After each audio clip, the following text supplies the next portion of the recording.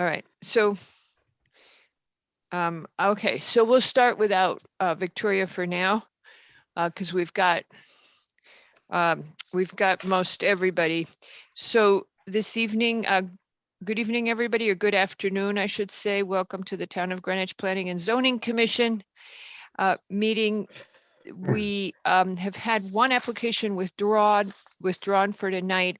That's Baki Baberi at 2 South Water Street to make an outdoor deck in the WB zone. Then Mr. Lowe will be absent and Mr. Wells shall be the seated alternate tonight. Except for one application on which I believe we also have Victoria Goss as well. With that, we will start with the discussion items. The first one is Greenwich Avenue. The Department of Public Works will be presenting for a pre-application review to improve 2 intersections on Greenwich Avenue at Arch Street and at Griggs Street. And with that, who's presenting from DPW? That's Mr. me. Kaufman. And are you a co-host? Did Pat make you a co-host? Good. Okay. Yep. I will share, but I'm going to wait a couple minutes while I just introduce some information, and then I'll share something. All right. Thank you. Am I good to go? Yes, you are good to go. Okay. Sir. All right. Good afternoon, Madam Chair and Commissioners. My name is Jason Kaufman, and I'm here on behalf of the Department of Public Works to introduce the next phase of Greenwich Avenue intersection improvements. Thank you for accepting this pre-application, and I look forward to hearing everybody's feedback. The main goal of this project and the entire Greenwich Avenue project is to improve safety for all users on the avenue. A 0.6 mile Greenwich Avenue has, on average, 90 crashes per year as reported by Greenwich Police Department and the Connecticut State Crash Repository. This equates to a rate of approximately 150 crashes per linear mile. Since 2015, the Arch Street Havemeyer Place and Fawcett Place Griggs Street intersections have had, on average, over 4 and almost 3 crashes per year, respectively. A total of approximately 50 crashes in 7 years, 2 of which include COVID traffic volumes. Greenwich Avenue at Arch Street and Havemeyer Place is frequently listed on the police department's list of intersections with the most crashes. In addition, Greenwich Avenue at Fawcett Place and Griggs Street is identified as the 7th ranked location out of 59 locations in Western Connecticut's 2020 Regional Transportation Safety Plan for top non-motorized crash locations in the Western Connecticut region between the year 2015 and 2018. DPW is not only concerned with reported crashes. The offset approaches of Arch Street and Havemeyer Place create an unsafe situation where vehicles must travel up the wrong direction of Greenwich Avenue to get from Arch Street to Havemeyer Place. We have also identified safety hazards related to sidewalk condition, accessibility, excessive slopes, excessively long crosswalks, and parking within intersections and adjacent to stop bars and crosswalks. In fact, we have quantified parking safety concerns based on engineering judgment. Along the entirety of Greenwich Avenue, there are currently approximately 18 parking spaces located within intersections that conflict with turning vehicles from side streets. There are also approximately 5 parking spaces that conflict when there's a single vehicle at all stop sign approaches on Greenwich Avenue, and approximately another additional 12 parking spaces that conflict when 2 vehicles are at a stop sign approach. Finally, there's an additional approximately 4 parking spaces that conflict with crosswalks.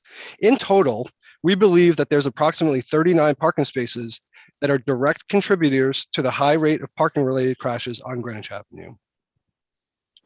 The current conceptual plans for the entire avenue can be viewed online at greenwichstreetscape.com, which has been live since July of 2021. The site has generated over 3,000 views through the end of 2021 and almost 800 comments on intersection concepts, traffic circulation, and wayfinding signage.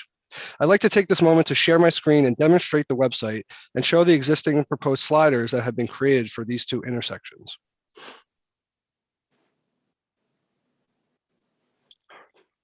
Are you seeing the website? Yes, sir. Okay. The website begins with just an overview of all 6 intersections. It highlights East and West Elm Street as completed in June of 2021. If we are to jump to Havemeyer Place and Arch Street, You can see an aerial view of the intersection.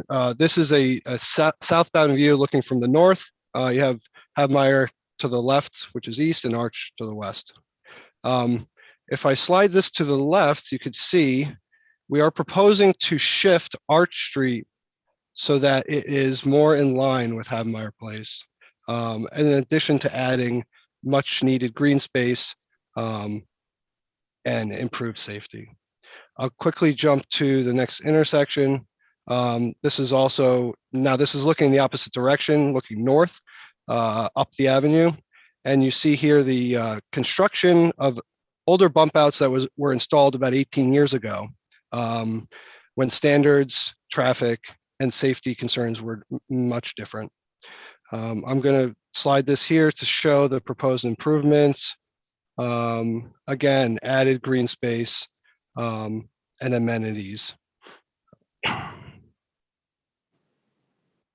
The Department of Public Works, stop sharing for a sec. The Department of Public Works understands and hears the outpouring of concern about losing parking spaces on the avenue. While the overall plan calls for approximately 43 lost parking spaces, we are in fact adding 3 new accessible parking spaces on Greenwich Avenue and 14 standard parking spaces directly adjacent to Greenwich Avenue. Furthermore, many of those parking spaces lost on Greenwich Avenue overlap with the approximately 39 unsafe parking spaces noted earlier. We will continue to make every effort to save parking where appropriate, while also relocating some to nearby areas and adjacent cross streets. I am pleased to say that we are adding new spaces at the Arch Street Havmeyer Place intersection.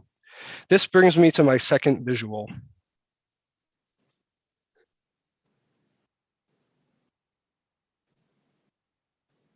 Are we seeing the map?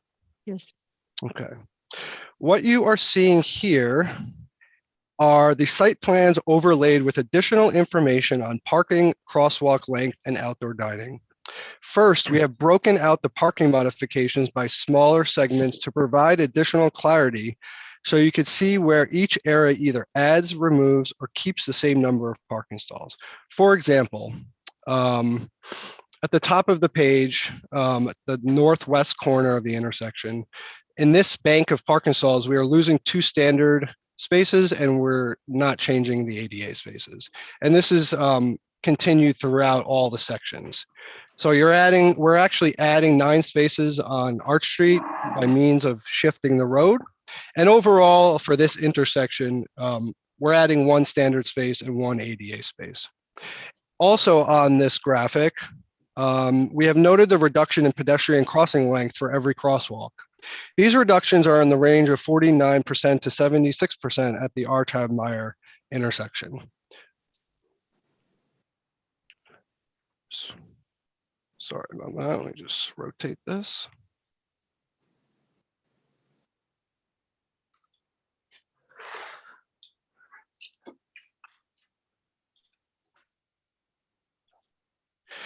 You're seeing the same information noted here for the other intersection. We're losing spaces on Greenwich Avenue, although we are proposing to realign parking spaces on Fawcett and add some additional spaces there. Finally, we are showing locations that have previously been used for outdoor dining, notated in the OD blue outline areas. We understand there are challenges here and we are committed to evolving this plan to minimize negative impacts to previously used outdoor dining areas.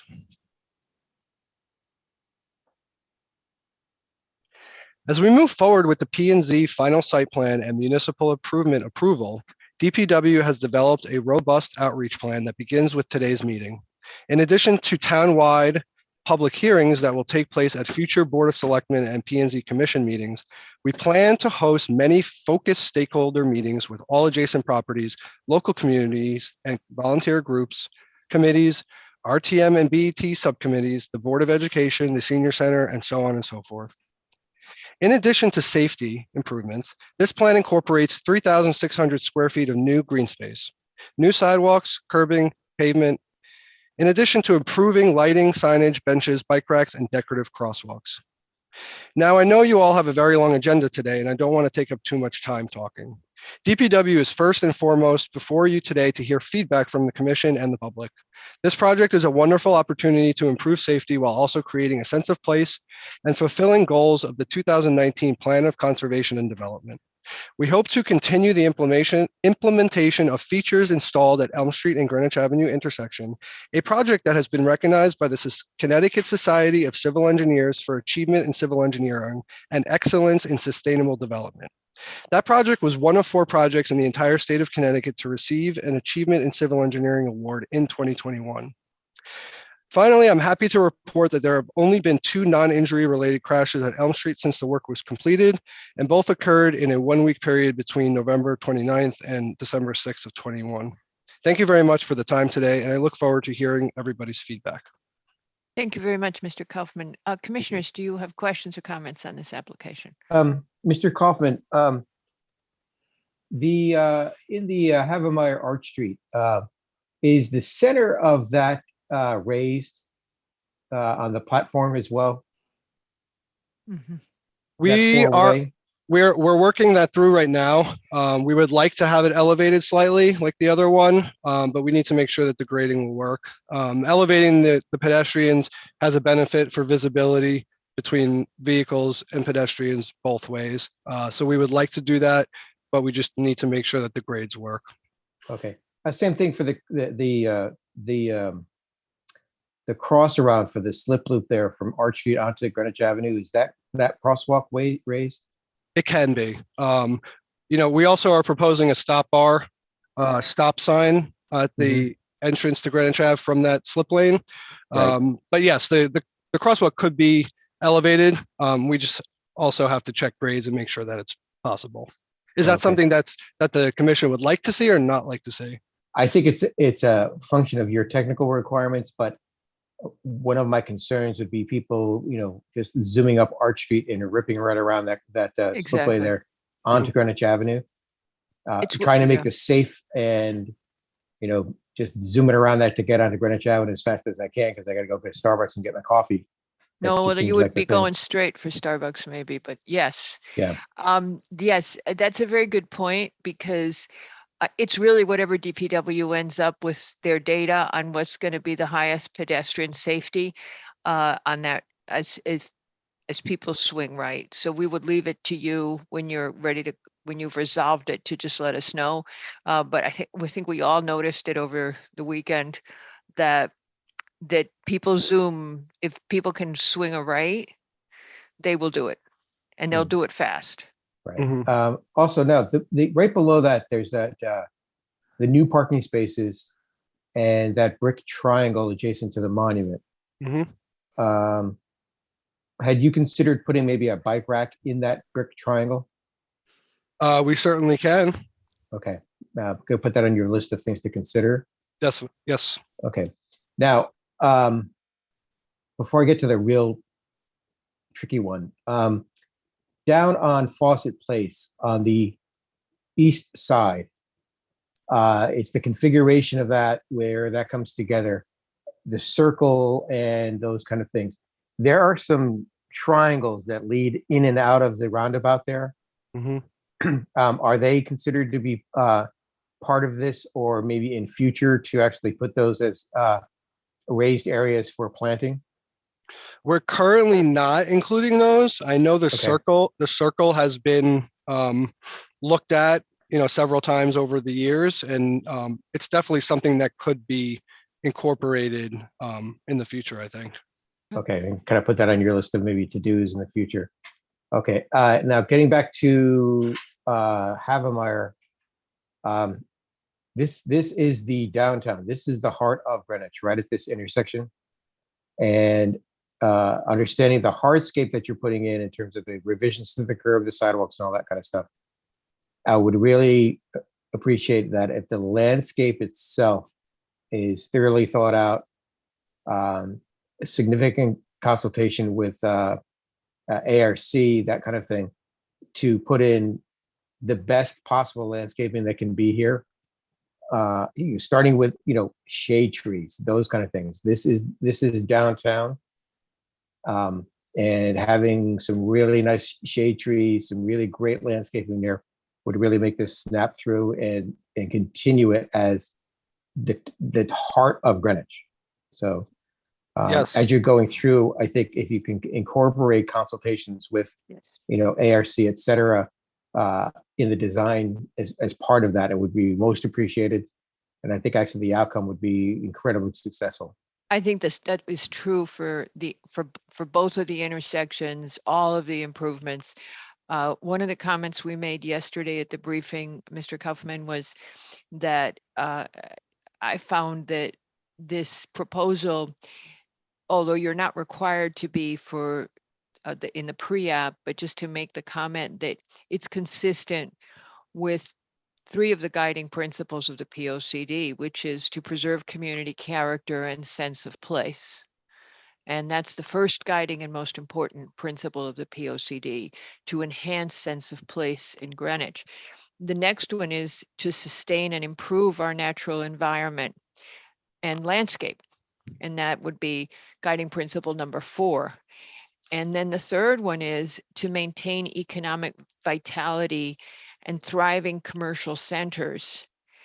I think you would also argue that you're improving the infrastructure, so we would give you a 4th guiding principle. As to the economic vitality, I know you're going to hear from a lot of the business owners here, and there is a lot of research that improving pedestrian friendliness boosts retail. I know they're simultaneously concerned about the parking, but there is research as cities try to become more pedestrian friendly that we can wean people away from parking 3 feet from their retail destination and become more sustainable. It is a hard transition to make in the United States. We are definitely a nation that loves our vehicles, and I count myself in that group more often than not. But you're meeting what we set out and what we have community support for. But at the same time, I recognize that the business owners are concerned about the net loss in parking spaces and how that would affect them. Any other comments from the commission? I have some concerns. Mr. Levy, can we see you, or are you in a place where we shouldn't see you? I will soon be in a place where I'll be sitting All right. down. Okay. So go right ahead. You have some concerns. So, yes. Just programmatically and site observations, there's a lot going on here, and I would like the opportunity to look at this a lot more depth than just the past, this afternoon, and I think that there's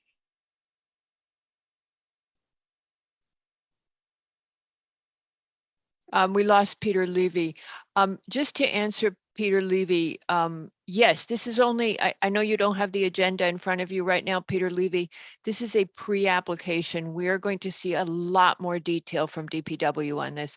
In fact, they're giving us more detail now than they normally would. Were you able to hear that? I think we've lost Peter Levy temporarily. So did anybody else have comments? Okay, let's come back to Peter Levy when he's got better connectivity. And how about if we go to public comment, if that's okay with everybody? Would everybody please raise your virtual hands who wishes to speak from the public? Any more virtual hands? Yes, Alice, yes, there we go. Okay, so we have 1, 2, 3, 4, 5, 6. We have 7 people who are going to speak. Let's time this. If everybody can just focus what your main points are. Patrick, if you would time for 2 minutes. And our first speaker is Lucy Krasnor. And ma'am, if you would go ahead.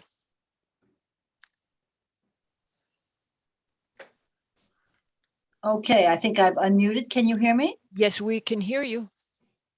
Excellent. To all members of the Planning and Zoning Commission, I have written an email to your chairman, Margarita, and I would hope that she will share that with all of them. I didn't have everybody's email. I am very much opposed to taking 6 more parking spaces away from Greenwich Avenue. Greenwich Avenue, as I mentioned in my email, is basically like New York City's Fifth Avenue. We have to keep it vibrant. If it's impossible to find a place to park, people are simply not going to use the avenue, and it will make commercial retail less viable. And I'm very concerned about that. I don't think these bump outs are needed. I don't think it's a dangerous situation. And I think removing the parking is just a terrible, terrible idea. So basically, that's the gist of what I want to say. I won't go on to finish my time, but I am not in favor of these bump outs at all because of the parking problems. Thank you, ma'am. You're just saying because of the loss of the parking spaces, correct? Absolutely. Thank you very much, ma'am. And I'll look for your email, and first chance I get, I'll forward it to the commission. Before we move on, Mrs. Krasner, quick question. Is it the loss of parking? Is it actually a loss of the convenience of parking, or is it actually just the parking is goes someplace else? I'm always concerned because, as we understand here in the commission, there's significant amount of parking, all over the Greenwich Avenue area. It may not be readily available on Greenwich Avenue itself, but in the lots adjacent and behind the buildings, there's always parking that's available. And I'm a little confused. I'm referring to Greenwich Avenue, that the parking places will be lost, but in the back by the ex-Brooks Brothers area where there's parking there, that's very hard to find as well. So if overall in the Greenwich Avenue front and back, let's call it, is diminished by 6 places, that's still diminished by 6 places for people coming to Greenwich Avenue to use the retail shopping. And I think that's really bad. We lost a lot when we did the other bump outs a year or 2 ago, whenever those were done. And I think they were finished last summer. And to lose more, I think is a serious problem. I mean, it makes me think, am I going to go when the restaurants are out, which now we're going to start again in April or something? I never go to Greenwich Avenue. If we eat there, we try to go very early before more people come. It's difficult. And during the day, for lunchtime in the summertime, impossible to find a place to park.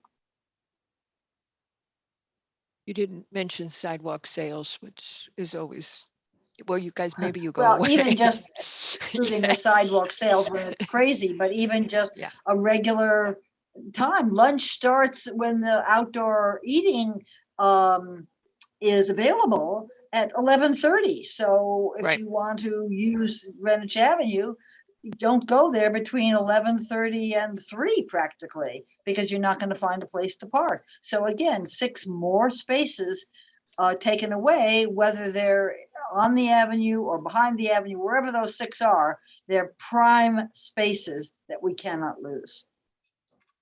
Okay. Thank you, ma'am.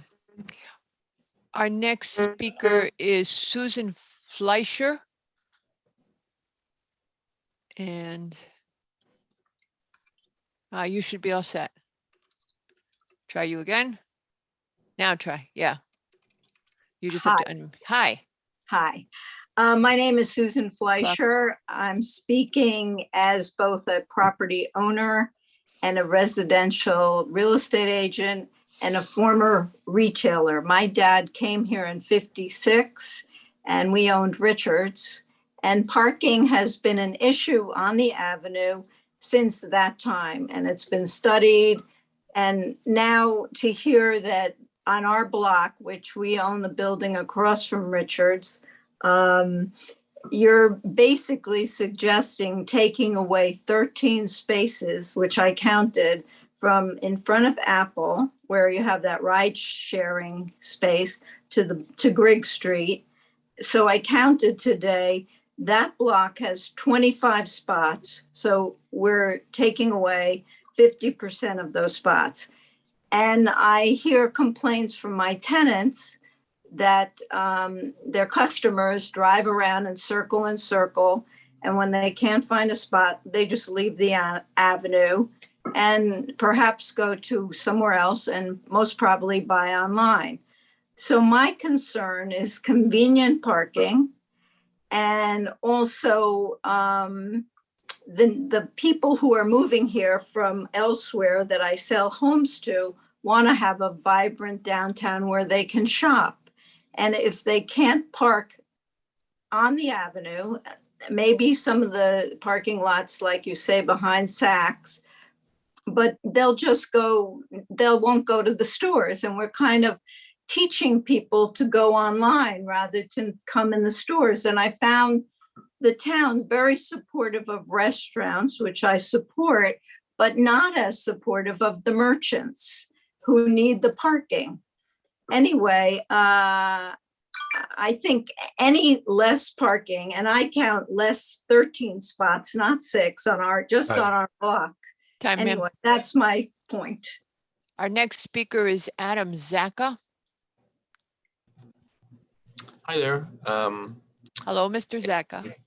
Nice to see you all. I am a restaurateur. We have Mediterraneo at Grigg Street, as well as 2 other locations in other parts of Greenwich Avenue. And I have to say that I very much like the new streetscape in front of Betteridge. I think it turned out amazingly well. As a lifelong resident, I think it's a boon. And I suppose my only suggestion, and I appreciate Mr. Kaufman's comments, and I think I'll have time to describe or have input with him later on, and perhaps that's a better forum. But my only suggestion is that perhaps the new bump outs that are proposed are suitable to the locations in which they are in front of. Betteridge has a great bump out, whereas some of these bump outs in front of restaurants might be designed to be more dynamic in that the green space is somewhat dynamic in the way it can be deployed. And that's really my only comment. Okay, thank you, Mr. Zaka. Our next speaker is, I hope I'm pronouncing this correctly, Martin Rader. And hold on. Trying again. Right now and then it gets stubborn. Okay, Mr. Rader, you should be able to go ahead. Can you hear me okay? Yes, we can. Okay, thank you. My name is Martin Rader, and I'm part of Lauricella Associates. It's a family real estate business. And we've been part of Greenwich Avenue since my grandfather opened a store at 116 Produce Market, and that was about 100 years ago. So we have a huge stake in Greenwich Avenue. We currently own the building at 362 Greenwich Avenue at the corner of Grigg Street, and also 116, 118, the buildings behind that on Lewis Court, and also 319. So we're very interested in this. And as I said, we own 362. Our tenant is Melly Mellow. And we do object to the loss of parking in front of Melly Mellow and then to the north. And I don't know whether it's 12 or 13 spaces, but it's an awfully lot. And we worry that it could hurt our tenant and it could hurt us. The other thing, I'm not convinced that we need this for safety improvements at that intersection. I did check the safety plan that was cited in the application narrative, and it appears they were talking about accidents that were mid-block when they were talking about accidents in that area, not at the intersection. And there's a bump out there already. So moving on quickly, I'm glad to hear Mr. Kaufman is talking about outdoor dining. Everybody loves it We want to preserve it. We'd like to see it incorporated into the site plan. Thank you. Thank you very much. Our next speaker is Elisa Kalishin. Okay, good. Can you hear me? Yes, ma'am. You guys, as you know, I'm a lifelong resident and a commercial owner. And my comments are directed toward the Grigg and Fawcett intersections. I know this is just conceptual. I've spoken to Jason, so I look forward to having more conversations, but I'd like the commission to consider a couple of the following issues as they look at these plans. As most of us who have spoken here to date so far, we are the eyes, the ears on the ground there. We see the pedestrians, we hear from the pedestrians, we hear from the shoppers, and we are pedestrian friendly as we see it. The loss of 13 parking spaces in that area. I know you count 8. Actually, I think you count 7, but there's no realistic way you can think the Soul Cycle additional parking space around the block is where somebody would park to come get a cup of coffee at Daily. I've worked in the area for over 40 years, and I've never known it to be a safety hazard. I think the 3 to 4 crashes, I don't know how you define that, isn't very much. But someone backing out of Apple, people have been parking in front of Apple for decades. Somebody parking out of Apple is not intersecting or coming in conflict with somebody turning on from Fawcett. The residents and the shoppers do need convenient ways to park. And the only way to retain those resident shoppers is for parking. The only way to retain our merchants is to have parking available to their customers. What's going to happen with the outdoor dining, the handicap, the idea of ride sharing and being dropped off in front of Apple is a little unrealistic. If people want to Uber into town, they're going to get dropped off right where they want to go. I'm all for improving the aesthetic, but not so we can just add to our green space percentage that maybe the state is looking for. I think there's a lot of solutions, and I know you guys are in the conceptual process. Please include all the stakeholders in that area. I think that I think they've made a commitment to that, and Mr. Kaufman in his presentation made a commitment, and they're going to reach out to you specifically, to all the business owners on the avenue specifically, and then go to a broader group. I think it might help, Mr. Kaufman, also. I've seen a lot of research on what happens as streets become more tree-filled and more pedestrian friendly. There is data that they attract more retail business because people are out there walking and they go to stores.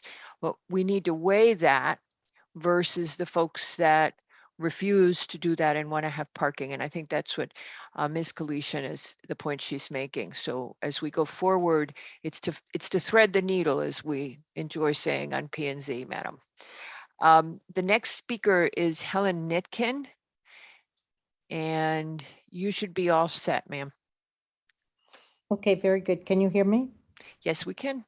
Okay, thank you. I'm the owner of One Fawcett Place, and there are a few things that I would like to mention. One, I would like a clarification from Mr. Kaufman as to the number of accidents that have been caused by cars backing out rather than accidents from cars hitting other cars on Greenwich Avenue. I think that makes a significant difference, and depending upon where it is, because I don't think that affects the crosswalk walks. Mm-hmm. And the second thing is, as the owner of One Fawcett Place and looking at the plan that's been presented, my concern is that we have many people who are coming to the building and the office buildings in the area that are taking the train.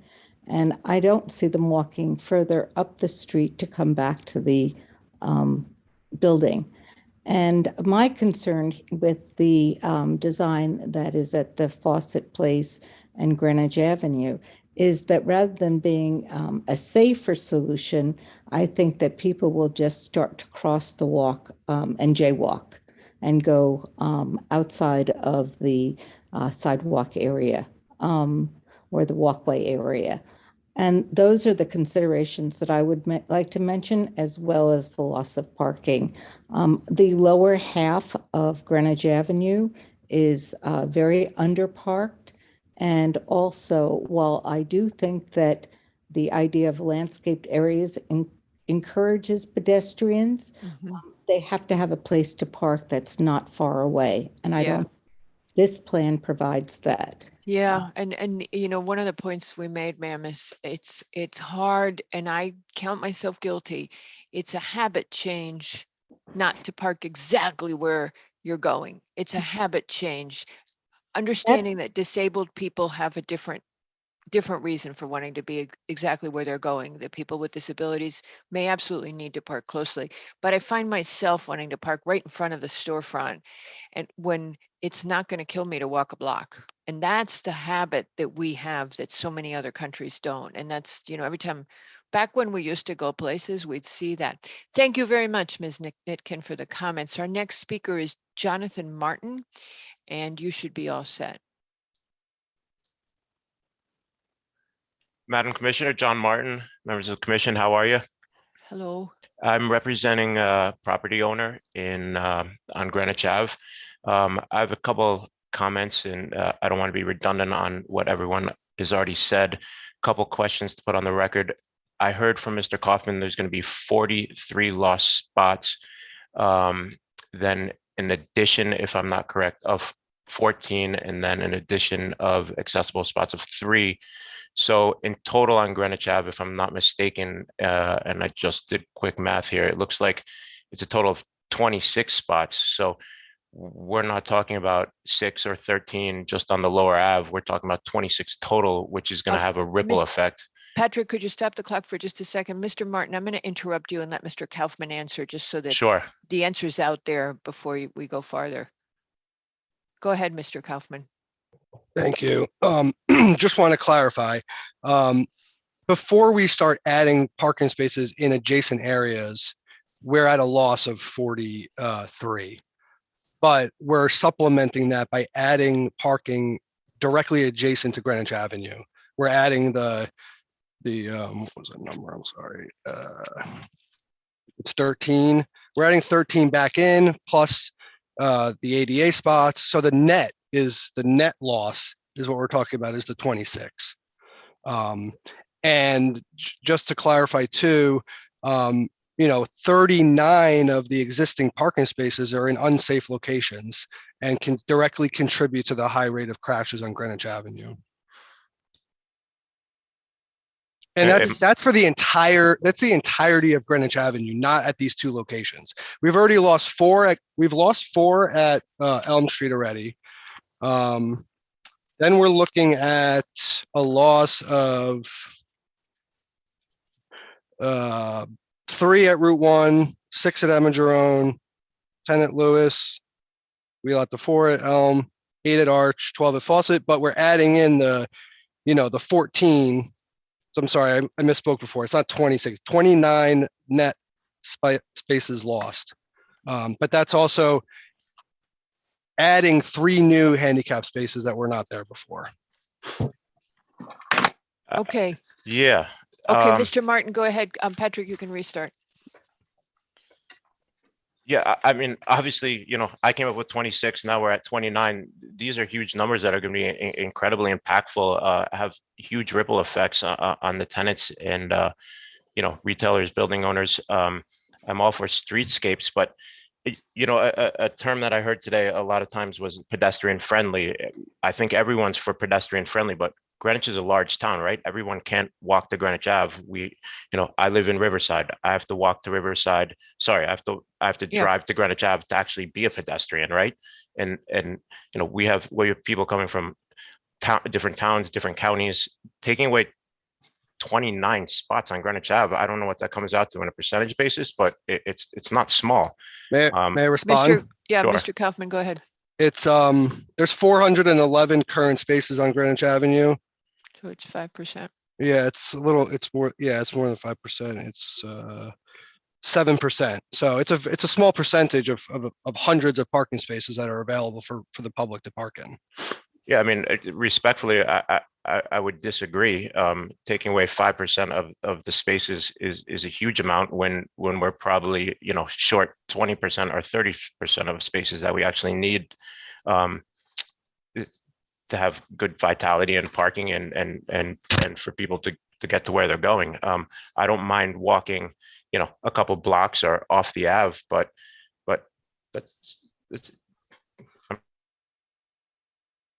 I'm Martin, sure you just, the commission will comment on it. It's 29 spots off of Greenwich Ave.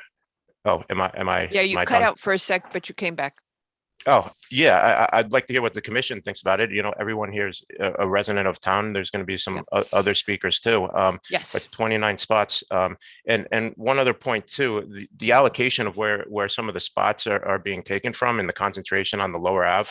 I mean, that's going to directly affect those businesses more than in the upper Ave where the spots are necessary, right? So I'd like to see, I'd like to hear the comments of the commission as well as hear a little bit more from Mr. Kaufman if they wouldn't mind trying to find some other spaces or really help fix this systemic problem that we actually have on Greenwich Ave for parking. Yes, and then actually we talked a great deal about it yesterday on a different application. Thank you, sir. We will be working on this. This is only in the pre-application stage, so don't Sure. go away. Stay tuned. And they're going to be doing outreach. Our next speaker is Courtney Sutton. If you would go ahead, please. Yeah, hello. Actually, this is Courtney Sutton and Guy Sutton. Courtney's in my office and we're on her laptop. Okay. And thank you, John Martin, who was speaking on our behalf. I would just like to support the comments of the other landlords who are naturally concerned by this loss of parking. It is startling that when we are at such a deficit of parking that you are minimizing the impact, and especially we are a real estate investment company with multiple buildings downtown. One of them is 360 Greenwich Avenue, and my neighbors are spot on. And one problem here is there is an unfair concentration of parking loss in our block. You're sort of spreading the loss over 400 spaces on the street, but the concentration is in front of us, and it is going to negatively impact our tenants and negatively impact the desirability of our buildings. And I just want to give you a little anecdote. We have buildings up and down the avenue. We happen to be the landlord of the post office as well as 87 Greenwich Avenue, with one of the only private parking lots on the avenue. And when the post office was moved from Greenwich Avenue up to Amadrone Crossway to our building, they did move the 15-minute parking spots that they used to have in front of Greenwich Avenue. A couple of years ago, somebody in the traffic department decided to turn them into 2-hour spots. And there was no parking available anymore because there was no turnover. And they overran our private parking lot. And we eventually had customers of the post office. We eventually had to put up a gate. Mr. Now, Sutton. my point is that it has been. Mr. Sutton, one more sentence, go ahead. All right, quickly. That gate has been broken twice by enraged people trying to park.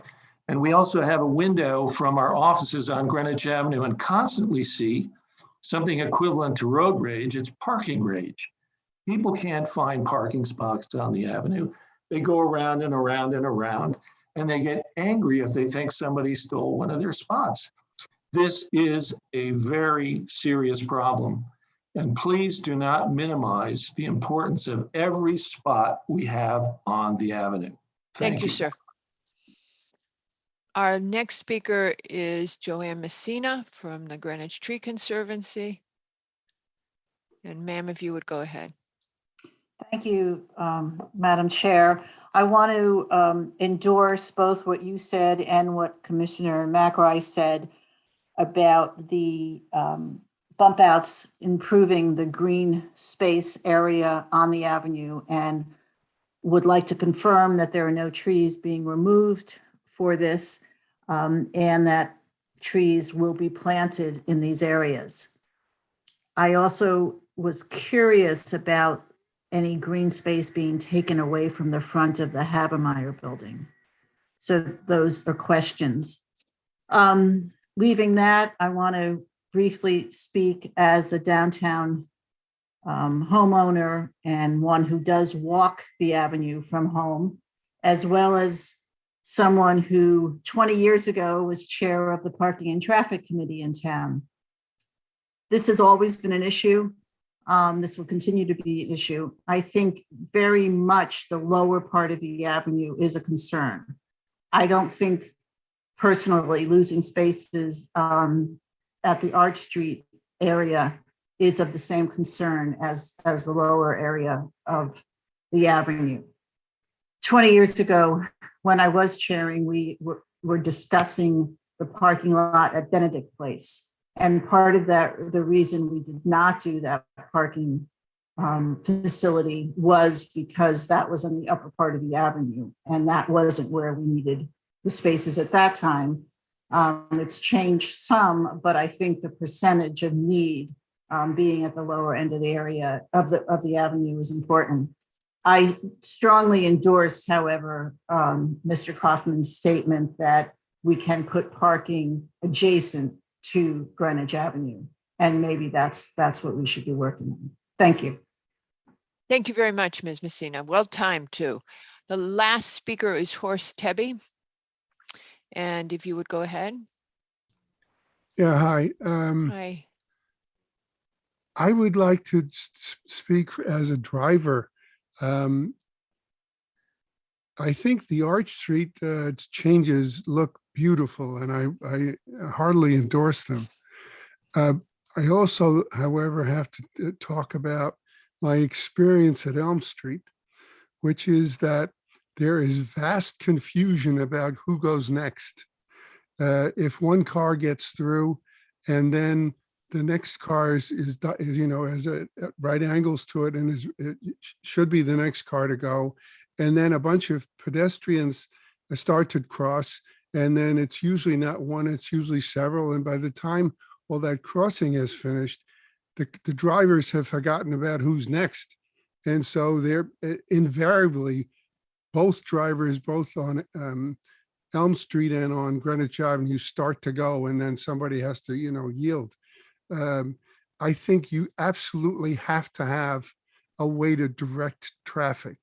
And I think the only way I can think of, I'm not a traffic engineer, is to have traffic lights.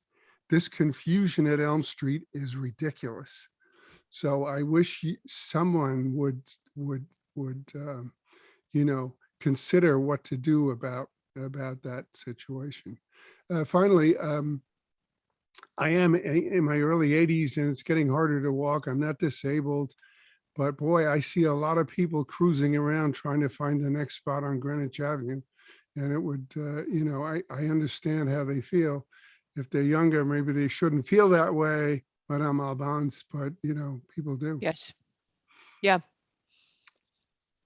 Absolutely. That's the point. But younger people do, or, more mobile folks do the same thing. Anything else, Mr. Tebbe? No, that's it. Thank you. Thank you very much, sir. Mrs. Alban, I Oops, think actually I Mr. goofed. Sorry. Go Mr. ahead. Tebbe brings up an interesting point. It's strange how the confusion that he's talking about has created this innate safety at that intersection.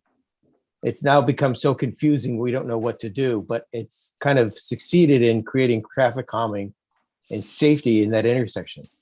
People get there, they're more cognizant of the pedestrians, and then, they're creeping through the intersection to be safe. Pat, you can take the clock down. So that's the success of it, is that people don't know what to do.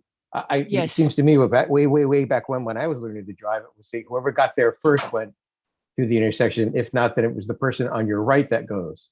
Right. And I think it's that kind of thing. I don't believe it's going to create vehicle accidents because I think, as Mr. Tebby said, it's confusion and nobody knows what to do. So they're going slowly to go through that intersection. And looking at where that is offset, you look up the avenue, and you know where the offset is as you come in from Arch, and you look up the avenue and you're just kind of not sure. I really like the fact that we're reducing that offset, because I think it significantly will increase safety. Anybody else from the commission, any parting comments for Mr. Kaufman and his colleagues? Yes, of course. First, I just want to say thank you to everybody for the Well, comments. I did want to make a comment. There he is. Sorry, I- we answered your one comment, but we didn't know if you could hear us. Go ahead. I would say there's a substantial amount of empirical evidence that puts a real question mark on how this pre-application is being put forth at the moment. There are real issues about parking. I think that there are significant issues about the plan and how it works, the circulation, and how I think there's more than one way to achieve all this. Maybe this is a basket of everything that has to be deconstructed a little bit to make it a little bit more simplistic, so that it works a little bit better. I really don't understand the configurations at all of the Fawcett Place, and I think that there seems to be some kind of desire to create a geometric solution to the Arch Street plan, which doesn't need to be that way. I think it should be much more generated by how people walk up and down the avenue and cross, not generated by this geometric idea that you're creating a square for people to cross at. Because I don't think that's, I think it represents a kind of a warping of how people like circulating around that intersection. And I think that, you brought up a lot of issues, but given all the empirical information that's been brought forth, I think we need to be more pragmatic about the design and how it's applied. So I wish you well in coming back to us with a sensitive, some sensitive design solutions that address some of these issues. Okay, so you have specific concerns about in the pre-application about how the plans look right now, and you believe that the parking should not be decreased as much as it is being decreased. Is that the point you're making, Mr. Levy? Yes. Okay. I think that And then- if you wouldn't mind, just to address Mr. Levy, if you wouldn't mind, Mr. Levy, I believe that it would be, and this is what DPW was going to do after the pre-app discussion with us, I think most helpful right now is for them to do the outreach to the business owners, to all the business owners, because it is threading the needle and finding something that works for parking, for thriving commerce, for sustainability, and trying to just optimize that balance. And at the end of the day, if DPW has done that outreach, we will be able to sign off because they've done it. So I wouldn't instruct them to change the plans right now until they've worked in depth with the business communities. That would be my suggestion to you. Let them talk to the businesses, do outreach. Absolutely. That's a very good productive process. It's a great process, and they can hear the people that are most affected. And also that there be, for example, Mr. Tebby's point, you can get, if there was a way for someone to park who does not have a disability plate, but who needs the extra close. I don't even know if that exists. I'm just thinking that's a big issue for people, and that's the issue that continually gets raised. But I think if the outreach to the business people is going to be very helpful. I'm also going to try and locate for everybody. I can't remember. I think I got it from the Conservation Department. The study on how this type of project enhances retail, even as it because of what it creates in a shopping area. I'm going to try to find that. I saw it like 2 years ago, so I will look again because it does support some of these initiatives. Katie, I'm sorry, you were going to say something. Yeah, and I think my thing is I'll talk to Jason offline about it. It's a part of a bigger issue, so I think probably not appropriate for right now. It's opening a can of worms that I'll open later.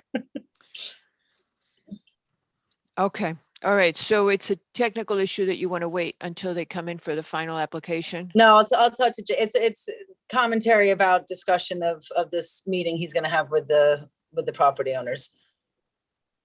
Okay. All right. Yeah. So you're going to give them some thoughts on how Yeah. that process should work, how Right. to engage, the experience you've had with property owner engagement and how to go about it. Because you've done it more than anybody else. Yeah, just in process question. It's things to raise at the meeting, not Perfect. how to Yeah. do it. Exactly. Yeah. Okay. So just the topics that you found helpful to discuss. Great. So Katie's going to follow up with you guys on topics that she's been hearing about and to raise specifically so that we find the right balance. Okay. Are we good? We've got 2 people with their hands up, but we had ended the public comment. We apologize. This is going to come back, folks. You all have Katie's email. I see who you are, and I know you have Katie's email. So if you would just go ahead and email your comments into Katie, she will distribute them to Public Works and to the commission. If Lucy Krasnor is here, I did quickly find your email, and everybody has it now, including DPW. And Katie will do the same with everybody else's comments, and we won't go anywhere until everybody has a chance to opine and weigh in. Madam Chair, we don't do that actually because the pre-application will be closed. I can certainly forward the comments to Jason. There's no problem doing that, but we like to keep a clean record, even though this is non-binding.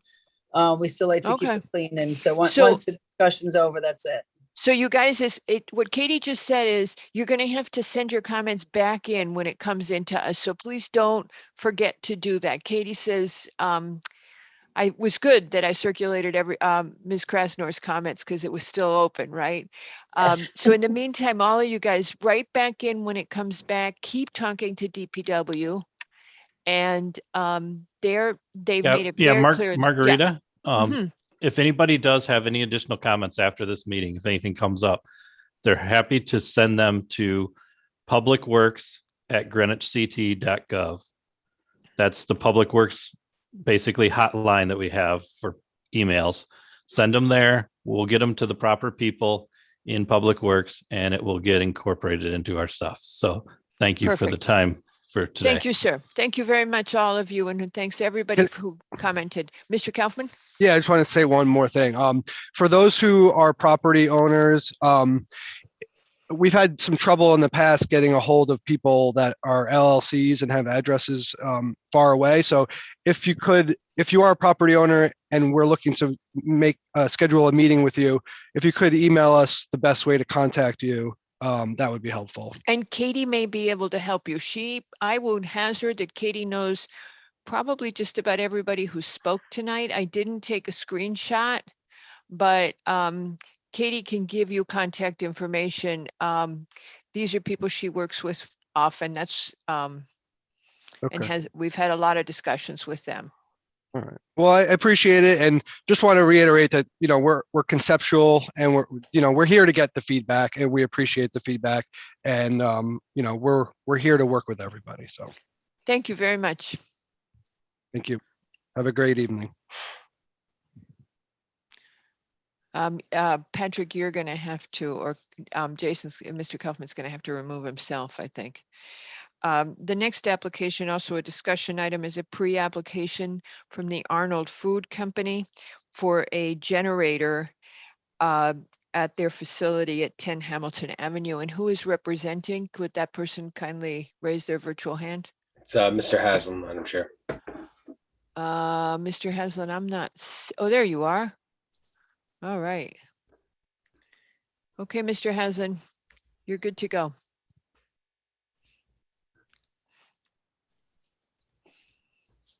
Hello. Good evening, Madam Chair, members of the commission. Chip Haslam representing the applicant. There's a number of people on our team that are listening in right now. I won't introduce them all because this is just a pre-app. We did attend the briefing yesterday and listen to your comments.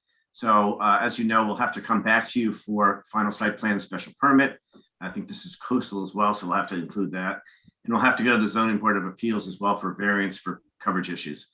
But in essence, what we heard from you is that you would like us to investigate whether or not we can convert to natural gas from diesel. So we will do that. You've also asked us to consider what screening we could apply possibly between the property line and the roadway, or between the property line and the curbing. We have some topographical issues there, but again, we'll investigate those and see what screening we could possibly provide there. I think those are the major issues. We're obviously going to have to comply with the noise standards from the charter, which we will do, and the generator hours standard. And the generator hours, which once we decide which kind of fuel we're going to be using, that may dictate to a certain extent what those hours will be.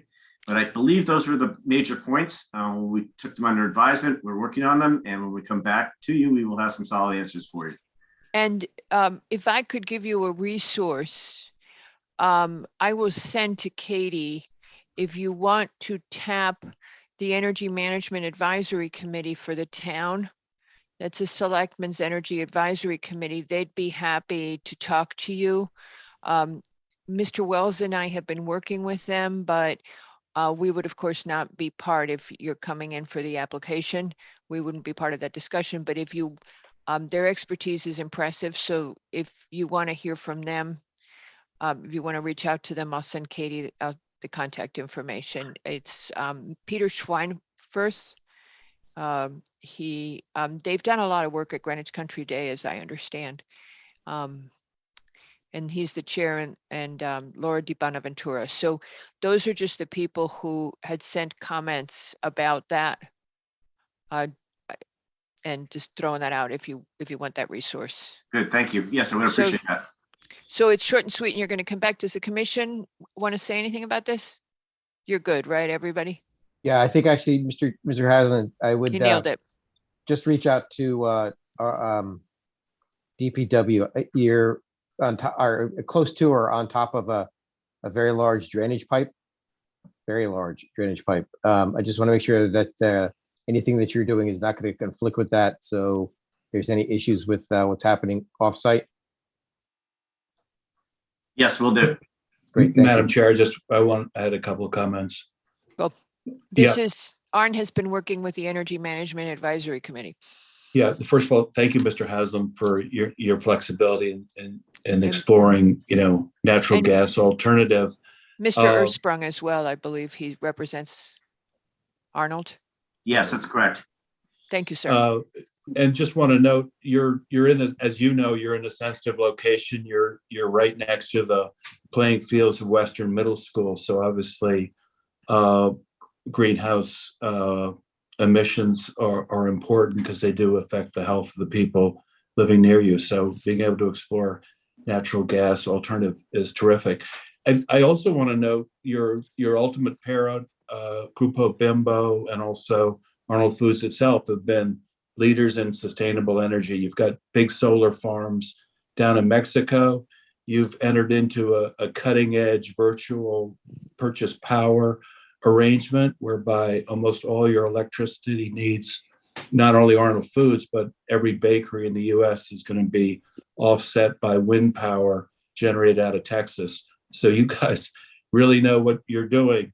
So okay, that's kind of a lead into natural gas is great, but if you've got some, cleaner alternatives, like, maybe storage batteries, maybe powered by solar panels on top of your large roofs or fuel cells, we'd be interested in that as well. But I just want to end by thanking you for considering natural gas. So let me build on that. Mr. Ersprung, I take back what I said. We're not going to share any resources with you. Your company's clearly way ahead of us. If you have time after we've gone through this process, we would be delighted to hear from your company about best practices and what you've done. Because we're trying to find our way right now. The state enables us to write zoning regulations for energy efficiency and sustainability. Public Act 21-29 chip.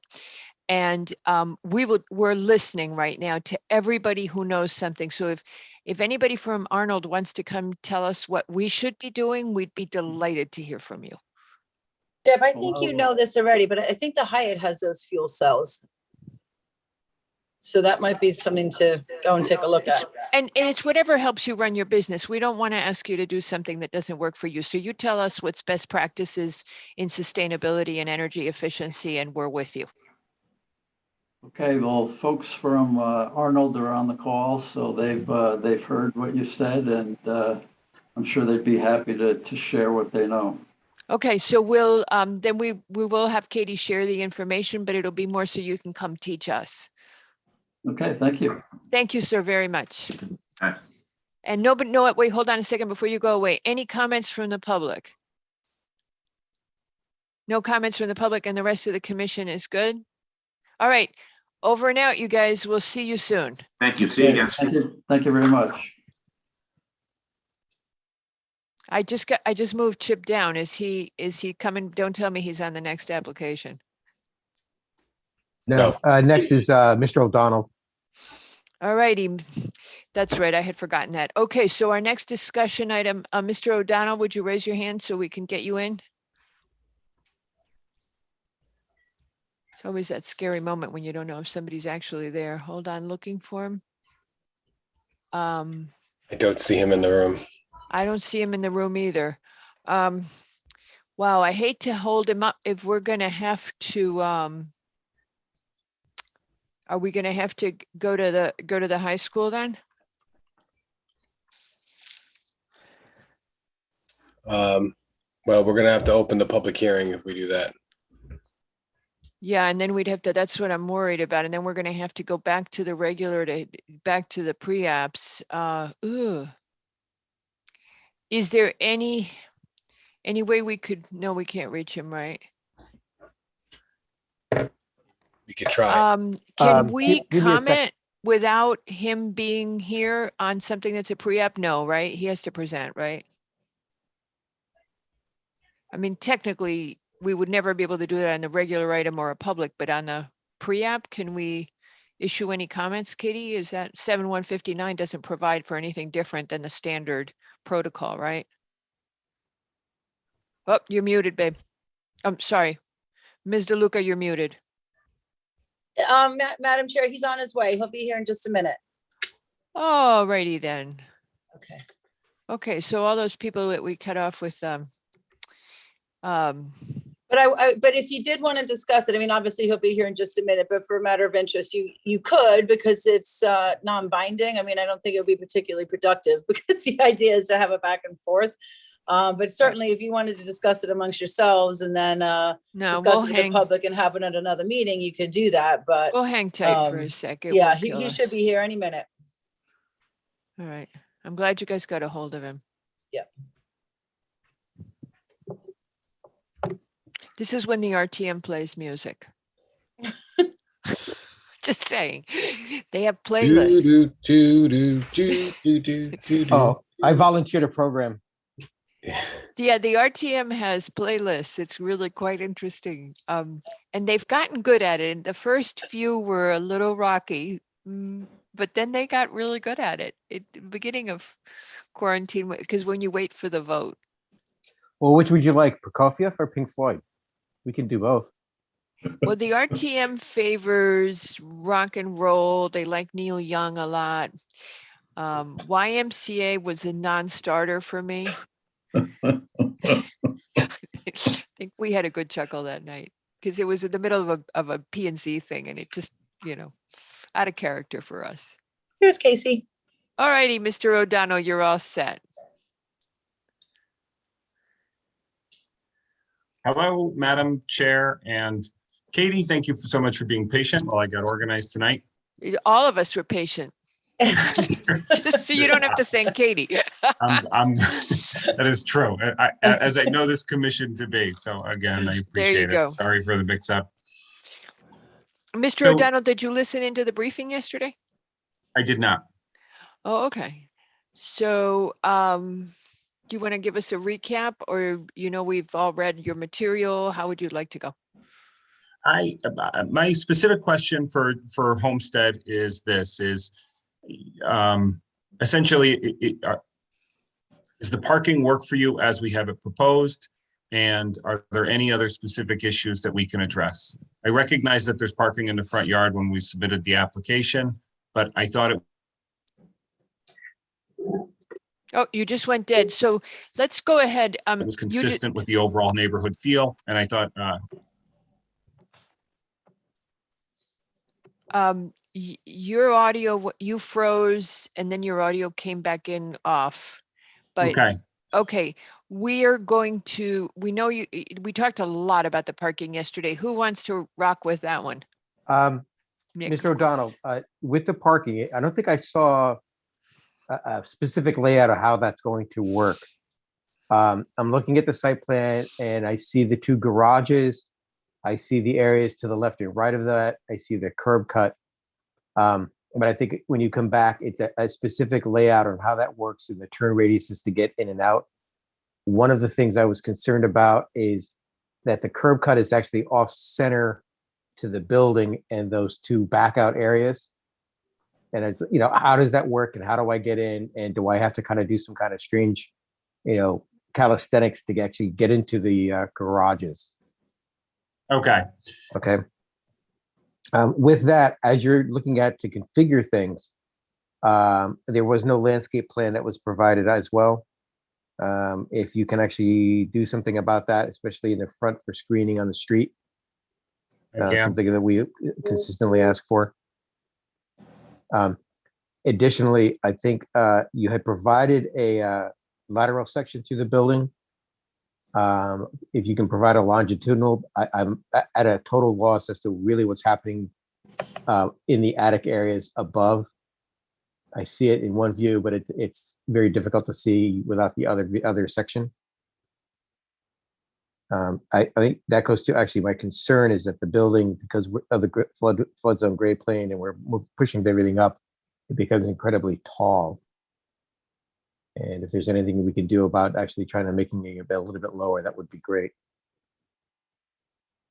That's a great point. And I don't know, based on I'll look at it. Architecturally, could we do something to make the roof? And I'll also look down there because I think there's some other homes that have been built to address the flood regulations, and they have that kind of substantially. I think there's a couple on stilts there, but I'm going to look at that. I've heard the request. Okay. Our biggest concern is really, as you surmised in the submission, was the undersized lot relative to the parking, how the parking works. We did have a neighbor letter who says that it is awkward on that street and that he has been blocked in on occasion. I believe you saw that letter. Yeah, I live now in that neighborhood, and I'm okay. So I know that neighborhood pretty well. I mean, that's kind of I'll think more about that. So if you can make it work, we spent a lot of time on the offset driveway yesterday. We finally decided it was okay because it allowed you to have those side-by-side parking in the front. It's just the maneuvering and the backing out and the whether you're going to end up blocking people. And, it is an undersized lot and how best to work it. There is no consideration for making it a one family, right? My client has not considered that. He appreciates it. Can we just touch on the parking and the offset? If I'm looking at the site plan that's indicated in color, and if I'm pulling into the driveway facing the house, immediately to the left is one parking space that's indicated in red. It's some permeable material. And then I have two tandem parked garages. So the other area, that kind of width of the driveway, is essentially your back out or turnaround area, Yeah. or to accommodate maneuvering. Yes. So there's 4 indoor spaces, and essentially to the left is the 1 outdoor space. Does that? Yes. To the right. Yeah. Oh, and to the left. And then what you're doing is you made that offset so someone could come out of the driveway back into that little paved area in the front yard and then pull forward out. Correct. So we only, in concept, we have to provide 5 parking places. So we Okay. have 4 in the house, tandem. This is not unlike Oak Street West, which I was before you with. In that case, their lot, just the positioning of the building allowed us to have tandem, on either side of the driveway. In this case, we just consider the space to the left as like a parallel space, and all other paved areas outside of the building are for maneuvering. But I will come back to you with a plan that demonstrates that clearly. Okay. Mr. O'Donnell, actually, please also on the architectural plans in the basement, please indicate the 4 cars as well, so we have a clear understanding that 4 cars fit in the basement. Absolutely. Yep. And that the tandem is the one is to per unit. Exactly correct. Right. They go the length of the house. But it's per unit. So each unit. Per unit. Yeah, they can duke it out with each other. Well, they're only, it's your garage is going to be 2 cars deep on both sides. Yeah. And in a perfect world, the 5th outdoor parking space would conceptually be for a guest or whomever has the 1st, 3rd car. Okay. Any other comments from the commission? I think you're good. You know where to go ahead. The Katie. only other thing was just the history of the lot to show that, Thank that you it for actually remembering. was. Yeah. To show that So- it is actually a buildable lot. Because that was the thing. We were startled yesterday that it seems to never have been built on. I could bore you with the shortest story ever.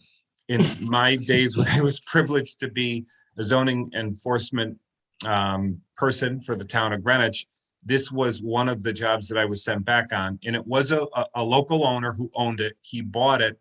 He started the renovation. So there was a home there. And the renovations left it in such a state that it was safest if the home were demolished. And so I was a part of the communicating that notice to him that the home had to be demolished to be made safe. So I can provide a brief history with a demonstration that the town said, would you kindly demolish this home because it appears that the renovation is not in a great place right now. And so that was back in my era, and now another one of the jobs that I get to come back to. So it was improved with a single family dwelling, which was demolished, and I'll provide a short When memo was on that demolition? 2015, 16, maybe? So it was between 2005 and 2010, I can tell you. Oh, okay. No big deal. I was just trying to figure out why it looked like it hadn't been developed. Okay. So yeah, if you could provide us a history, that would be helpful. Okay. Anything else from anybody on the commission? And point of clarification. Yes. I just the driveway area to the right. Yes. So with the way this lays out, the entire frontage of the property is paved. Exactly. Right. And then you have a zone in the front, which is some kind of planting area in the front going up to the property line. Right. I was wondering if all of that needed to be paved, because without really knowing the traffic pattern. Well, you're looking. So I think Mr. Levy's looking for more green space. Yeah, I mean, especially on the right side.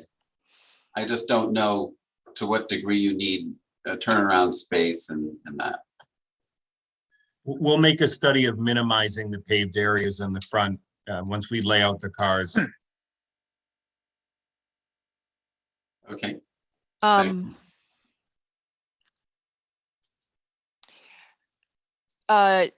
We have a member, if there's no further comment from the commission, there's a member from the public who wishes to speak on this application and has raised his hand. Mr. Pratico, I think you heard us reference the letter that you sent in. If you would go ahead, sir. You need to unmute.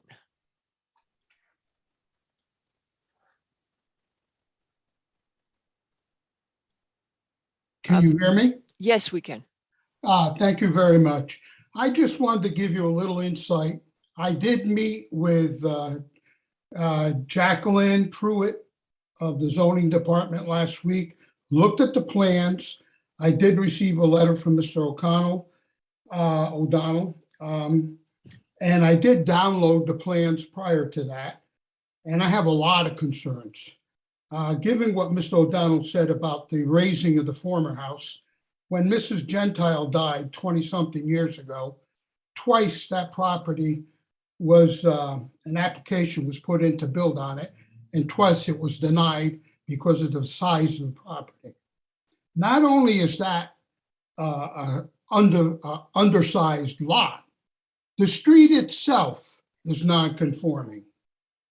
And 2/3 of the street from Pemberwick Road down to my property, which fronts on Pemberwick Road, but my driveway and backyard are on Homestead. At the edge of my driveway, that road turns private down to the very end where the pump station is. The larger houses on that road, which were originally started by Riccardi Brothers, are on the private area of the road. I hope you saw the pictures. I sent them into Jackie and CC'd them to Mr. Luca. I sent pictures of, I took a walk last week. I took pictures of the houses in proximity to this proposed building. And you'll see some of them where there's a car parked in front. And the car is almost the same size as the house. Most of the houses are no more than 12 feet tall, with the exception of one. And that's pretty small for a two-family. They're all basically bungalows. And they all were underwater a couple of months ago during Ida. And it is a flood zone.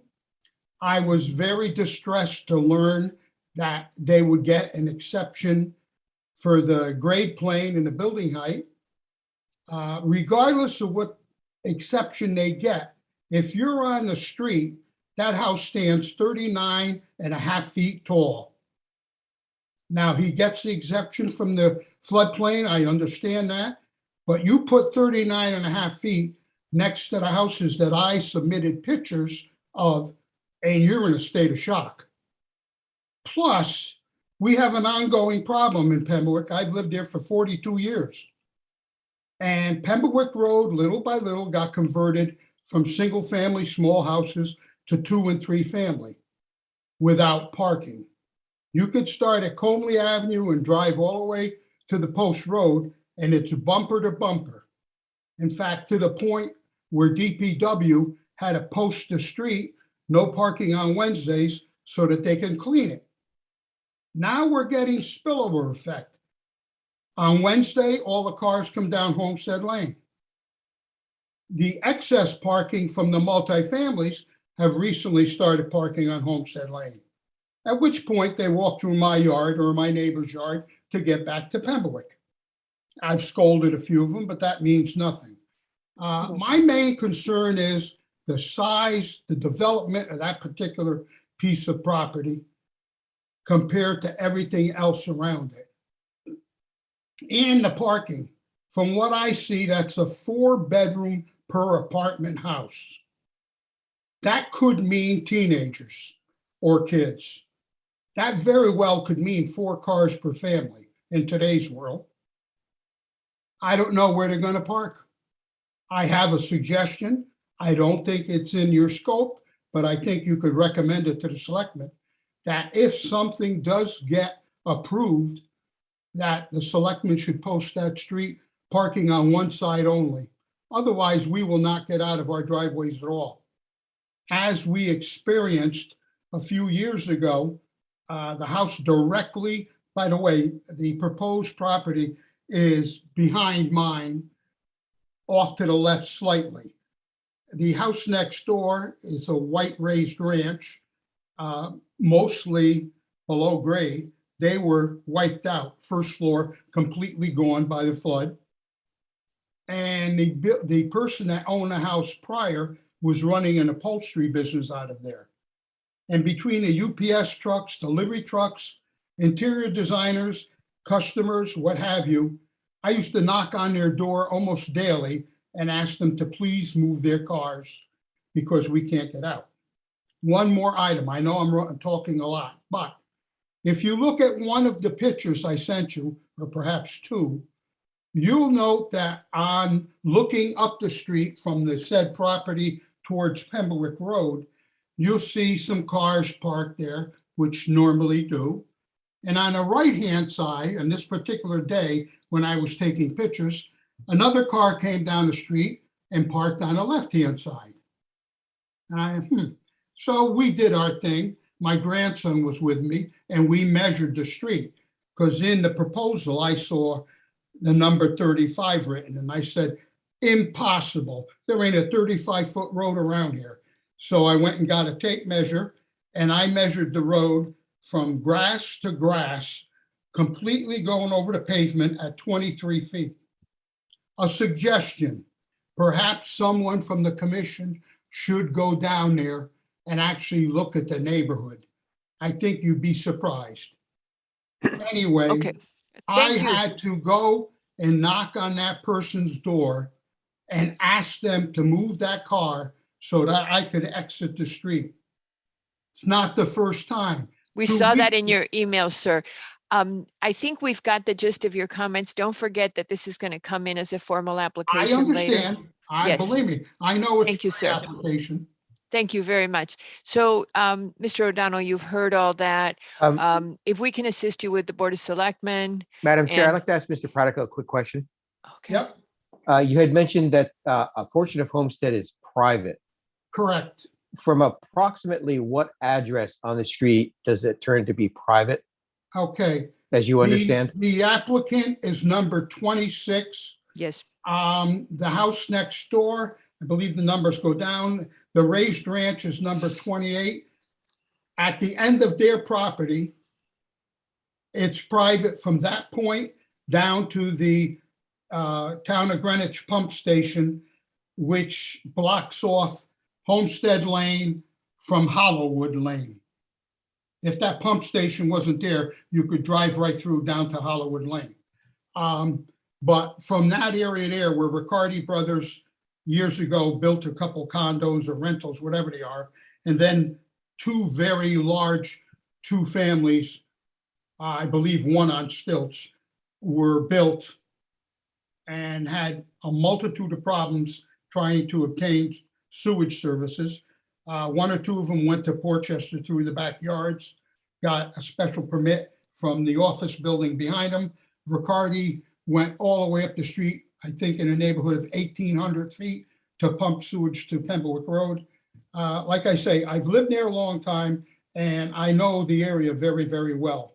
Okay. All right. Thank you, sir.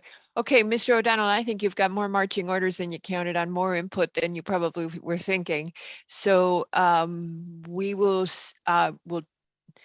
Katie's willing to help if this issue of the parking on one side of the street only is something that materializes. On everything else, you've got our concerns. It sounds like you've been in touch with Mr. Pratico already. And as you resolve these issues, staff will help you and we'll see you when you come back. Excellent. Thank you, Madam Chair, members of the commission, Katie and Patrick. Thank you. Our next application is for Greenwich High School. And hold on, let me just get Mr. Walco in. All right.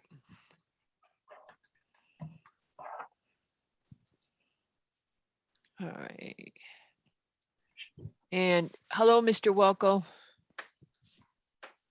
Good evening. Hello. We've been combining the MI with the final site plan and special permit and hearing them all together. Are you amenable to continuing to do that? Yes, please. Thank you. Okey doke, then Mr. Basili, we are now ready to begin the public hearing. With that, we will open the public hearing. It is for our items will be combined, Greenwich Public School, Greenwich High School, an MI at 10 Hillside Road, and a final site plan and special permit at the same address. And this is for altering the school's existing main entry. And Mr. Walko, you're on. Thank you, Madam Chairman, members of the Planning and Zoning Commission. We are here again. We were before ARC last night. Tired of coming before all of us, I'm sure. No, not at all. Not at all. It's good to talk about our public buildings and what's needed, especially when it relates to student safety. We've listened to the neighborhood. We've listened to the professionals. We've listened to the land use agencies. We have modified the plans, and I'll let our architect, David, walk you through that. I won't take your time in that regard.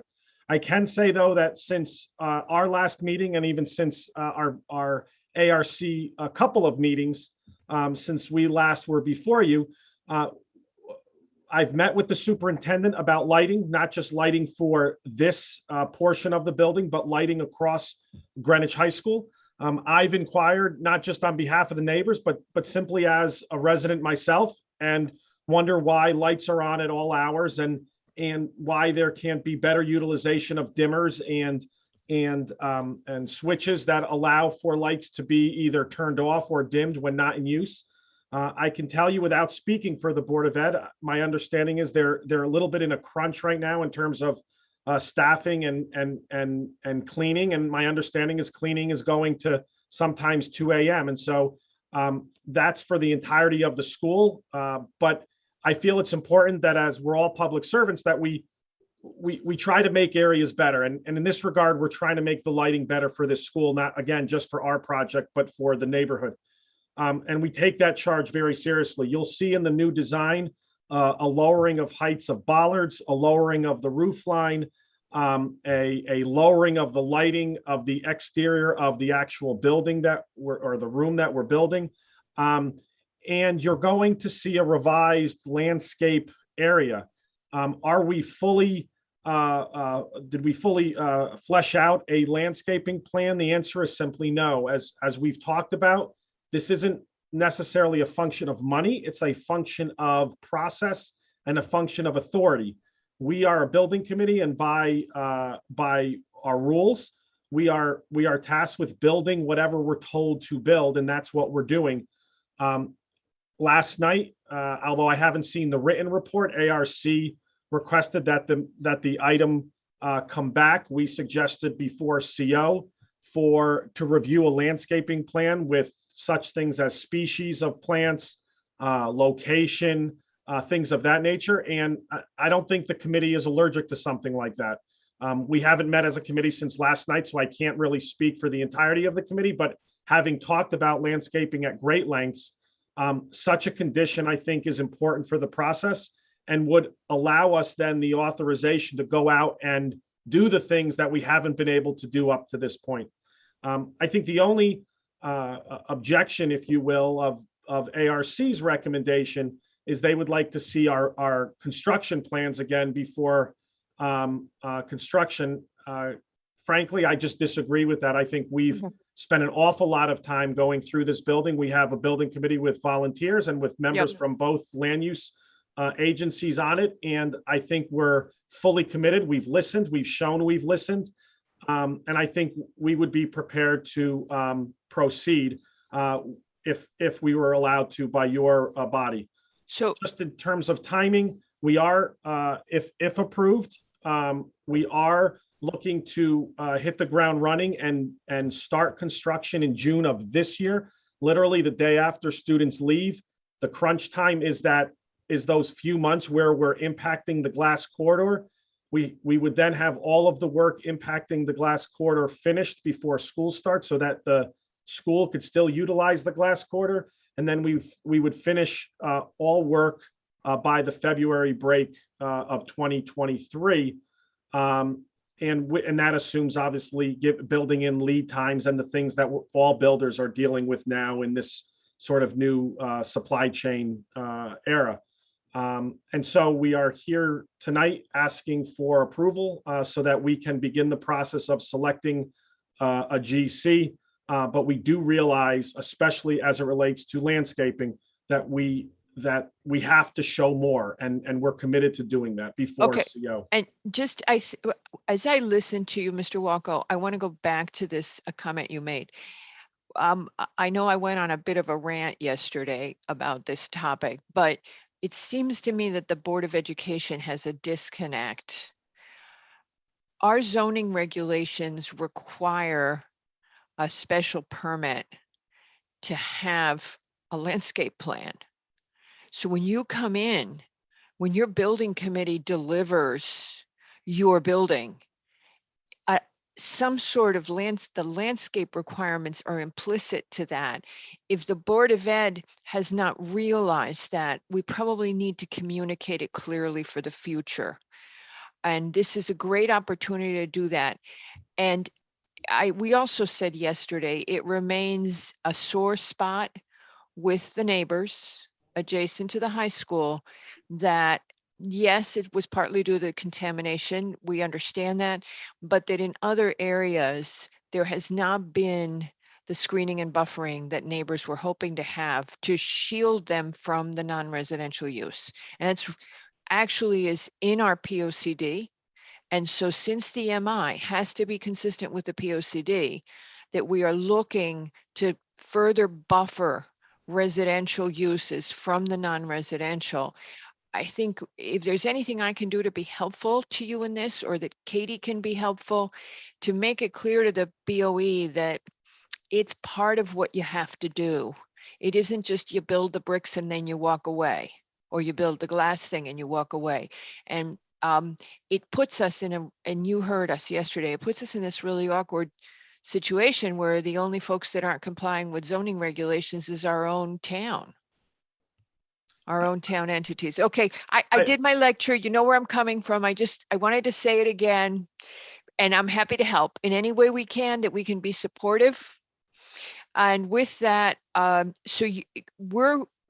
we know it's important for the safety of the kids to be able to move forward, that this is an important thing that you see as a critical safety improvement. So we don't want to hold you up in that, but we do want to have a completed site plan. I have just one word response, and that's amen. Okay. We're on board. I mean, all right.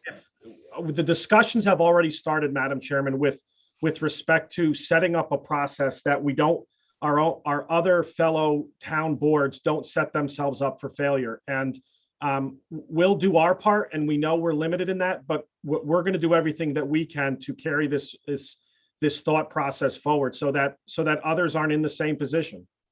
Okay. All righty. With that, did you want to add anything else before? I think Katie just unmuted, so she's going to ask you a question. Yes, thank you. I just wanted to note that something else about the high school and landscaping had come up, and we had all the powers that be on this email, and Amy Siebert was kind enough to respond with a reminder that the high school is complicated with respect to soil remediation issues. Yes. She is very much in favor, DPW as a whole, very much in favor of a wholesale landscaping plan. That's not the issue at all. I would just caution that obviously, I think we all know this, but just to say it again for the record, that any sort of landscaping or digging requires coordination with DPW and potentially an uphill battle with respect to how to deal with the soils. Just throwing that out there. As I understand it, the site that is before us, the plan that is before us is not uncontaminated soil. The courtyard area for the entry is not with contaminated soil. And that's what I was saying to you yesterday. I don't know if I'm right. That's the understanding I've had all along from other discussions we've had with DPW. The remediating areas are in different locations. Because otherwise their site plan would be completely different, because they would be dealing with primary and secondary remediation. Is this correct, Mr. Walko? Do you know?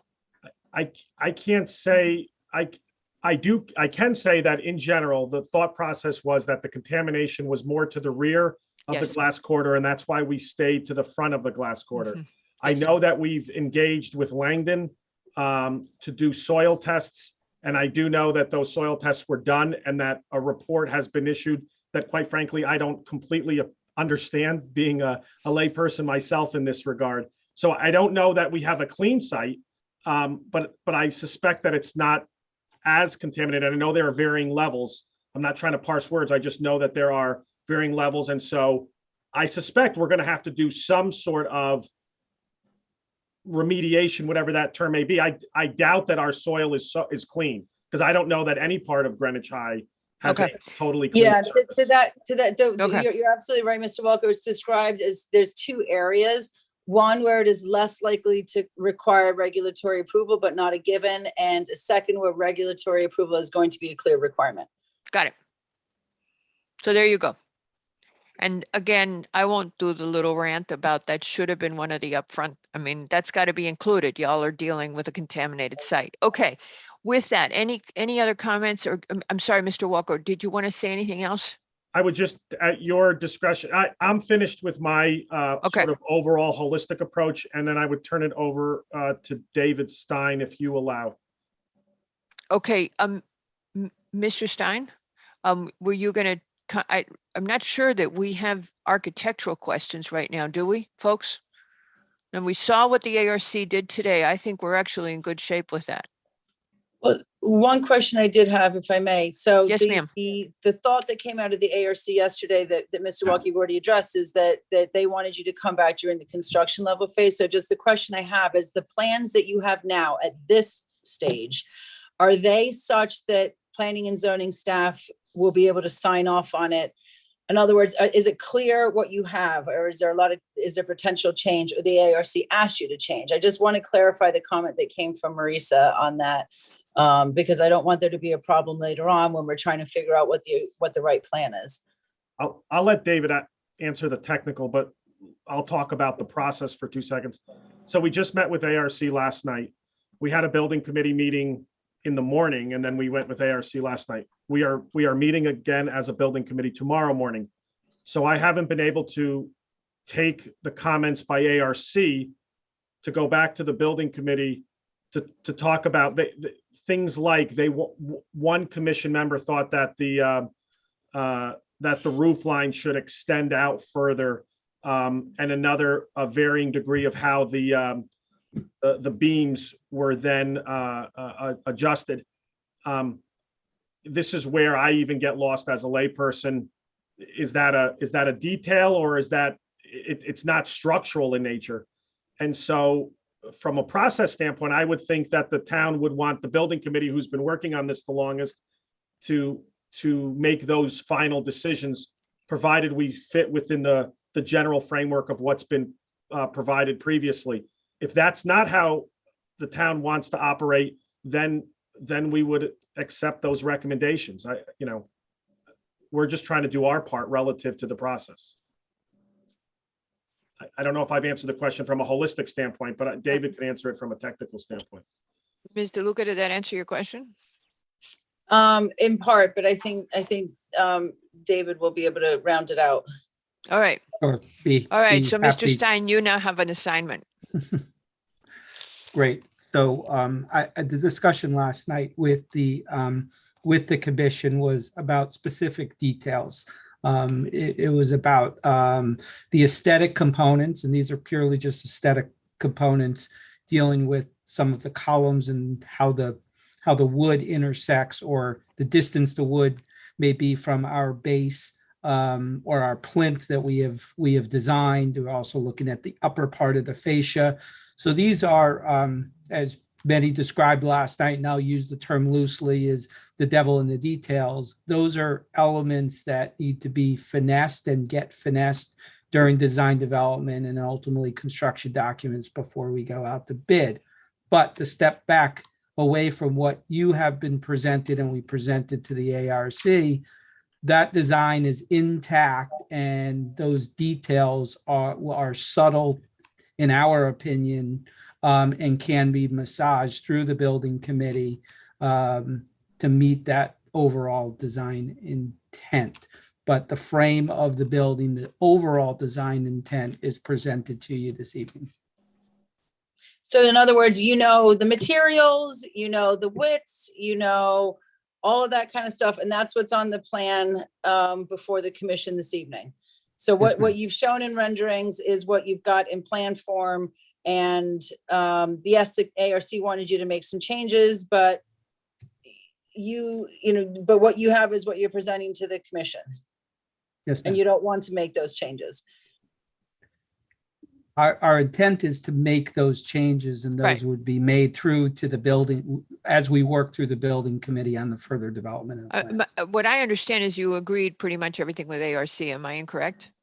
Yes, because ARC wants them to go back to ARC. So that's why I'm saying it's very difficult for staff when there's a plan presented to you, let's say it moves forward. ARC wanted it to move forward with a condition that the details within a construction level plan, the one that Mr. Stein's talking about now, go back to ARC. And understandably, Mr. Walco is saying, we don't want to do that. We want to just go forward with you tonight with the plans we have. And my only point is, if that's the case, what exactly is the commission approving? Clarify, Mr. Stein, what they want you to return, what within that, because I didn't get that from the minutes of their meeting. It may be best if I share my screen just to maybe provide an illustration. Would Oh, that be yes. helpful? Hold on a second. We can do that for you. Give us 2 secs. Okay, great. Oh, I think he already did it. Okay, I think you're ready to share. Yes. Okay, it looks like I can. I will bring this up, and I think you should be seeing my screen. So, here's the image of the rendering, and just to give a brief overview on some of the design changes we made since we last spoke. We have reduced the overall height of the building by approximately 4 feet or so. We have adjusted the tail end of these rafters that you begin to see here. We've sort of canted those backwards, but probably the most prevalent piece is what we ended up eliminating between each of these bays, another row of rafters. And that was because the comments were that they felt the overall sort of top of the building was too heavy, too cluttered. So we agreed with that. We ended up eliminating that to give it a much more lighter feeling. The 2 major comments from ARC is the flatness of this fascia and how we end up detailing it. And the question is, should it have some articulation to it, or should it be as, simple in form and flat as it's shown? There was also another comment that as we are projected outward in this direction, is it possible for us to project slightly outward in that direction? That has to be designed and engineered to make that work. There's also the question of this wood. We created a concrete plinth, as we're calling it. That concrete mimics the existing columns, concrete columns that are on the base. And this is a steel beam that's located sort of directly in the center. ARC's comment is they just weren't sure on the proportions or the distance in which the wood is from the concrete. So I think we just need to study, is this moved down a foot and a half? What are the right proportions that sort of look right from that point of view? So I think those are really the 2 overarching comments: is can the base of the column be finessed a bit? And can the overhang or fascia be adjusted? I think that can be done. That should be done during design, development, and construction documents when we have our structural engineers involved looking at that detail. And the notion is that would be worked out in detail with the building committee to do so. So we agree that those are items that can be further developed. But in essence, the materials that we're using on these columns, such as wood, glass, the lower white fascia, is all what is being presented and was agreed upon by the commission. So go ahead, Katie. I think we're going to say the same thing. Because understanding the time crunch here, you can't go out to bid until you have construction drawings, or can you go out to bid now? No, we're still in the schematic design development phase at this point. So you need construction level drawings before you can go out to bid. So where I was going with this is if that sounds relatively minor in terms of ARC quote unquote stuff. But I was thinking maybe if you went back to their next meeting, if the commission, just for the sake of argument, I'm not putting words in anyone's mouth, but just to talk about an option for process, if this did move forward with the commission tonight, with, let's say, a condition that those details get worked out at the ARC, could that still work now? Or, and like, in other words, how much does that even hold you up? It creates, we have to present if that is acceptable to our alternatives, and it's all sealed in, one swoof meeting, then yes. If it continues to get massaged, it's a challenge to work out these subtle details through committee. So we are under a tight timeline to get out to bid and ready for June. It really depends on the subjective nature of, are we hitting the right points, or do we need to come back and massage through the details? Because alternatively, let's say the commission just moved it forward like this, then you're then that just means that there's a trust in what you're going to come up with to do what, to address the issues that you just described. And exactly. So that's a concern, I think. Okay. Can I jump in here a little bit? Yes, of course. Looking at the notes that we had received from staff to ARC, there's a couple of different issues here. And I'd like to start with, actually, we require on other developments like this, 50% construction documents. Okay, you're going to have to go through that process no matter what. And it seems to me that if this drawing in front of us, this rendering was presented as what the idea is or the intent, but the drawings themselves, not a rendering, but the actual drawings of the vestibule were not presented, and that's yet to be done. That's what seems to be that what ARC wants to see. They want to see the detail to understand that what's intended is actually going to be built. They don't want that, oh, what happened there kind of factor happening in that. As well as the schematic design for the landscape plan really did not have, the species and the caliber and all the specific details of those things. And they had talked about dimmers and motion detectors, et cetera, et cetera. So I think as we look at this, you're going to have to go through the process of construction documents anyway. And I think everybody wants to make sure that actually what we're seeing in front of us as these representations is actually what's going to be built. And I think the only way to really do that is actually to get through the construction documents to make sure that the design ideas and those details are thought through, finalized, and get to a point where they're actually a little bit more firmed up as opposed to kind of a concept or a schematic design. Let me turn this around once again. How do we do this so we don't hold you guys up? Can we condition it? I mean, can we say, but yeah, then everything will be, they're held up on the bidding and the process and the design. yeah, So but they can't bid until they have the construction documents. You have to go through the process of creating the construction documents. But then what You run up happens to ARC is for one night and say, this is what we have at 50% construction documents. This is what you wanted to see. Here are the details. And then, then they can, they have to get the 100% construction documents to run off the bid. I'm not sure that's the problem. How much, so then they have to go to ARC, and do they get it done in one meeting, or do we lose? ARC meets every other week, and so you could lose a month, and they can't lose a month right now. So, Mr. Walko, how would you like to do this? What works the best for you guys?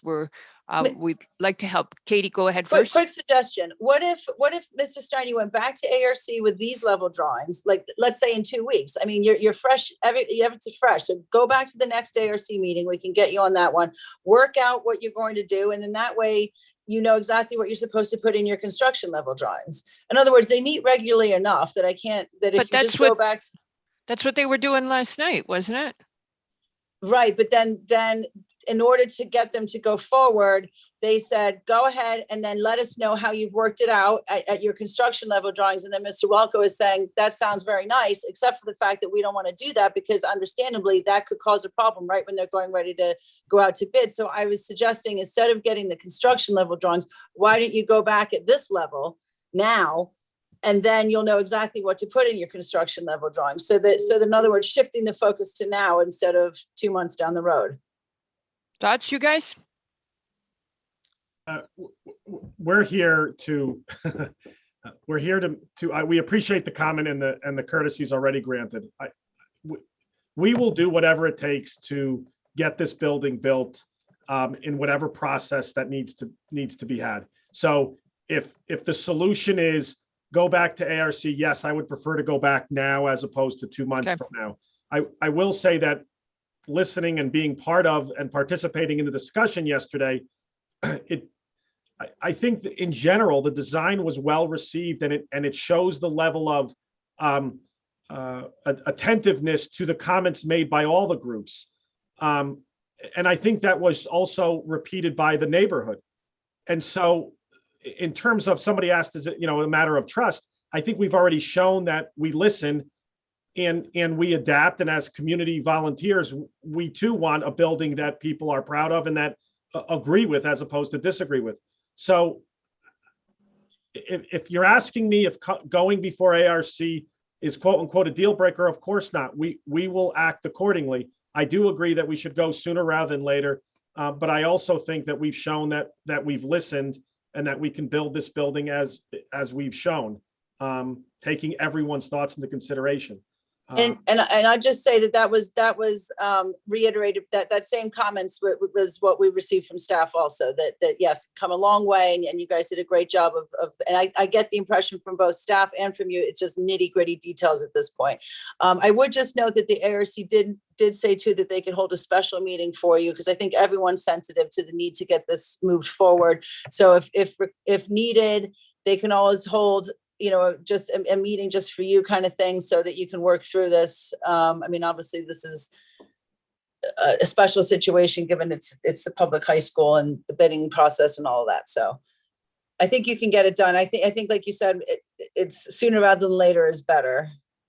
All right, I'm good with that. Now, Katie, can we condition that they resolve the ARC issues? And could we approve it on that condition?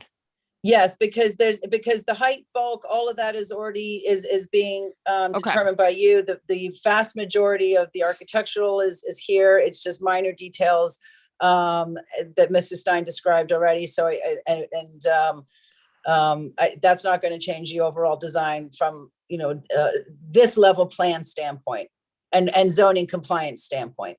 Now, in other words, height, setbacks, et cetera, are all met. So that won't hang you up at all in terms of the approval, having an outstanding or a couple of outstanding architectural items, because you've got the bulk of it done. We condition they go back to ARC. Mr. Walko and Mr. Stein, that takes us out of the equation. Don't my architects groan about that? That takes us out of the equation and saves you time. Well, only partially. Let's not forget about landscaping. No, landscaping separate. We duked that one out already. That's my phrase today. Everybody's been punchy. So we're just talking about this part. The landscaping, we have a different plan because you can move forward with building this without because you're going to have to test for contamination. You're going to have to figure out what you're going to do. You're going to have to work with DPW. You're going to have to do a design. You're going to have to tell the BOE that we've insisted on landscaping. We've required it as part of our zone. It's part of our zoning regulations. And that's a different path. The other path is get the architecture done so you can get going on the project. And on that one, we would take ourselves out of the picture and let you come back and just go work direct with ARC. Katie would accommodate you as soon as you're ready. Thank you, Madam Chairman. Okay. That worked for everybody on the commission. That sounds good, but I did have a comment or two if somebody. Of course you did. Hello. Go ahead. Comments. I think everybody appreciates the design development that you've gone through. I was wondering if these plinths that you've created could be more an opportunity to sit and create more of a welcoming idea about coming to the front of the building. And I hope that the landscaping does that as well. But just a thought. And I did want to ask about your response to one of the ARC comments. We're talking about the glass itself, the ballistic glass. I don't have it in front of me, but I wasn't quite sure because we talked about it before, if I understood it completely. By having this reinforced safety glass in the new addition, the issue was, well, what about the other glass, and how are you going to address that? Because obviously, if somebody really has an interest in doing some damage, they're not going to go through the most reinforced area. They're going to try to find a weakness. So, can you just reassure me that that's been considered, and that this corridor on the right here is not at risk of a breach, or how is that being dealt with? Mr. Stein? So our scope of work is bound by the addition that's here. This has a blast and a ballistic rated assembly. We are doing it in 2 levels. We have call it the exterior wall, these 2 sides that you see here, and then the inner connection where you enter directly into the building through those doors. Those also have a ballistic rating that's positioned here. There has been discussions of doing this and funding this as an ad alternate on this corridor connection that's located here. There obviously are other adjacent windows that are in close proximity to that. This project, as is bound through the educational spec, is an entry vestibule project. So just by nature of the state security guidelines, they focus in on the main entry only and not necessarily the adjacent spaces. But this was discussed early with the building committee, and that this piece can be brought in as an ad alternate. But the main focus is within the security pieces and the nature of the addition itself. So the security guard and staff that are monitoring this internal space obviously has that main protection at that entryway. But beyond that, it does not extend past to the adjacent spaces that are, further down the line. Do you mind commenting on these additions of these plinths at the bottom of the columns? Yeah, as you could see, we've actually, you may be able to see, and I could possibly even zoom in for you a bit. You could see these are canted just slightly. They follow the slope. They really tie into how we have inverted the columns. Those are at a low enough height that we thought that those could be a nice seating bench. Now, what you see in the rendering that's positioned over here, those are the existing concrete. There's sort of called a table with some built-in seating that already exists, and there's a few of those zones that are positioned around the plaza. So architecturally, the two sort of tie into each other as being concrete. So yes, we did envision that students would be sort of sitting on these, and they're at a height, as you could see, just simulated with placing people in here at the right scale, that this would be a comfortable place to kind of lean back and sit. We purposely didn't want to carve in individual benches or such, just to avoid that being a place for students to jump and climb off of. But we thought that it was gentle enough that somebody could comfortably sit there, and the overall size of it somewhat matches the dimensions of the existing. It's a bit larger than the dimensions of the existing column. And it also ties into this grid pattern that you could see on the pavers below. So that was really the reason behind the scale and the height and so forth. So we did envision that this could be used as seating, but not necessarily designed in a way to have an inset seat. Well, in that regard, maybe it's all in the detailing. So, an eased edge, something that makes it feel more approachable and less kind of industrial might really have a real nice effect. Agreed. That is our intent. If that doesn't come across in the rendering, is that sort of that edge would, have have an ease chamfered type edge on it, so it doesn't look as hard and rectangular and just sort of sliced off on an angle. So I agree with you. Thank you. Okay. I'm having a little bit. Oops. You have two computers on? I have two computers on. Okay, turn one off. One, hold on.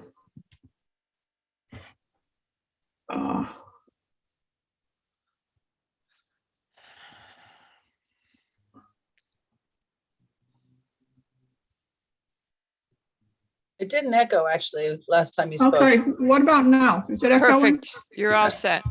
I'm just having, no, I'm still echoing. Yeah, good enough though. You need to turn one off completely. I'm trying to. Okay, just leave the meeting and you can always come back in. There. Okay, I'm having a little bit of a lot of difficulty.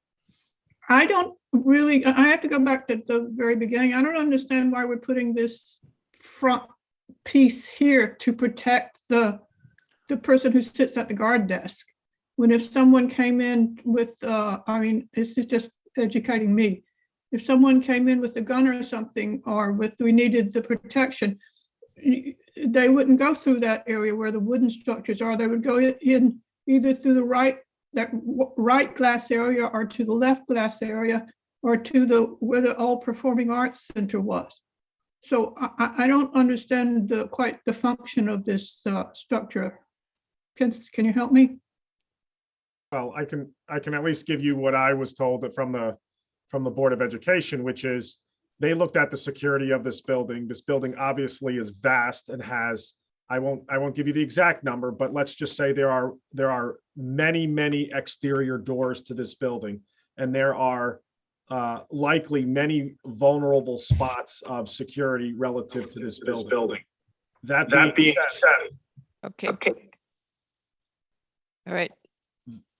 if I may, that being said, the number one issue for the Board of Education was its front entrance, and the fact that the front entrance directly spilled into the glass corridor, where several times a day, a good portion of the school congregated, passing from class to class. And I don't think we're under any illusion that this glass vestibule is going to solve every security issue at Greenwich High School. But as I understand it, it was the number one issue. That if you look across school shootings, they happen to be from sort of known entities.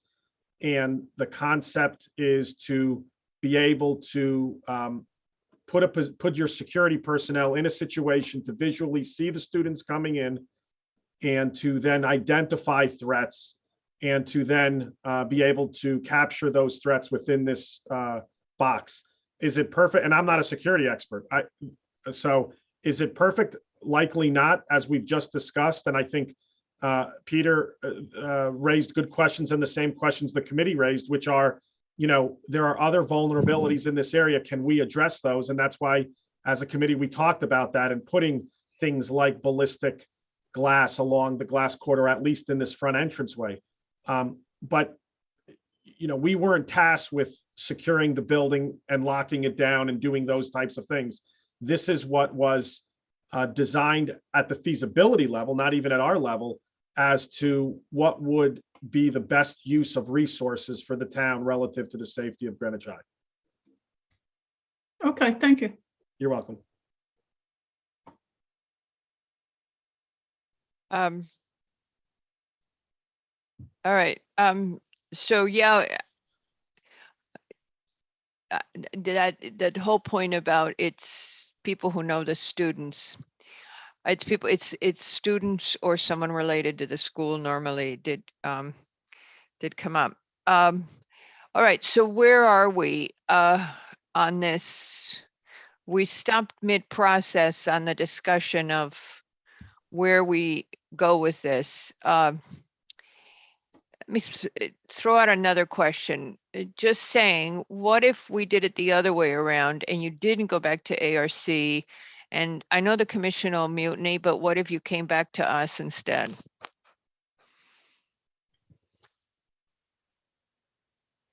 And Any we look thoughts? at, we look at their details at what time, and the landscape plan at what time?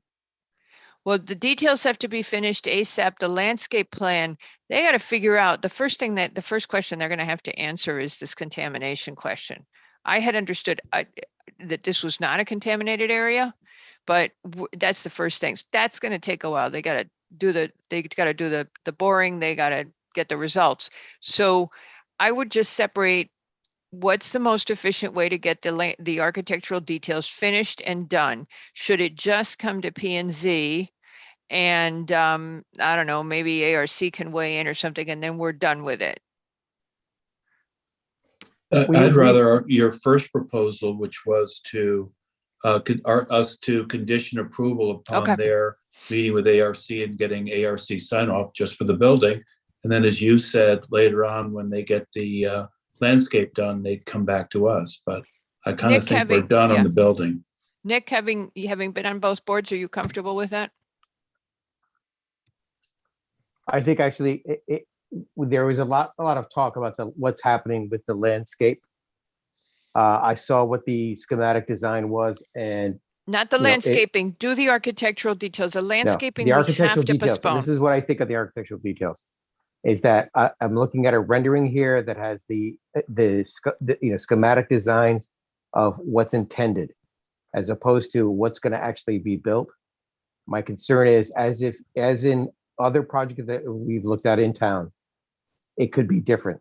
As you start to develop it more, does it change? Do things, the priorities for the structure or the availability or what they had intended the first time on this rendering have to change for the actual construction? My thought is, as we've done in the past, is that it comes back at 50% construction documents. They go to ARC for one night to discuss the details as they have, explored them and developed them into the construction, and let it go from there. One night at ARC to look at it and say, yes, this is what was intended. Alrighty. Yes, this is where we are. Okay, so I think we've come full circle. We're in good shape. Mr. Stein, was there anything else? Because we're looking, and that was only those issues with the fascia and the plinths, right? Yes, ma'am. So we just have to be very specific that it's just the fascia and the plinths. Okay, I guess you could take that down now. I'm useless because I do think it's a lot better, and I'm good with it right now. All right, anything else from the commission? Can we quickly get some public comment? Hearing, yep, there we go. Public comment is forthcoming. I see 2 hands. And we're just going to let you guys, we just ask you to be brief. I know I see Elizabeth Dempsey. We saw that you had an updated email today, and Madam Messina, if you would go ahead. I guess there's nothing good on TV tonight, huh? It's just us.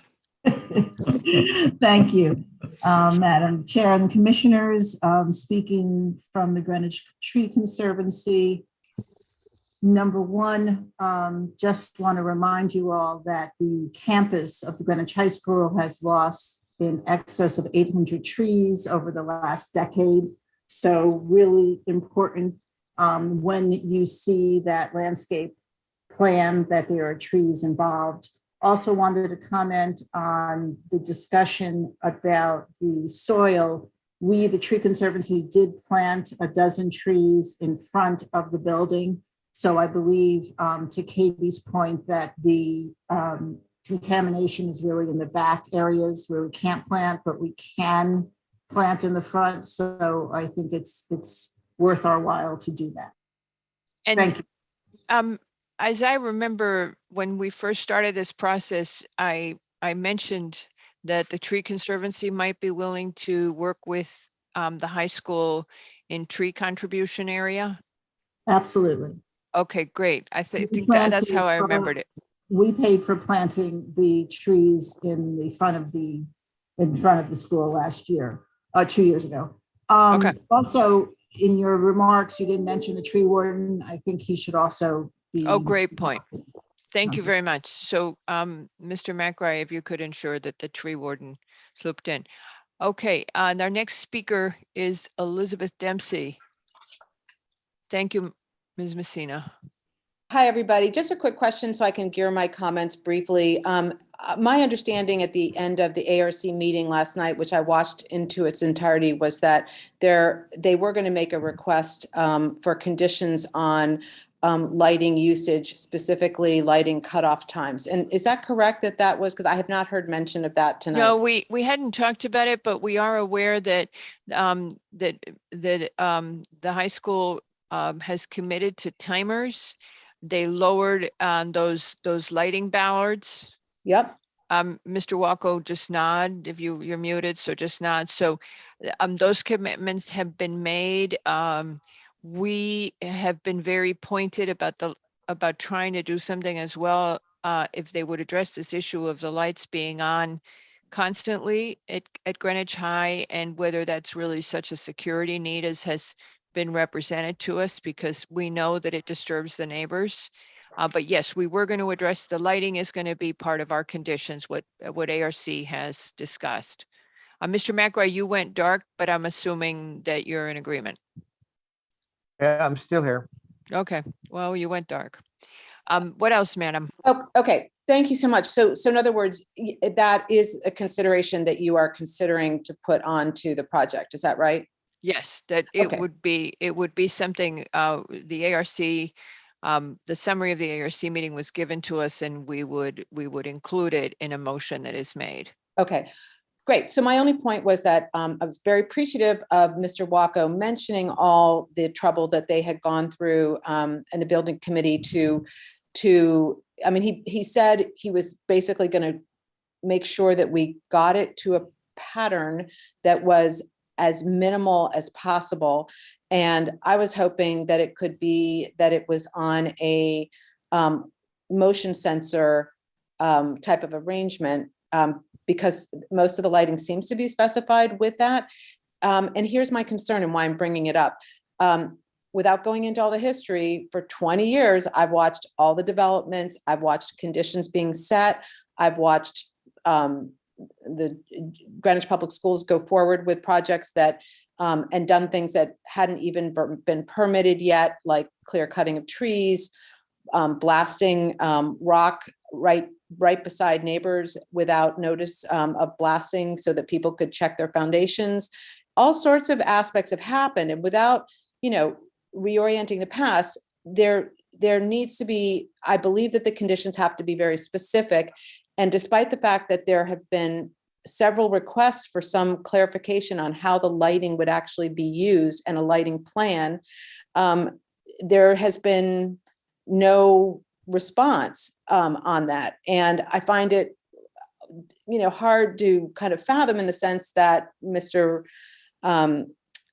Walker went to the superintendent when he actually has security staff on the committee. He has a Board of Ed member. I think that information needs to come through about how they're going to manage it during the holidays, and I would like to see some type of condition that says when the building is locked for the night, because I think it's a very low incident rate that someone's going to pick the single most fortified location that's blast proof and bomb proof to walk in at 3 a.m. So anyway, I do hope you put in very specific conditions, and I hope that we can, for the first time ever, believe in the promises that have been discussed, because it all sounded great yesterday, but my 20-year experience has shown it's got to be in writing, it's got to be enforceable. And a great example was Mesa, where over 10 very serious conditions were just ignored. And it's not pointing to anybody in particular. It's just that the way the process works in a decentralized management situation, where you've got a building committee, you've got shifting Board of Ed, you've got shifting principals, you've got shifting ownership of who maintains the building. It's a real big deal. And I know, Margarita, that you're sympathetic to this state's desire for more sustainable and energy efficiency. So why can't we start it here with this vestibule and put it on motion detector? So anyway, that's my thought. And thanks so much for listening. I appreciate it. Thank you very much. Mr. Walker, would you like to comment on that? The only comment that I have is, embedded in our construction will be motion sensors, dimmers, and timers. And so, again, we just build the building and the Board of Ed manages the building. And the comments that I've heard is this is a management issue. And as I've said before, we're committed to doing our part in helping the Board of Ed come to a better solution, because quite frankly, it seems like status quo isn't working. And so I don't want to overpromise, because I know our authority is limited. At the same time, I know that we're putting in the technology to be used so that we can limit the light that is impacting the neighborhood, but yet still be a secure site. That's exactly the problem right there. And I agree with what Mr. Walker said, but it isn't just the committee that is coming to planning and zoning. And with respect to the neighbors, it's Greenwich Public Schools. You have Greenwich Public Schools on your building committee. And my understanding in rereading what the authority, well, what the charter was for ARC in consideration of things like neighbor, the concern about the neighbors, it's an issue. And I hope that P&Z looks at it. Like, for example, why can West Putnam car dealers have to have a cutoff time? Yes. And, and we neighbors. Okay, so you're touching on a sore point here, because this is the issue of why is the town the least compliant with regulations when we have we have commercial applications that comply and the town so we already beat Mr. Walko. I beat up Mr. Walko personally on that issue.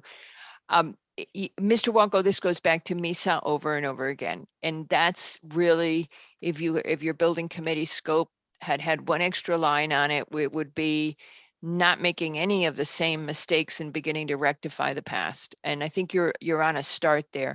Okay, Ms. Dempsey, our next speaker is Heidi Matonis. I hope I said that kind of right.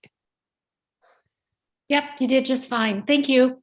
I'm a Hillside resident, been here over 20 years, and I just want to support Elizabeth Dempsey with her concerns, because I just can't emphasize over and over again how the town has seemed to be able to skirt its own rules. And we've been disillusioned as neighbors over and over again. We want landscaping. I think we should be able to demand landscaping, and we don't want light pollution in our neighborhood. We need the town to be a better neighbor. Don't even get me going on, the water and the back of the high school and things like that, but environmentally. So that's it. I just really want to say we're not just cranky neighbors. We're people who've had promises thrown our way before. And that made you cranky. Not to be blamed for that. Thank you very much, Ms. Matonis. The last speaker is Gabrielle Saffioti. Did my part for Elizabeth. And Hello. Are you? Yes, and you're Gabrielle Saffioti? Saffioti, yeah. We're Saffioti. residents, Hillside Road as well. Yes, sir. We're neighbors with Elizabeth Dempsey. And again, some of the progress on the ARC call yesterday with respect to the trees and the species list was great. We really appreciate some of those things. But the light leakage and light pollution that Elizabeth talked about, and Heidi, is huge. And, I own some buildings and things like this, and office, buildings now can have occupancy motion sensors to save energy. I see no reason why the school cannot have these motion activated sensors and a full lighting plan that discusses exactly how these lights work. I mean, schools are fairly sophisticated now. These lighting systems, we have them in our homes, and surely the school can have a lighting plan developed so that we all here getting this light leakage, it gets abated so that we don't have lights on 24/7. It really is a huge issue. I don't know the history with all these broken promises and things to do with the contamination, but it sounds pretty severe. And I think it's important that the town does actually, be held accountable on the promises or the conditions that you put into the approval. The screening and buffering that we heard about last night at the ARC does sound great, but the tree species list, along with these motion activated light sensors, or a lighting plan actually, would be really great to see. So I second everything Elizabeth said. It would be great to have, as Heidi said, a good neighbor in the school. And, so that we can all live harmoniously together along Hillside. I'd say that's about it. But we are residential here, Yes, so sir. at the end of the day, Yes. we're spending thousands of dollars on trees in all of our properties so that we're buffered from the street and from the school, and the school needs to do the same thing. That's about it. Okay, But Mr. a lot of Sef- progress has been made here, which has been really good to see. Mr. Saffioti, so just, and I think everybody who's listening and maybe if you listened yesterday, in the plan of conservation and development is a goal to enhance the amount of screening and buffering that goes in between a residential property and a non-residential use in a residential neighborhood or adjoining a commercial. And we are actually, Katie is actually working on that. So hopefully there will be hard and fast rules, and that's going to make it a little easier to get residents what they are looking for. So just giving you that also. Now, then we have to make sure everybody follows the rules, and you know how hard that can be. But at least we'll have better rules. Thank you, sir. Yeah, thank you. That's it for the public comment, you guys. I think we're good, right? Does anybody have any closing comments? Mr. Walko, anybody else? No. Okay, so that means that, are we in agreement for closing this item at this time? And just to remind you, seated on this is Albin, Macri, Levy, Yeski, and Wells for Low. Is everyone, does anybody object to closing, Mr. Yeski? Oh, Mr. Yeski, you are not seated. I apologize. So our next up alternate is Madam Goss. So it's I'm going to do it again. It's Albin, Macri, Levy, Goss, and Wells. Please raise your hand if you have an objection to closing this item at this time. No objections. Okey doke. Thank you very much, Mr. Walko, and best of luck. We need it. Thank you, though. All right. Thank you, Mr. Stein. I think they're all stepping out. All right. Okay. How would you guys like to try and do? It is Pear Lane. Let's get that done. And then let's, I think that it's going to take us a while. We raised a lot of issues on 8 and 10 Lewis Street. And I'm thinking maybe we should take our break before we start Lewis Street. I agree 100%. Well, let's just see where we are once we finish Pear. Pear should be quick. So yeah, I'm thinking we can 6:45 or so, we can take a break. I think we're going to be doing, we talked a lot about Lewis Street. We had lots of questions. So we want to really be able to ask the questions and get clarity. Okay. Pear Lane is Mr. DeAndrea, and he's ready to rock and roll. Good evening. On January 4th, we left the hearing open on this request for approval of a lot line revision. As you recall, two members of the same family built homes exactly the same during construction. A modification of a driveway location to eliminate the need for retaining walls resulted in a slightly more coverage on 6 Smith Road, so that we devised the means of adding land to that property and still meeting all the FAR green area requirements.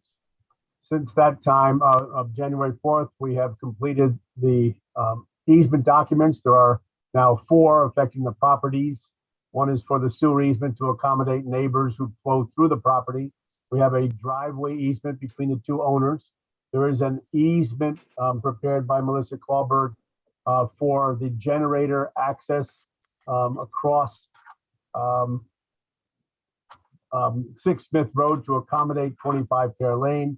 And we also have reciprocal drainage easements because the driveway is drained by catch basins, one of which is on 25 Pear Lane and the other is on 6 Smith Road. Therefore, we have reciprocal easements for access, maintenance, and of course, the discharge of the water. And that would conclude my presentation for this request for approval of a lot line revision. Okay. All right. Any comments? Mr. McRae, you were just going to cough. Does anybody No, have any I'm good. comments? I believe that we have addressed all outstanding items on this. If nobody has any questions or comments, does anybody from the public wish to speak on this application? No. In that event, does anybody object? I'm going to read you who's seated on this one. Barilak, Albin, McRae, Yeski, and Wells are seated. Does anybody object to closing this application at this time? No objections. With that, we will close the application. All Thank right. you very much. So it's 6:30. Are you game to take a break? Only if we have to. I say Levy? plow through. It's either now or an hour from now, basically. Right. Hour two. Yeah, and yeah, let's Let's break. Let's do it Let's now, and break. then we can get back Let's to. break. yeah. Levy, you've been on vacation. We've been working I'm this whole ready to time. go. Yeah, okay. So you've been all resty. Okay, so we're gonna shoot for 6:50. Okay. 6:50.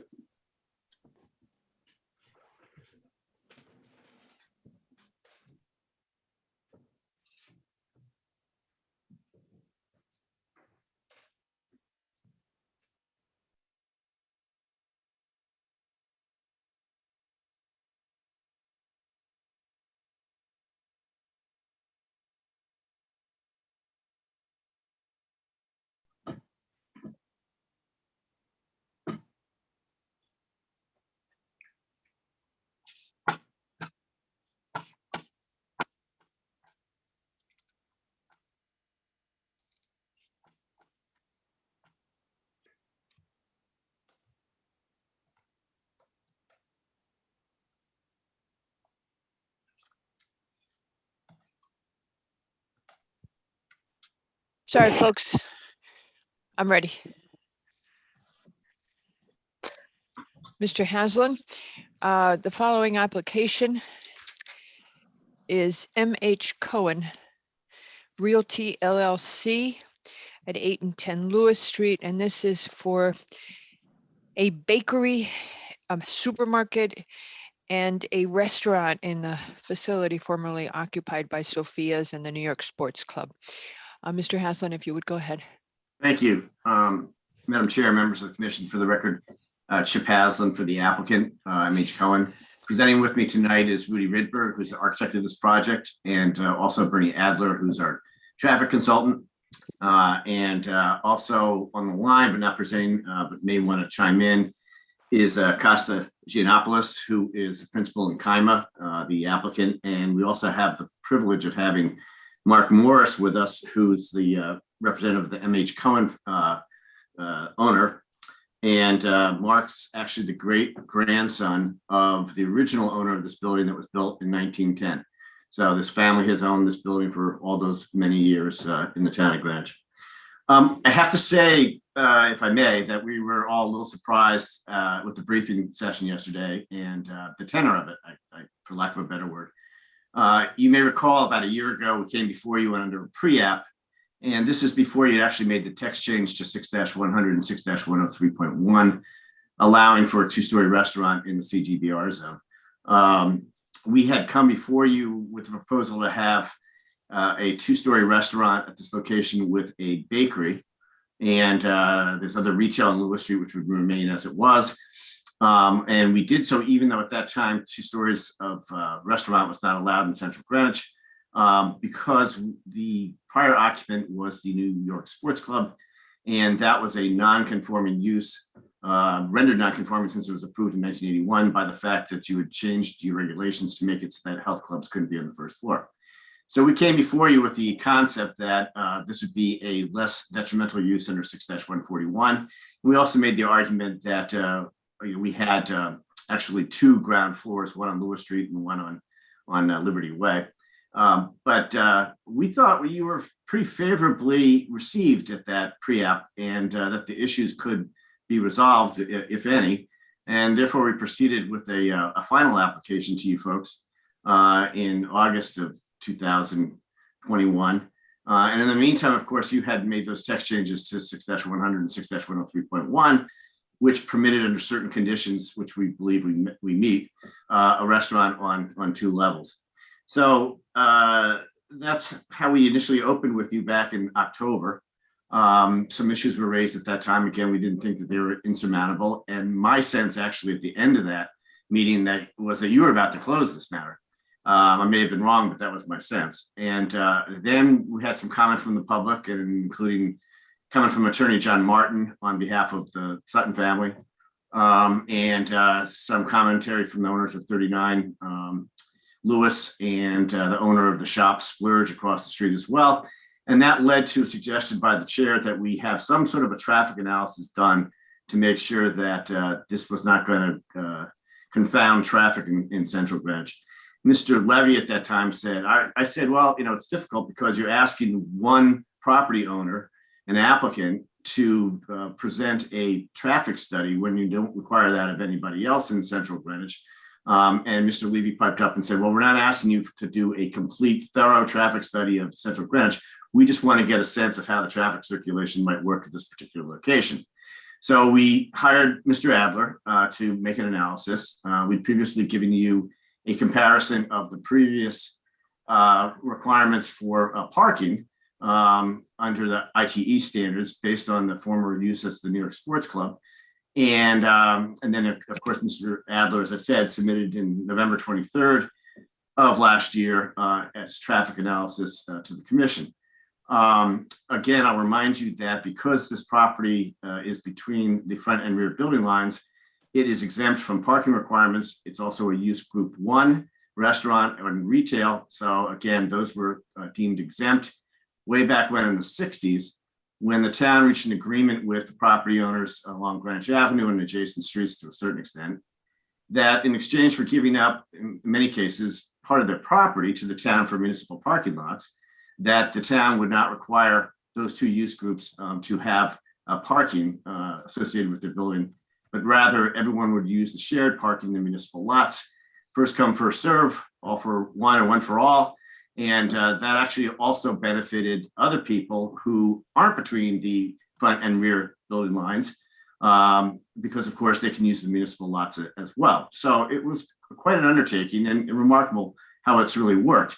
The town didn't put any restrictions other than the fact that it'd be use group 1 or use group 3 on the specific nature of those uses, the size of those uses, how many seats that have at a table, et cetera.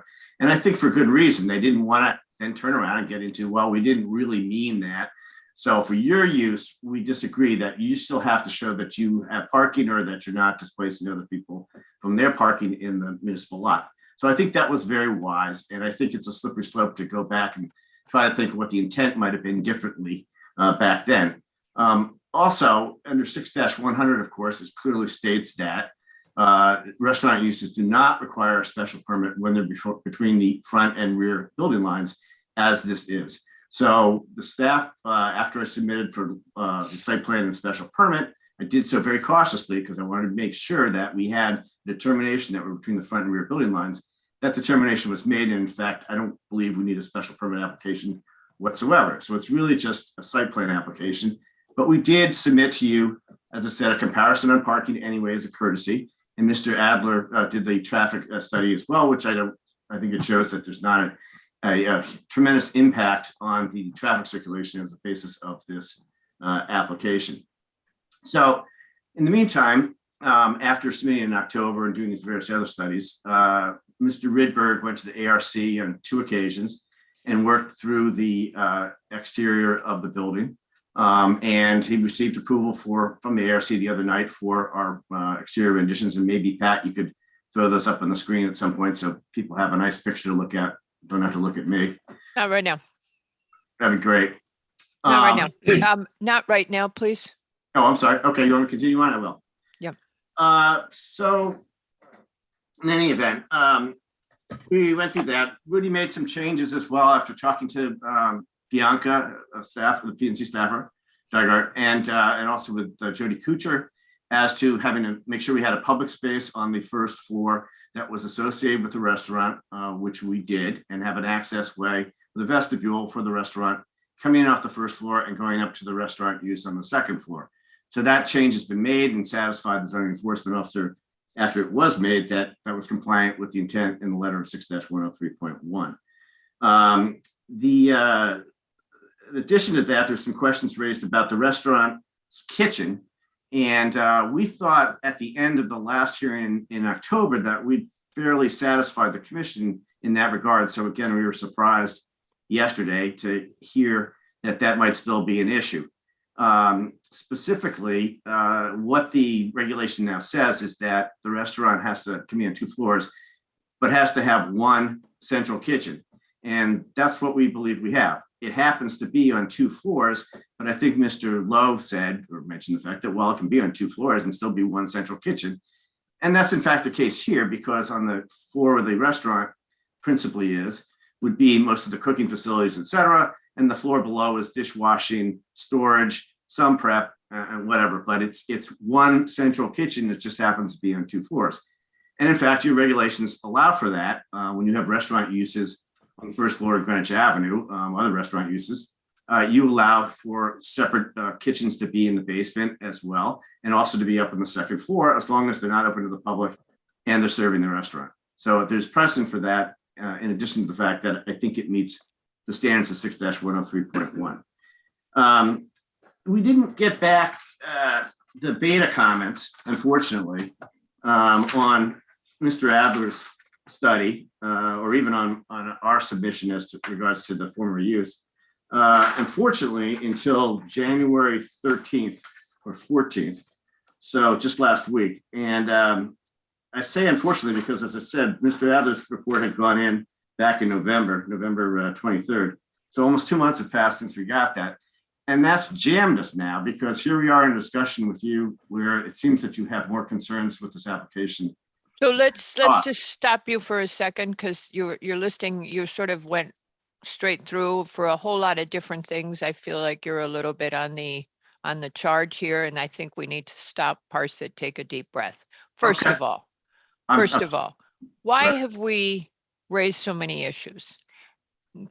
We were thrilled, as you correctly point out, at the idea of redoing this building and having the look on Liberty Way changed and getting a facelift and having a new vibrant spot there. As we learned more, we became concerned very specifically about, I've been mispronouncing your client, it's Kaima, not Kima?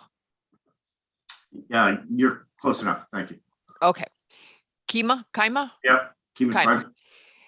Because as we mentioned in the briefing yesterday, we became aware that in its other locations, this is primarily seems to be an event space. And the reviews that I found online, the comments, it is primarily an event space. That made me really concerned about trips generated, because Mr. Adler was basing the restaurant on it being a dining. Concerned us about the trips generated, and it concerned us about what happens, what your impact is on Greenwich Avenue commerce if in fact you were to be an event space. Now that's something that I believe we haven't discussed at length and could be resolved. Greenwich Avenue is arguably one of the most famous shopping streets it is probably the most well-known shopping street in the state. It is among the best known in the country, and we don't have a strong interest in being the commission that agrees to its being sunken. And so, yes, you heard from me a lot of anxiety yesterday, really deep concern about what this space was really going to do. If we could address that and resolve it, then I had some questions about Mr. Adler's assumptions on who is using Liberty Avenue as a thoroughfare from which they might take a detour. And I think Mr. Adler's experience, he could address that and correct it. You've also taken a long time to return to us, coming back to us on the last possible moment, which is awkward for us because it would have been great as we learn more about what you're going to do, to be able to raise the questions and have this dialogue. Now, tonight, we're going to just focus in on having the dialogue and seeing how we resolve all this and what we can figure out. Thank you, Madam Chair. If I may say, though, we did not delay in coming back before you. Are we that jammed? Yes, we've been waiting since October to come back. Okay, so actually you just extensions too, unfortunately. You've used the maximum extensions. Then that actually reinforces one of the other points I made. We're slammed with development applications. I'm well aware. If you are gonna go to if you were coming in here to have a huge traffic generator for an event space, given the development this town is facing, we are at risk. We're risking the avenue businesses. I assume you were on when the loss of a few parking spaces at the bottom of along the avenue with the bump outs generated enormous concern from the retailers. And now here we are talking about what could be an event space. So you can see, I think we could talk and dialogue. We are, of course, very concerned about this issue of, are you fully conforming with the regs? Have you in fact reduced the nonconformity? And let's go into that drill down. I would go into that drill down once we have solved the bigger issues before us. Okay, fair enough. I'd like to say that I think the chair has concluded that this is an event hall or. No, she's asking the question because Kaima is that. And so she got concerned, but she's not allowed to go to you guys and say, oh my Lord, I've just been on the internet and Kaima's an event site and I'm really worried. Tell me, is this going to be an event hall, first and foremost? No, it's not. And if you go on the websites for the other Kaimas, and they're the two, there's one in Chelsea and the one in Roslyn were the ones I found. They both do events. Yeah, the one in the two, there's actually two in New York, and then the one in Roslyn. But there's actually no dedicated website to Roslyn. It's really on the other two. And I saw Roslyn. I saw the capability to reserve events at Roslyn. So I don't know how that happened. Yes, and I sent you today after the briefing yesterday the actual pics of the website pages, and they're not that different than any other restaurant websites. And I sent you examples as well. The ones in Greenwich that make similar comments on the website that available for events. That included the Ginger Man and Doulos, and I had Blackstone. They're little places, Mr. Haslam. Those are smaller places. You are talking about a very large venue here. You heard Mr. McRae say that. So I would focus on what is Kaima's intent. Kaima's intent is to run a restaurant at this location, but to have private events available to the public if they want to book a portion of the restaurant for use as a private event. And recognizing their concern, I did send over later this morning. The 11 pages that you sent today, I opened it, tried to read it twice and never finished it. So if you would summarize everything you said, I'd be grateful for one.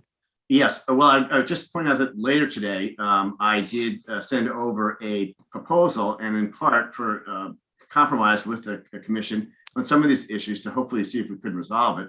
And one of the principal points was that Kaima would agree that any special events running from Monday to Saturday would only be held in the southerly room, private dining room in the restaurant location itself. So, and that shows for approximately 74 seats, I think, something like that.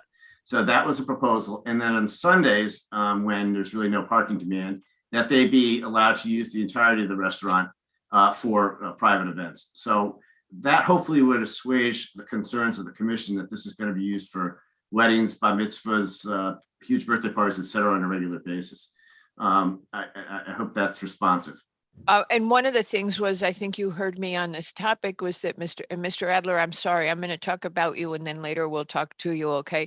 That Mr. Adler counted what happens when the retail closes at 6 p.m., but neglected to include that everybody else does a bang up restaurant business in the evening. So your retail demand drops, but your restaurant demand increases at night. I don't know what it does on Sundays. I don't know what the brunch and lunch demand, I don't know what the demand is like on Sundays. So I don't know how to answer that offer, but that is what I was looking for. Good. Just tell me you're not going to have huge events. Is Anshu one of your people? Somebody No. has, okay. tell us you're not going to have huge events. Then let's go back. We can look at some of the assumptions that Mr. Adler made, and we can talk about the issue of the 141, whether you fully address the nonconformity, and whether you're expanding it or not, which was a concern. Okay. Anybody else from the commission right now? And then I know I interrupted you midstream, but you were sort of, somebody's got two computers on again. So I stopped you. Did you want to add some points in your full frontal on the? Well, as I said, hopefully the statement about the restaurant is the priority for this group. That's where they make the majority of their money, and that's what they like to do. They don't like to cater events. They like to run restaurants, and that's really what they do and what they intend to do at this particular location. They do get some business for private events, just like all the other restaurants in town do, but this is their focus. All right. So that's first and foremost. Your concern about the other restaurants. I know you had Bianca create this list of restaurants within a third of a mile of this particular restaurant to see how they might be impacted, I would guess, by the fact that this is a larger restaurant than the others. No, actually, I was going to Mr. Adler's assumption of, hey, the retail closes at 6 and there's lots of parking after that, when in fact, a lot of the restaurants in the neighborhood are doing night business. Yes, well, and and they have more night business than they do daytime business. So I was just trying to get a feel for that, but I was also trying to get a feel for how many people might be walking from the Liberty Way lot to those restaurants. Okay. Well, I think as far as making comparisons of these restaurants to this, well, we did give you some from Mr. Ridberg, who had worked on 6 of the 8 restaurants that he listed in the letter dated January 19th, indicating how many seats each restaurant on this list, or 8 restaurants on this list, had, and how big the restaurants themselves were. And for the most part, they're much smaller than in area-wise than we are, but have a higher ratio of number of seats to the actual area inside the restaurant. So for instance, you'll have something like the Ginger Man. It has 4,000 square feet and 150 seats, whereas we have 9,370 square feet dedicated to this restaurant. So, but again, it's a first come, first serve with the municipal lots, and more than half of the restaurants listed on the sheet are not between the front and rear building lines. So they're benefiting from the municipal lot and in lots. And in fact, from the sacrifice families like the Cohens made back in the 60s of their property without making a contribution themselves. But there's certainly, it's first come, first served. This one's a stretch. They're certainly able to use and entitled to use the municipal lots, but I don't think it's fair to necessarily pit this particular property and this particular use against the other restaurants, some of which aren't between the front and I'm and the trying to get a feel for what the trip generation is, what's going on at night. And I'm addressing specifically, you think this is being unfair, Mr. Haslam, but very specifically, we had asked for what happens to the demand for the parking. And Mr. Adler says it all gets better because you get 30 more spaces at 6 p.m. Well, that just doesn't necessarily have to be true, does it? Because we should count all the demand in the area, not just the retail. Okay, that may close at 6, but we know that everybody does a bang up business. So I think that's a stretch. Okay, what else? Well, why don't I have Mr. Adler address that now? So give you a break from me for a few minutes and he can respond to that. Okay, Mr. Adler, I've got some questions for you. You know I do. My first question is your pass-by credit.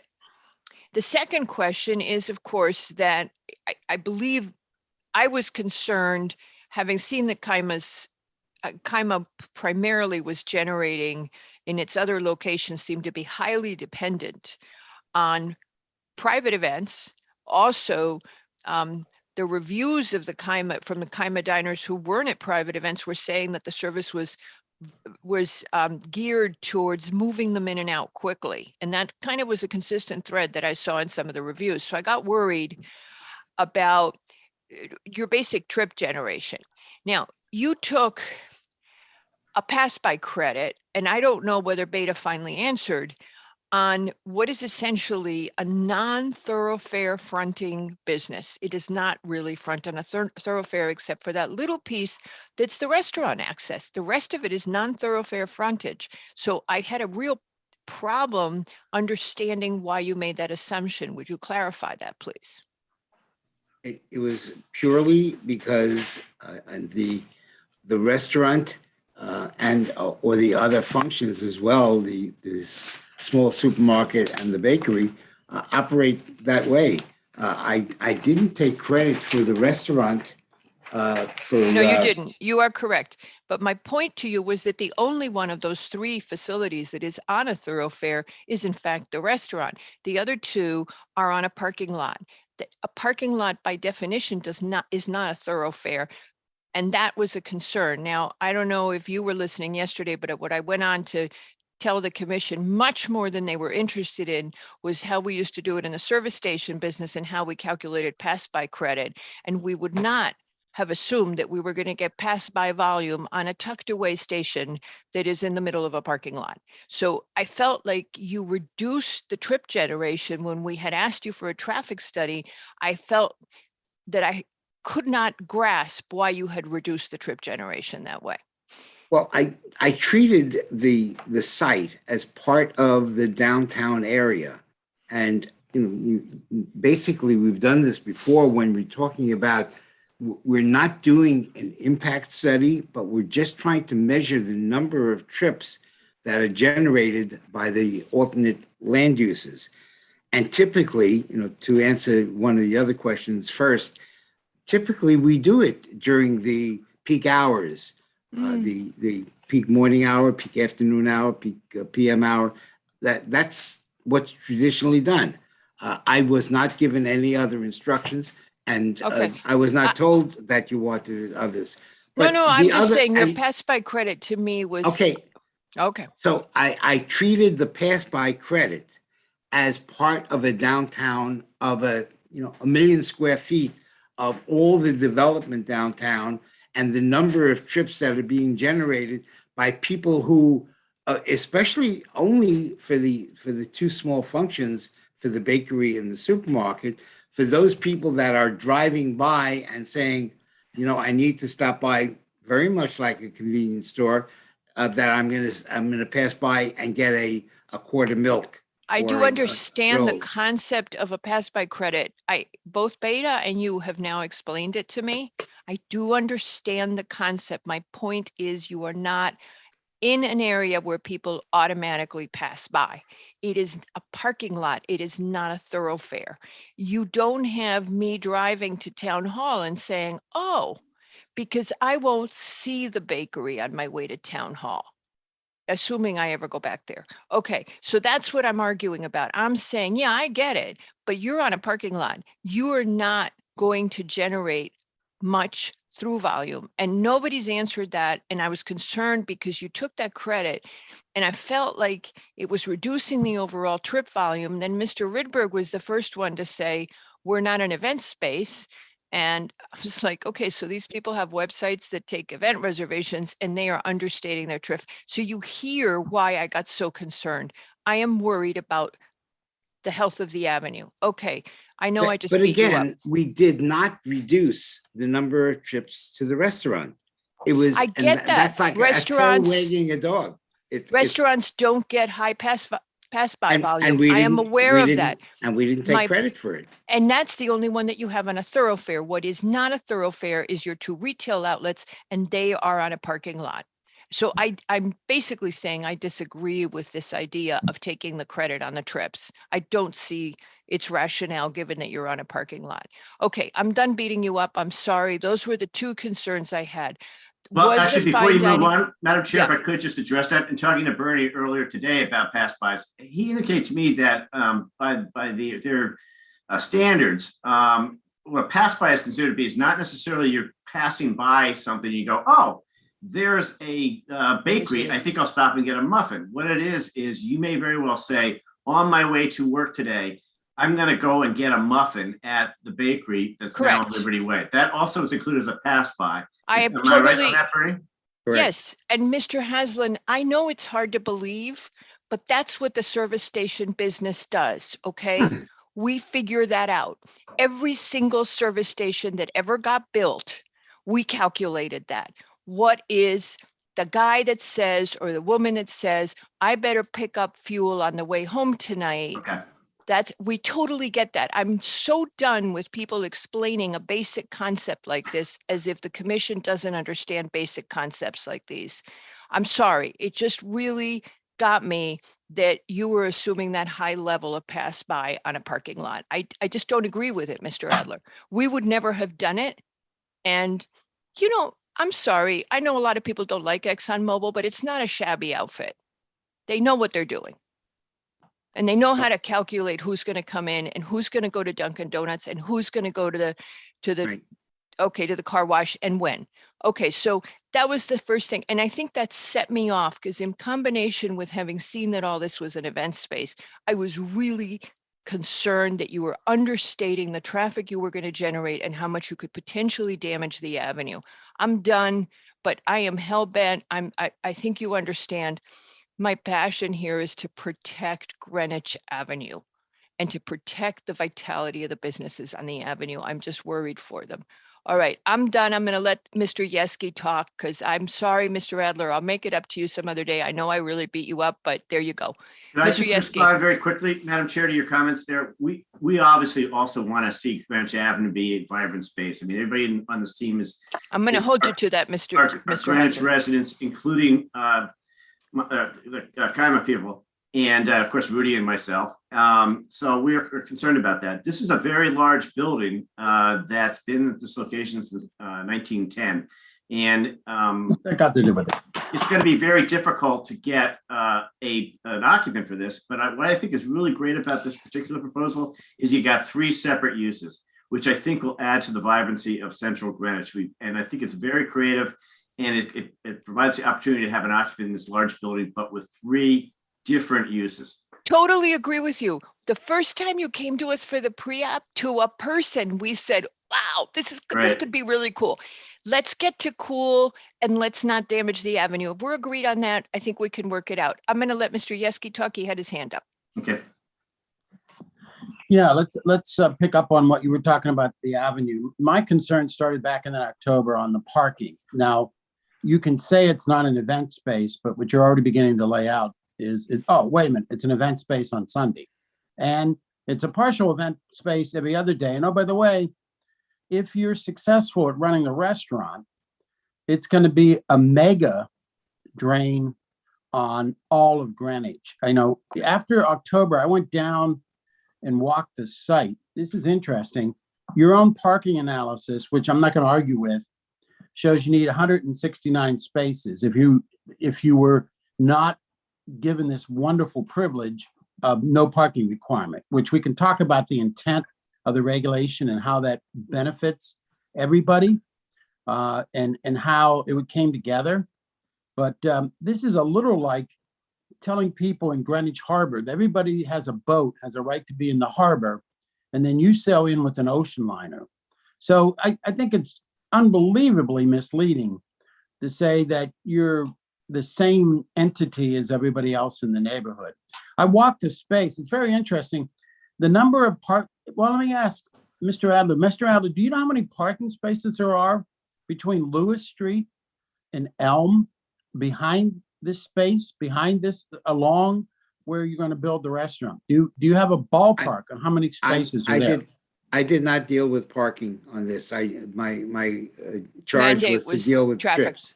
Well, I did, including the bump out where the Brooks Brothers used to be, which by the way is vacant. There's a lot of vacancy. And, one of the things I'm going to ask for is that just like the traffic, we ought to be doing a parking study here. I understand the front and back line, but that was put together so everybody could share. There's 180 parking spaces between Lewis and Elm. This restaurant, if it operates at its capacity, not as an event only, but if you get everybody in your restaurant, you would take that entire area back there, the entire area. Now, most shops might need a dozen or 2 or something, and they come and go. And that's how that's functioned. So we can argue about the technicalities here, but the reality is it's kind of worked, although it's overcrowded. This particular area is very difficult to get a space in, and we have a lot of vacancies right now. So imagine the New York, that club, the athletic club is vacant. That would generate a tremendous amount of parking, as does SoulCycle. And you did hear earlier in the day, this new term, not so new maybe to you, parking rage. And there is parking rage. And if you try to consume that entire space, now I'm not including the lot that goes out onto Mason Street. It's basically say 200. You're going to consume most of it if you can get this restaurant. Now, maybe they're going to park other places and walk, but we've heard nobody walks. We don't have a parking problem. We have a walking problem. But the reality is, this is just not an event space argument. And the chair has made that point. It's the mega size of this restaurant and the number of seats and what it means to the parking and how it violates the historic pattern that's in that front line, back line, which is kind of worked, although nobody likes the lack of parking. It's kind of worked. But if you guide an ocean liner into Greenwich Harbor, it's not going to work anymore. And that's what we're trying to protect, particularly the integrity of the avenue, the shops. You know, these shops have struggled during the pandemic. Many have gone out. We have high vacancy. You come in and you do this and you suck up the parking, we're going to have more vacancies. And that is part of the POCD. It's just not public health and safety. It's economic vitality of the entire town, particularly of Greenwich Avenue. So when you start putting all this stuff together, I'm really, really struggling. I don't see, and then you add this business that this is the last day. And, we're out of time. We're out of extensions. They said they couldn't get on, and I know that I know we're jammed. I mean, this Okay, is well, why we're so anxious. And I'm sorry, Mr. Haslam, because I mean, we get that we're jammed. No, There's I know also you are. issue- The application was also back and forth with ARC. I mean, so it's a bunch of issues. Yeah, but we still are where we are, right? We're here with a bunch of questions and a mega site that could really, really damage the economic vitality of the area. Neighbors are now beginning to write in, and it's just the beginning of it because, as the chair said, we had a bunch of owners down, going crazy over eliminating, 14 or 28 or whatever the number ends up. The consumption of additional parking in this site would be much more massive than that. So that's where it comes down to. And to come back to what you offered, Mr. Haslam, if we knew that your trip generation was going to be bumpy and, in and out and at intervals, it would be, I think where you were headed was really helpful, because what we were most worried about was 400 people show up at 6 p.m. when the retail shops have closed, but all the surrounding restaurants could be doing. I mean, Orienta, I know they all use the municipal lots. I get it, but you can't put them out of business. And I don't think, in all honesty, I'm quite sure your client doesn't want that. So it's how do we work that? 400 people show up at 6 p.m. and stay till 10. You've cooked the downtown. Now, if I could just, Mr. Yeski's done. Mr. McRae has surprised us all by politely having his hand up for. Could I just respond to the comments that were just made, though? Yeah, of course. And take us with a grain of salt. We are doing this with passion for Greenwich and for protecting Greenwich. And I think 2 of 1, we wouldn't put in these hours if we didn't love this town. What we're proposing is to limit the seating for lunch to 150 maximum. And that's equivalent to what the Ginger Man has, even though they're more than half the space that we have in this location. So that's what we would be willing to do there. When is this part of this recent letter that came in? Yes, today in response to the briefing, that we would be willing to put certain conditions on it. I'm sorry, Mr. Yeski, we just are responding to the briefing from yesterday and having a discussion with our clients about trying to address some of these concerns. So limit lunch Monday through Saturday to 150. I left open with my client the idea of having events on Sunday, not because they would be every single Sunday, but because telling him to limit his events to just,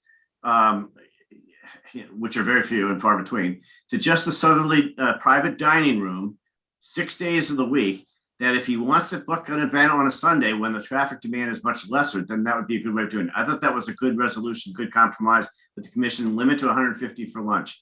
Yeah, and I saw on the website, I'm sorry, you see, I spent a lot of time on it. I saw that that they do have like a brunch events kind of thing that you can reserve for. And if that pans out, Mr. Adler, that there is a lower demand on Sunday and it can be accommodated, that, it could work. Again, can we find some answers that work? Okay, go ahead. You answered Mr. Yeski. Did you finish answering him?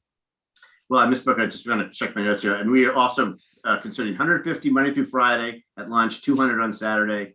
And then Sundays you could have up to 250 and that's it. But you could use the entire restaurant for events on Sunday. That was the concept. And Monday through Sunday dinner would be limited to 250 in the restaurant overall at any given time. But Mr. Haslund, I just got to interrupt you because I went through these numbers and I'm looking at these numbers and I don't see the compromise. Monday through Friday, I have 150 people in the restaurant. But on Saturday and Sunday, it's up to 250. And your seating capacity, on Saturday, 200. It's my understanding the capacity is 247 as you're proposing. Then Monday through Friday, lunch seating capacity is limited to the 150. Monday through Sunday dinner is the whole place. Monday through Saturday, private dining, it looks like it's the whole place. No, it would be any limited to the private dining room. room. So I'm sorry. Private dining room, and then the total seating capacity, including the private dining, not to exceed the number is above. So you could have a private dining event in part of the restaurant, but you could fill up the rest of the restaurant. So that's the whole thing again. And then Well, if Sunday, it's your concern that everyone's going to be arriving at the same time, we were trying to be responsive to that. Okay. Yes, that is a big concern. Go ahead, I'd Nick. like to appreciate you, Mr. Ridberg and Mr. Torelli providing the numbers on the other locations. We did just some kind of simple arithmetic in terms of how big their places are, how many seats they have, and there's kind of a factor in here. You had said before that the whole restaurant's about 9,000 square feet. If you're kind of running the numbers as a comparison, for example, I think it was Ginger Man at 150 seats. If you take that kind of same ratio and apply it to 9,000 square foot of your restaurant, you could have 337 seats. Okay, I'm actually having a real hard time believing that this is not being designed as a specific event space. Okay, at 247 seats, we are way above what most people would consider a large restaurant. As you heard in the briefing, I did talk to some colleagues in the hospitality realm, and they said that 247 seats is big, and it's a completely different type of restaurant. It's not even considered what you would think as an average fine dining restaurant. I would like to actually discuss probably the crux of this for me is section 6100. As I read this, the new regulation states it's one business operation served by one on-site central kitchen. Okay. And that assuming the conditions are satisfied, food and beverage preparation areas, coffee bar, service or patron liquor bar, sushi station are also permitted on the public areas of both floors. It does not talk about additional separate cooking facilities as part of the kitchen or sanitary services as part of the kitchen on another floor. As I interpret this application doesn't meet that regulation at all, because you have a very large second kitchen on another floor that has food preparation that's not a service bar or a patron liquor bar or something used by wait service staff. And I really think that's the crux of this, is that you have a very large kitchen on two floors, which gets back to my disbelief that this is not an event space. If this was a kitchen to serve one floor of a restaurant at 275 people, or at fine dining, excuse me, it would be all on one floor. But this kitchen is so big. This kitchen is so big. It seems that it's going to be cranking out food for 247 plus people in an event at one time? We discussed it with Rudy Rydberg and my client today about your concern in this regard. And I think that you have an interpretation of this regulation, which I don't share, but I recognize the fact that you have a vote on this matter, which I don't. So to try to address that. It goes back That's to a good one. I like that. I have an attorney you could talk to about that who always forgets that. But I think we've got a solution for that. I'm sorry. The intent of this. Okay, well, wait, he's offering you a solution, Nick. That's fine, but it's the intent of this regulation to understand a restaurant can be on 2 floors as long as there's only one kitchen. And I think it got back to the discussions that if you have to have kitchens on 2 floors, somewhere down the line, you wind up with 2 restaurants because they have separate kitchens. Okay. So what were you going to say, Mr. Haslam? I'm sorry. I spoke with Rudy today and Costa, our client, and we believe that we can resolve that by putting the restaurant kitchen all up on the 2nd floor with the restaurant and having the kitchen, the smaller one downstairs, service only the market. And Rudy will create a wall. We need that back staircase for the building code access and egress. But we would make it so that that kitchen is not readily accessible to the 2nd floor, and that the 2nd floor kitchen would be the sole kitchen for use by the restaurant. With the caveat that we'd like to be able to do, as most restaurants do, have some dry storage down below on the 1st floor. But that would be both physically and as far as its actual use. That kitchen would be designed just for the market itself, and the upstairs one would be just for the restaurant. So we have another separate kitchen serving the grocery store. For minor food prep, and we could reduce the size of that kitchen too. That again seems very suspect to me because now I'm creating food for a grocery store. And I'm seeing a great, go ahead, Katie. I don't think that complies with Mr. Haslam, because the whole premise of this zoning text amendment was to have a restaurant on the 1st floor, and then you could be permitted to have additional seats on the 2nd floor with like a warming kitchen. That was the way the regulation was approved. What I just heard you say is a 2nd floor restaurant with a warming kitchen and no seats at all on the 1st floor, which I don't think complies.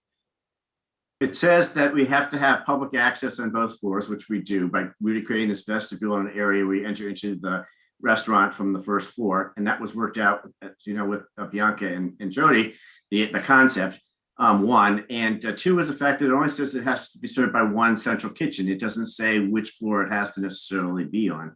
It just says one central kitchen. So we can do that and just have the kitchen up there. Let me just go to Mr. Rydberg for a second. Nick, I think I'm building on where you're going here. So I'm just trying to find a path. If you had the entire kitchen facilities on the restaurant floor, you eat a piece of the total restaurant square footage, which reduces the number you can seat, which is kind of a relief for us. And then could you add something into the ground floor in that space you freed up that is a profitable piece of business for? And again, I don't know how you do this. Can you do then a small private room for a reception that is small, so you've broken up how big an event you could do, because that would be kind of interesting to us. As long as you don't have one massive event where everybody shows up, if you have a smaller room where P&Z has their Christmas party, just kidding, but you have a smaller room downstairs and that just has hors d'oeuvres and drinks for a cocktail reception kind of thing, or a boardroom or Madam something, Chair, I think a private room. A private room. I'm thinking, it's up to this team, this design team, to figure that out. Yeah, but I'm giving them. I know that, but I'm kind of giving. They really think if they have an issue here, wait, they can't conform. They really need to go back to the drawing board. I got that, and I'm saying conform. Move the whole kitchen to the 2nd floor. Make it no kitchen ground floor, and then figure out. Do a private space downstairs that replaces that loss of usable space on the 2nd floor. Or whatever we're calling, the floors are making me nuts, but so you do that. And so you still have for your client the ability to host events if he wishes to, but they're smaller. Nick, I hope you didn't go dark because I was talking. And to host events that are smaller, which is okay. You know where our concern is. We're just worried about 400 people showing up and going block. So, Mr. Rydberg, I've seen your work. I know you could figure this out so that the avenue is sustainable in the long term and we don't jeopardize this incredible jewel that it is. How could you do that? Could you work the space, keep all the kitchens? So you're going to eat into the restaurant upstairs, but then you do private room. There's no prohibition from having a private, right, Katie? You can have a meeting room on the first floor. I have to say, I mean, obviously you guys are the interpreter of your own regulations and this is your zoning amendment, but this is not at all the way I thought the spirit of this regulation was intended when it was presented. I thought it was if you had a first floor restaurant, you were then permitted to have a second floor as long as the primary restaurant was on the first floor. And this was just kind of additional seating on the second floor. I mean, that speaks to what we want on the avenue. And so a public area, I agree that it's probably not written well at all, but the public area of a restaurant is now being kind of thrown around as bathrooms or, you know, an entranceway. I don't think that was the intent at all. I think public area of a restaurant was meant to be the seating area. That's how I very clearly remember. Okay, so I get you're the decider. No, but I hear your point. And where would you then go with this? That's what I'm missing. I think that the way you go, I think that you have to have a restaurant on the first floor here. And then you can have, you know, seating with seating, meaning. And then you can have some seating upstairs or whatever, but that was the way I thought that this regulation was intended. I mean, this is a little strange because you've got the entire second floor because you can't enter that second floor from Greenwich Avenue, right, Mr. Haslam, or can you? Lewis Street is after we did it's Lewis Street up with you, we came in for the with the concept coming off of Lewis Street. So you had it's Lewis Street. It has a ground floor on Lewis Street. That's because CVS or something. No, what is it that's on Greenwich Avenue side? Is there something that's occupying the space on Greenwich Avenue? Can I comment, please, Rudy? Here. No, you're just the architect. So, I when I started this project, and I think the uniqueness of your regulation that you're talking about is Greenwich Avenue has ground floor and second floor. Well, this is a unique site, probably the only one in Greenwich that I can think of that has a flip-flop. You have a ground floor at Lewis Street and you have a ground floor at Liberty parking lot. So we originally designed this only to be on the Lewis Street floor that we thought was ground floor, which met the regulation. Mr. Couture came back afterwards and decided that that wasn't correct. But from a practical standpoint, we are on the ground floor. And that's where the restaurant should be, because that's the most valuable space anyway. Somebody doesn't really want to go to a second floor restaurant in many towns that I've been in. So we added in that extra little address entrance off of Liberty Way to serve the code. Now, the other thing is, I think the confusing part of this, and I may take some heat on the fact that down in the lower level, we use the word kitchen again. It really should be prep for the upper floor. So the upstairs kitchen totally is serving the restaurant. The lower one, for the majority of the part, was going to be dishwashing and prep and storage. And that, when you have a market, you have to have somewhere to prep your food. You get product in, get it out. You're going to make some soups. You're going to make something. They're not cooking big meals down there. Yes, we showed 12 seats if somebody wanted to have a sandwich or sit in there. So I think that's part of the confusion there, that there is not really two kitchens. It's one kitchen for the restaurant. And yes, I discussed it with the client and with Chip why don't we move all the prep, all the dishwashing upstairs? And that would be only for that floor. And then the lower floor would be serving the market.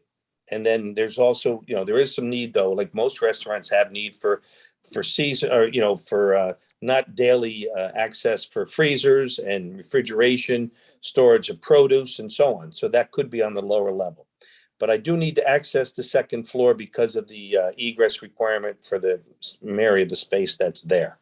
Okay, so we're working on putting all the cooking ancillary, Mr. Yeski, together on second floor. Go ahead. First floor, Rudy whatever. still is there, right? Rudy, you still there? I am here. Listen, you seem to be quoted as the restaurant person in town, right? And I heard that. No, I've just done 6 on the avenue. Great. And you mentioned the Ginger Man, and it has 150 seats. Okay, so let me comment on that. And I wrote it in my email. Okay. Listen, I spent all day trading. I can't read every email that comes in at noon on the day of the hearing. No, nobody's read it. It came in late. We didn't, all of us tried to get through it. I don't think anybody finished it. Let me make a point. And you, Ms. Chair, you've made this point. It is entirely unreasonable for applicants to submit letters of the day of the hearing when some of us work and we can't read all this, and then they get upset that we kind of changed our mind. I find that insulting. I think there has to be more time. You really feel. But let me go back to the point I'm making. The Ginger Man, is that the largest restaurant you've ever worked on, Rudy? No, as I said in my email, which you didn't get a chance to read, and I only responded because late in the game, they asked me to talk. I was told that they wanted to limit this building to 130 seats. I just said I did Little Beat the National. I have 120 seats in there, including the bar. Mediterranean, 2,600 square feet, 98 seats. East End, 92 seats. Graham Elliott, which was the pre-East End, had 120 seats because I did all those buildings. Ginger Man, I also put 64.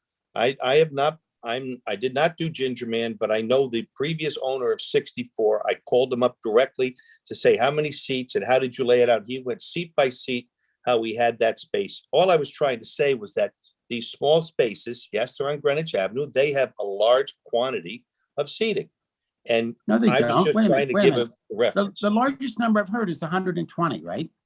100. Well, it's 150 at 64. So 120 is at Little Beat Table. And how many seats will this restaurant have? 249. 250. Where was my note? Hold on. Let me just see. I said it to him today. The second floor restaurant was showing 258 seats, including the 2 bars. And then you've also got the bakery, and there's some seats. The bakery was a retail use at 12 seats, potentially. Somebody wants to have coffee. And what about the outdoor seating? What about the outdoor seating? The outdoor seating would be seasonal. So that would be, I think I showed down there about 20 outdoor seats.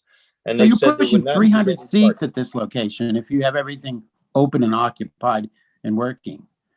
How many? I'm sorry. That's more than twice the largest restaurant you talked about. And that's the point. I don't think it's just the kitchen. This is a mega restaurant out of proportion to anything we have in Greenwich. And by the way, the Ginger Man is right around the block. That big restaurant you're talking about. You can hit it with a golf ball. Even you can hit it, particularly you, Rudy. You're very straight. You can hit this thing. So you're overlapping the largest restaurant you talked about with a restaurant twice as large in an area that is less than a third of a mile. It doesn't resonate. There's something wrong. And by the way, every time I go through Liberty, getting a space today is difficult. Imagine layering up 300-seat restaurant. Now we can begin to work on the hours and all that. I think that's where Madam Chair is going. But to limit it to, a restaurant that's still bigger than any restaurant in Greenwich is not my idea of a solution to the parking problem. Can I just comment on 2 other things? I know you said, Dennis, that Mr. Yeski, that 180 spaces in behind that parking lot.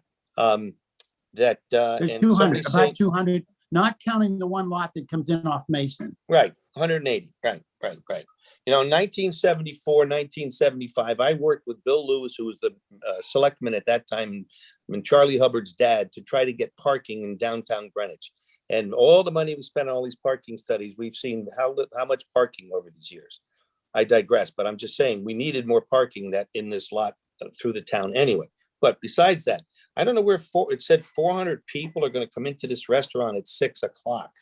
How would 400 people come into a restaurant when there's only X amount of seats? I'm missing it when that was because said. You remove the seats, you do a standing reception, and you start the event at 6. You can have. Well, the fire marshal's not going to let that happen. Well, whatever your maximum capacity was, I removed the seats, and I said, you start an event and you have a massive reception, and that was my fear. Okay. Oh, Okay, that's where it so, was going. so Okay. Mr. Rydberg, Mhm. when it comes to these things in Greenwich, protecting Greenwich and something as vital as the avenue, I was very calm about the bump outs today. We're not dealing with major change. This is essential to Greenwich, and it's everybody's livelihood. I mean, we can't kill, honestly, we should not kill the golden goose. I think your client knows that too. The very reason he wants to do business is because of the market we offer. We got to protect that, all of us sitting in this room. I think So I that- like your idea of concentrating the kitchen on the restaurant floor. Go ahead. I'm sorry, And Mr. I also, Rydberg. I mean, I've lived through all my life. I've done a lot of work on Greenwich Avenue in creating new buildings and in renovating buildings and doing interiors and stores. If more than anything, I want to maintain it. I will not work on projects, which I'm sure you've known in the past, that I don't feel is proper. I've had lost jobs with developers because I've stuck to that ethic. But I think what I've tried to explain to the client as well is we talked about this. How do we come in with a solution of, when the traffic is busy, lunchtime, reduce the number of people. Nighttime, I drive down that avenue. I was going to the German bakery there. There's good parking till 10:30 in the morning. The restaurant is not open. So the market and the bakery should serve its well. Lunchtime, I agree. It needs to be reduced, which they have offered. And then at nighttime, I've been down there again, even with all the parking spaces lost, there's a good amount of parking available in the evening. Now, is this the right number? That I can't speak to. All I was trying to explain in the listing of the amount of seating, that's how many seats are in other restaurants in much smaller spaces. And yes, we are asking more, but we have a larger space. And then the last thing was, this is almost 20,000 square feet of space.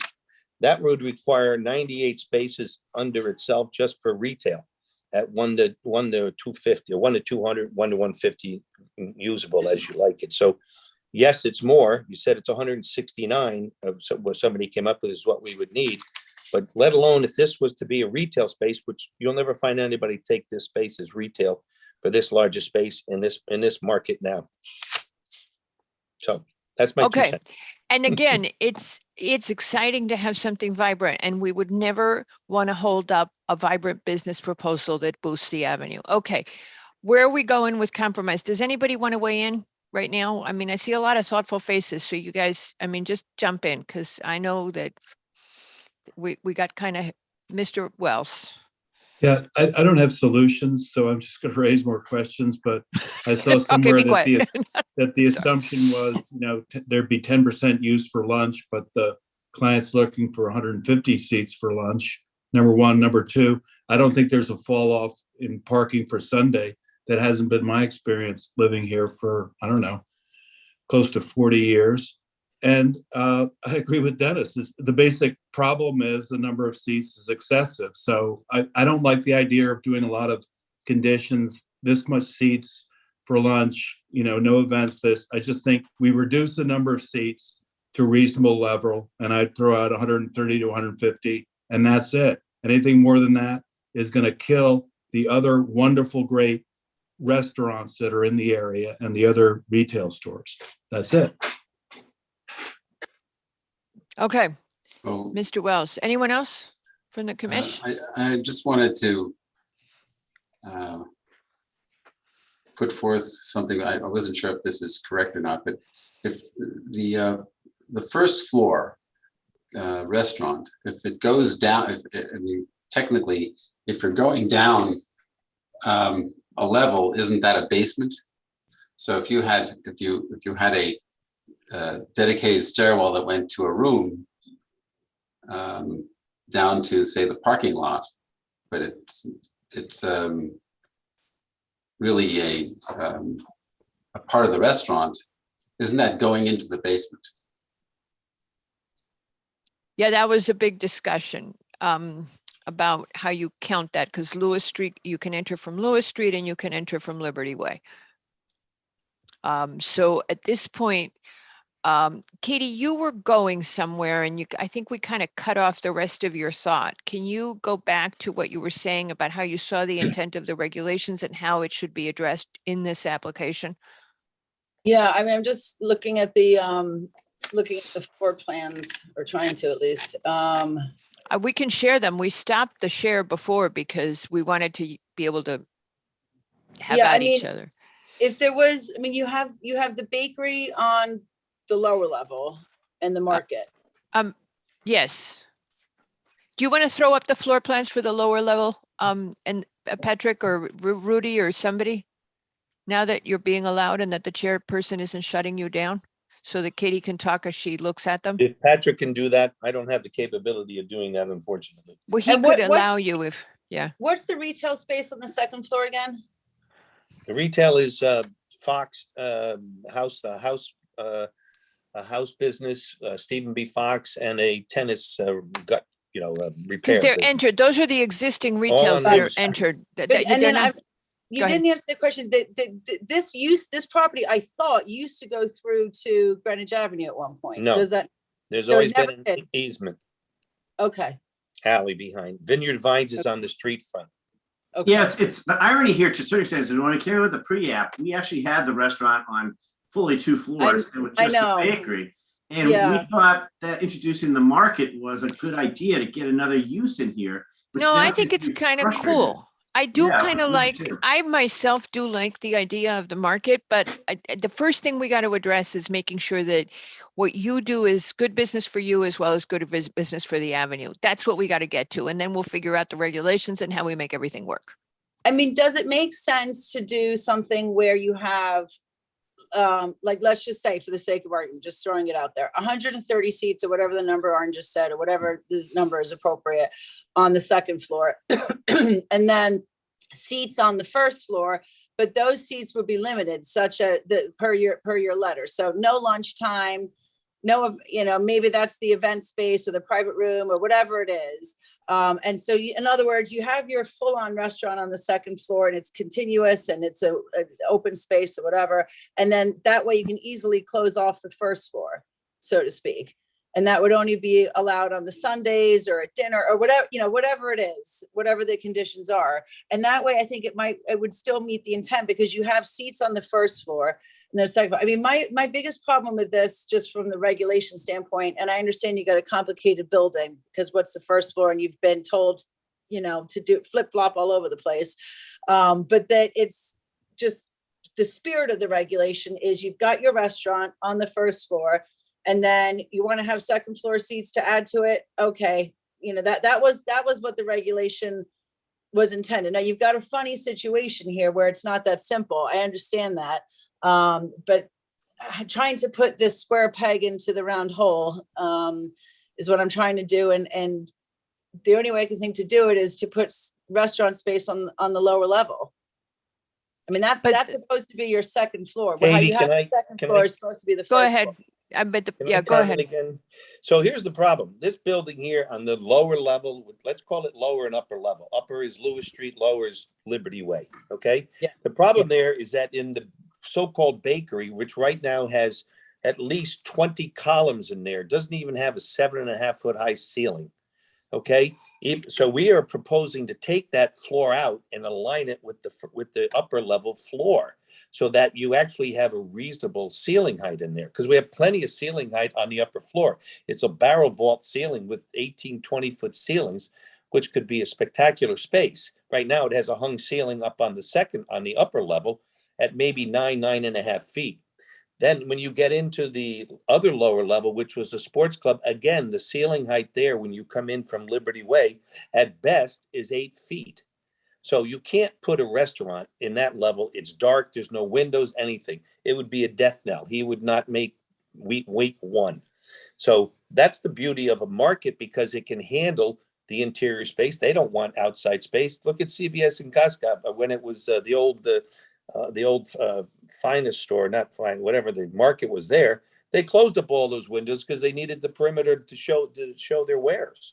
So I think the beauty of what we were trying to do is we were coming off of Lewis Street and having a small entrance to lead to a space that could be really vibrant and exciting for a restaurant with all the ceiling height and so on. And then, we added in the extra stair per Jody. And then a bakery now is on the back in a historic old brick building that will have some character, leaving the windows. If you want to show the rendering, I think ARC came back and they thought it looked great. I mean, so do we, but I just think that I can't see putting a restaurant on the lower level. It just doesn't work. It's low ceilings, and again, there's a lot of columns down below. Is there any way to do some sort of like interior, what do you call it? Like, not a cathedral ceiling, but you see what I'm saying? Where you cut out so it's like a 2-floor thing. First floor to second floor? Yeah, and then that way you kind of reduce the usable floor area, so to speak, and then you could have glass and like looking into the bakery and the market and whatever, just, having some sort of interesting thing along those lines to reduce Those are interesting ideas, but I think what happens, again, we would have the majority of the space would be a low ceiling, and now we're trying to serve 2 floors with 1 kitchen on 1 floor. Again, look at Chart House. That had a 2-story thing. The reason that in Cascade, that restaurant died after, even though the food was good, it was just a nightmare to serve multiple levels with a kitchen on 1 floor. So actually in Gingerman in 64, they have 2 kitchens there. As I say, I talked to the owner of 64. They have kitchen on 2 different floors there to serve the needs, because they did have private parties on their 2nd floor. So I think this use that we have, I think it's really a matter of numbers and trying to do it at times that I think the lunch crowd, reducing that is big, because that's the biggest generator of traffic on the avenue. We have a lot of office space that's now coming back into Greenwich. Greenwich is going to be busy. Between 100 West Putnam and Pickwick Plaza, they have a lot of exciting office space being released, and people, I see them all the time walking to stores to pick up food. Yeah, So- I have trouble finding parking in this lot. I mean, this is a lot I use a lot, and I use frequently, and I have trouble. Okay, Katie, thoughts? You were unleashing your creativity, and I love it when you do that. So. Yeah. Sorry, Kate, I didn't mean to shut you down. No. I mean, it's just unfortunate we are where we are with the timing of this application at this stage. Nothing we could. So on the 2nd floor, the private room is where? Is that area in the back? To the south and the left-hand side. Right. So because it looked to be a lot of seats in that area. So if that area was closed off, I mean, is that even viable to close off big areas of the restaurant like that? We got approved from planning and zoning across from the firehouse in that little old black building. We had an approval for an 80-seat restaurant with a local attorney in town. And they limited the lunch crowd to X. And then because it was because it wasn't you had an issue. In CGB, but I'm just saying that was their creative way of approving it, which was great. It just never went ahead.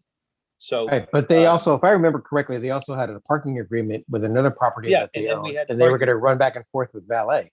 Yeah, I agree with that. All I'm just trying to say is there's creative ways to make that work. I think I was just trying to go with what you were saying, is that, we reduced the number at lunchtime, and then they had a way at nighttime. They were able to get seating back because in theory, there would be more seating, more parking available elsewhere. Plus they had a valet, Well, also, I mean, you have to remember too, that property was not between the front and rear building lines, and neither is La Penguin and Orienta, and that's the Sutton properties. They have 45 seats each in 1,200 square feet, plus their outdoor dining. So they have a total of 138 seats during their lunchtime hours in 2,400 square feet.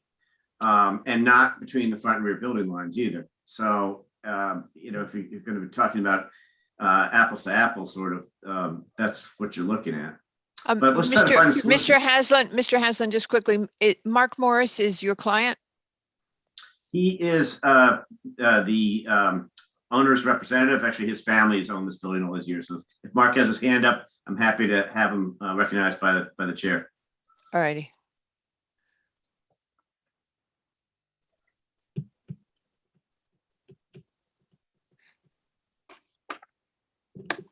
All right. Mr. Morris, you are with us now. There we go. Hi. Hi. So appreciate everybody's time. I know this has been, I think, running longer, not this meeting, but this application. And, you know, for some of us, it's, you know, I'm not a parking consultant or an attorney or an architect. But I thought perhaps I could help clarify some of the building.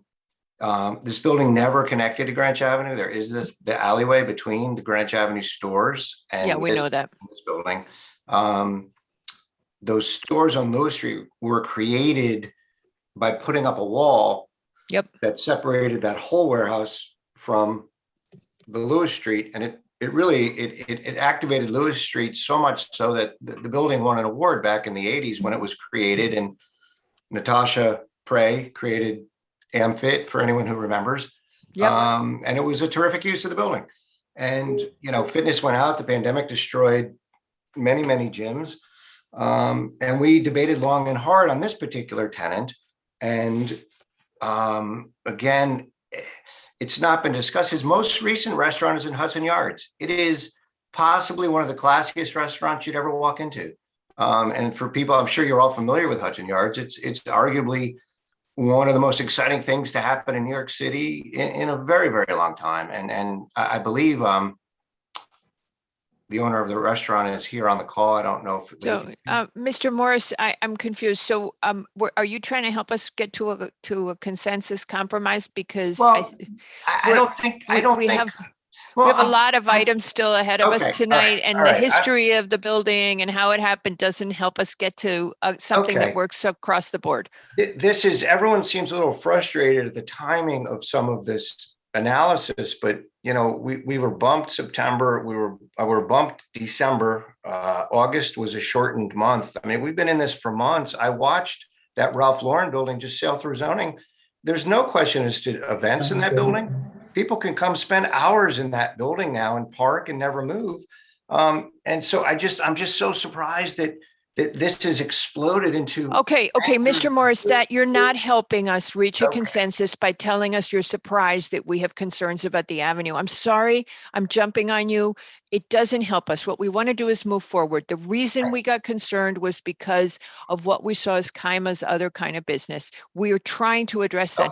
We're here to find solutions right now. Don't tell us you're surprised. I already beat up Mr. Haslam for that one. And don't give us the history. Okay. The only thing I can say is no one's going to enter the restaurant from anywhere really but Lewis Street. That's the entrance. We understand that. You don't come in the market. It's a market. And then we understand that, Mr. Morris. We've looked at the plans. I'm sorry.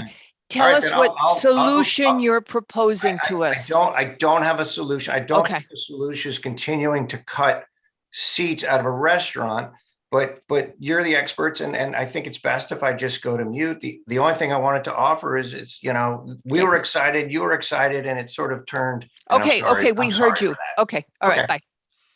All right, okay, that I know he wanted to help us, but we're looking for solutions right now. Solutions put forward. I think that what Mr. Rydberg has been proposing, Katie, could work. I don't know if you could get your zoning expertise brain around it enough to feel like it makes sense relative to our regulations and whether they would be compliant with the intent of our regulations. I know that's the commission's decision, but you are our valued advisor. I think we've got that in a direction that could work. We are not trying to cut out. I want to raise a point Mr. Morris made, go back to that. Not trying to totally reduce your capacity, but just trying to have it be phased. So could you have a meeting room? Could you have a small private room on a different floor? So 15 people come for that. Later on, they go to the restaurant and you're kind of spreading out the trips.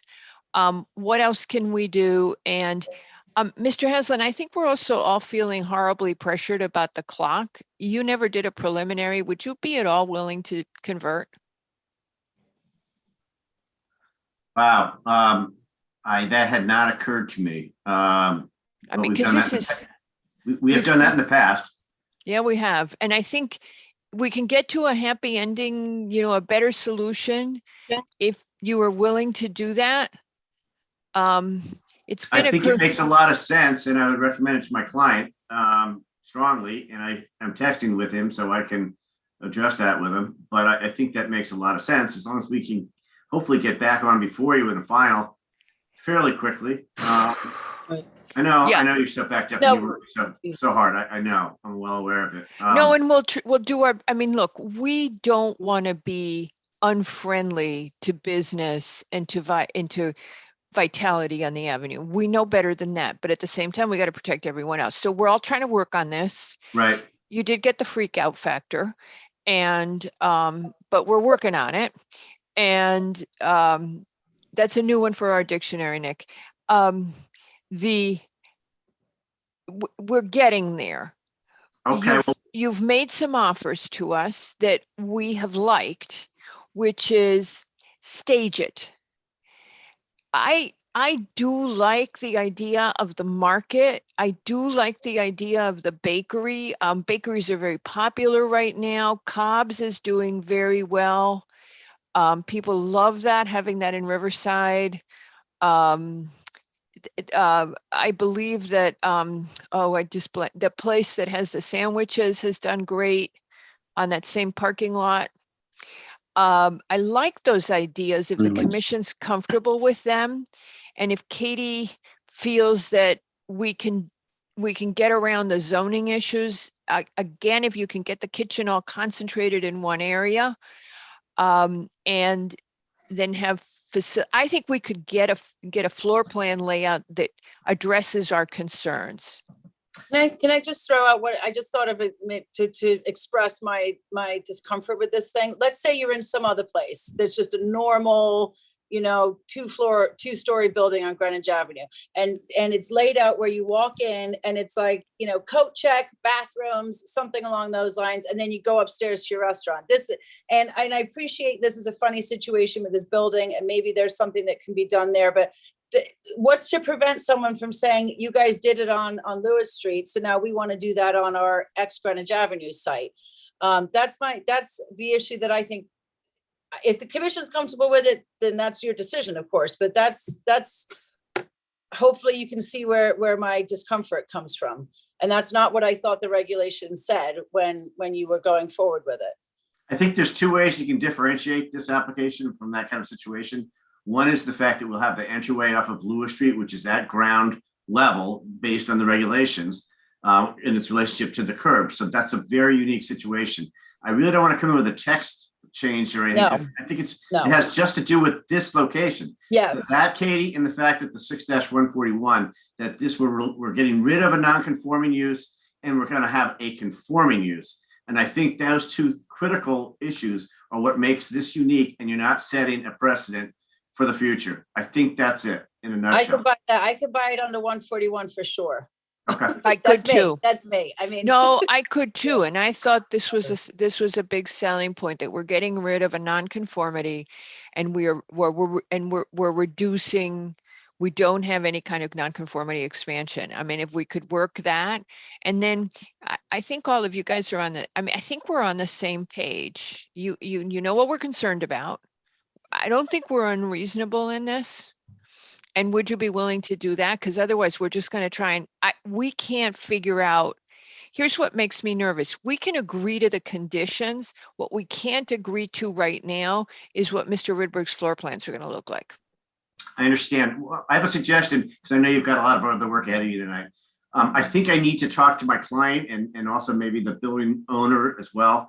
And if you can leave it open for the next half hour or so, and I will send a message to Pat Rowe by text as to whether or not we agree to have this converted to a preliminary. And I think then that might satisfy. Does that make sense? Yeah, if otherwise. Well, there might be public comment that will take half an hour. Yeah, we're going to do public comment first. Okay. Yeah. So I know we've had one hand up for a really long time. So let's see what the public comment is like and how much of it there is. We got some letters. We'll do that. And maybe in that amount of time, because we would have to figure out, if you don't do the preliminary, if you don't convert, what would plan B look like? Okay, well, I obviously want to hear the public comment too, but what I'll do is I'll try to text with my client and the property owner in the meantime. Okie dokie. Okay. Okay, thank you, sir. Thank you. Thank Okay, you. Commission, we're going to turn real fast to, I'm going to mute you, Mr. Haslam, so we don't hear what you say. To yes, in case you use bad words. Okay, so we're going to turn to public comment if everybody's comfortable with that. And the first speaker is Jonathan Martin. John, I think you go by John Martin, you said earlier tonight, right? That works Mr. for Martin, me. go ahead, sir. Sure, thank you. I was just a little confused on what's going on. If Why am I not surprised? Yeah, you're going to keep it open, but we're trying to get Mr. Haslam. We've asked Mr. Haslam to consider Right. converting it to a preliminary application so that he can come back. Right now, we're out of time on the final app, so Right. that he can come back and give us a final plan and give us some breathing space to resolve our concerns. right. I and thank you everyone for all your comments tonight and yesterday. I don't know what happened. You got muted. Could you unmute yourself, Mr. Martin? It said you did it. Sorry. Oh, sorry. I'm so sorry. I probably did. I apologize. Yeah. So yesterday's briefing was great. Thank you everyone for all your comments. You know, Nick going through the text amendment, and Ms. Gross with you know, laying out all the prongs of the issues we had, and Mr. Yeski and Mr. Wells. Everyone had great comments. I just want to make sure that I get my comments on record tonight if we have to go that direction. It's just a strange thing to leave it open in the middle of a meeting, if you follow me. Yeah, it is. Yeah, it's very strange, but that's not really what's happening right now. Chip just muted himself. We're still talking about it. He's not leaving it open in the middle of the meeting right now. I mean, it would be good to get your comments so that they may, you know, in case it is converted to preliminary or left open, or not left open, excuse me, but plan B, it's important to hear your comments. So I think you should just proceed with what they were. Sure, Yeah. sure. You know, reiterating everything that was said yesterday, you know, and tonight again, I agree with the commission on so much. You know, the intent, like you were talking about tonight, Katie, of the text amendment, completely agree with you there. The one central kitchen, one business. You know, Mr. Macri went through the different prongs there of it needing to be a coffee bar, and you know, and the kitchen downstairs having storage, cleanup, prep, which doesn't make it one kitchen or even central, right? And then going into the site plan, you know, under 6-15, 6-17, with the standards, and Miss Gross laid out again yesterday, you know, section 617 D1, not prohibit the growth of retail business, which, I mean, I've seen 4 letters coming in the last couple hours today of businesses right next door that are very concerned about even staying in business, you know, and not materially affecting the whole area. And then you go into the PCAOB with the, you know, with just the character in general, right? We talked a lot tonight about, I think it was Mr. Wells, like driving an ocean liner into Greenwich Harbor, and that really goes to character, right? The biggest restaurant, give or take, is about 150 people at Ginger Man, give or take. It doesn't matter. This is approximately 300, you know, and like we were talking about before, you know, taking seats out, and you could put 400 people in there. I don't know what the fire code is exactly, but it's a massive space. And what is it? One person per 15 square feet, something like that. I don't have the fire code in front of me, but it could be big. And then we went into the non-conforming uses, right?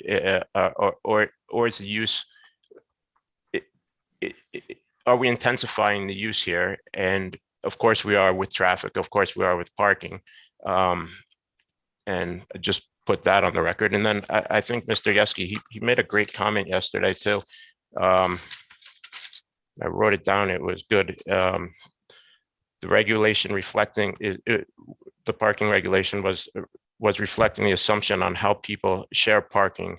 And this use was not consistent and never envisioned, which I would completely agree with, and go back to it being an ocean liner being driven into Greenwich Harbor.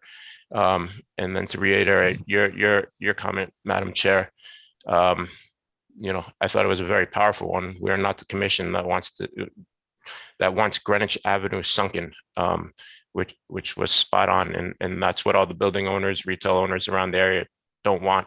And as a resident of town, like we all are, we know it's hard to get spots. And this is just inviting a banquet hall on Greenwich Ave on, like you said, one of the most popular streets in the whole entire country. It's really just not consistent with the character, and it hurts everyone in town. Thank you very much, Mr. Martin. Of course. And thank you for, I'm sure Mr. Yeski will tease him a lot. The next speaker is Madam Chair, do we want to impose the 2-minute rule? We only have 2 more speakers. Very good. So the next speaker is Anshu, and would you please provide your actual full names so for the public record for the court reporter? My name is Anshu Vidyarthi. Could you spell that, please, sir? Victor, I, D as in David, Y-A-R, T as in Tom, H-I. I'm the owner of Le Penguin. Thank you very much. Mr. Basili, did you get that? He's muted. No, hello there. Yes, if he could say that again. Thank you, sir. Sir, could you please repeat your name? So my first name is Anshu, A-N-S-H-U. My last name is V as in Victor, I, D as in David, Y-A-R-T-H-I, Vidyarthi. Vidyarthi. Yes. Okay. All right, sir. Now you may go ahead. So I know I've got 2 minutes, and I'd like to thank, first of all, I've been sitting here listening to this for a while now, and I'd like to thank the commission for what the idea is of trying to protect what Greenwich Avenue has. And as a restaurant owner since 2013, I've been in the restaurant business in Greenwich since 2003, and I've owned Le Penguin since 2013. And I've watched the businesses grow. I've watched more and more people come into Greenwich Avenue, and all I have is nothing but concerns about what this is going to cause to Lewis Street. Lewis Street as it is, I spend every single day of my life on Lewis Street for lunch, and then I go back in the evening for dinner. I've got other restaurants as well, but I make sure to go there just to see what is happening at my restaurant. I'm there every day. And if anyone thinks for 1 minute that there is any kind of a drop off between Monday to a Sunday, they're completely mistaken. I see this every single day. Sunday brunches, Sunday on the street, people looking for parking, people backing out of the dry cleaners, people trying to find a place while they run into the bakery to get a coffee, people calling our restaurant repeatedly that have a lunch reservation that cannot find a parking spot after they've circled for 4 times around each parking lot in the vicinity. Is, if I tell you how much business we lose from people that turn around because they can't find parking, it would be an understatement. It happens with regularity. It's incredibly dangerous on Lewis Street. The amount of time, how quickly people try to cut in front of somebody else to take their parking spot. It's just not feasible that a 150-seat restaurant for lunch, even for lunch, I mean, dinner, first of all, there isn't that much of a drop off with parking. Believe me, until about 8:30 or 9 o'clock in the evening, parking is still full because restaurants are full. 150-seat restaurant for lunch is a killer for Lewis Street. It will be a traffic jam that you haven't imagined. There's just no way to get through that. What if their delivery trucks are coming late in the day? What if a big truck that has to make their food deliveries and their liquor deliveries and their beverage deliveries get stuck somewhere else? They're supposed to deliver to my restaurant between 6 and 10 in the morning. Sometimes they get there at 2 o'clock in the afternoon and they hold up the entire Lewis Street completely because they haven't been able to get through traffic. And that's the only time they could get to me that day. So I have to let them come simply because if they don't, I don't get my supplies for the day. These are things that are really concerning to me about opening a venue of this size on that narrow thoroughfare, on that narrow street.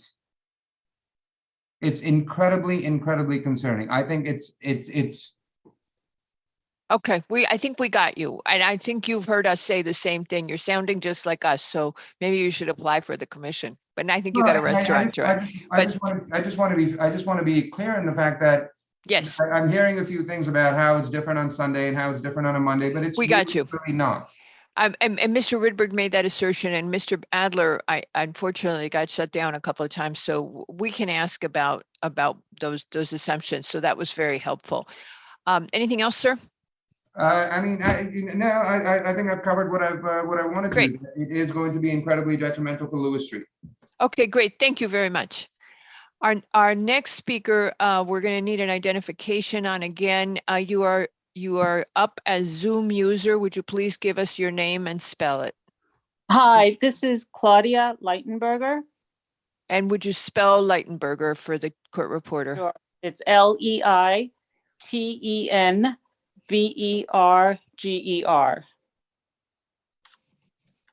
You've got that, Mr. Basili? Yes, thank you. Okie doke. Ms. Leitenberger, go ahead.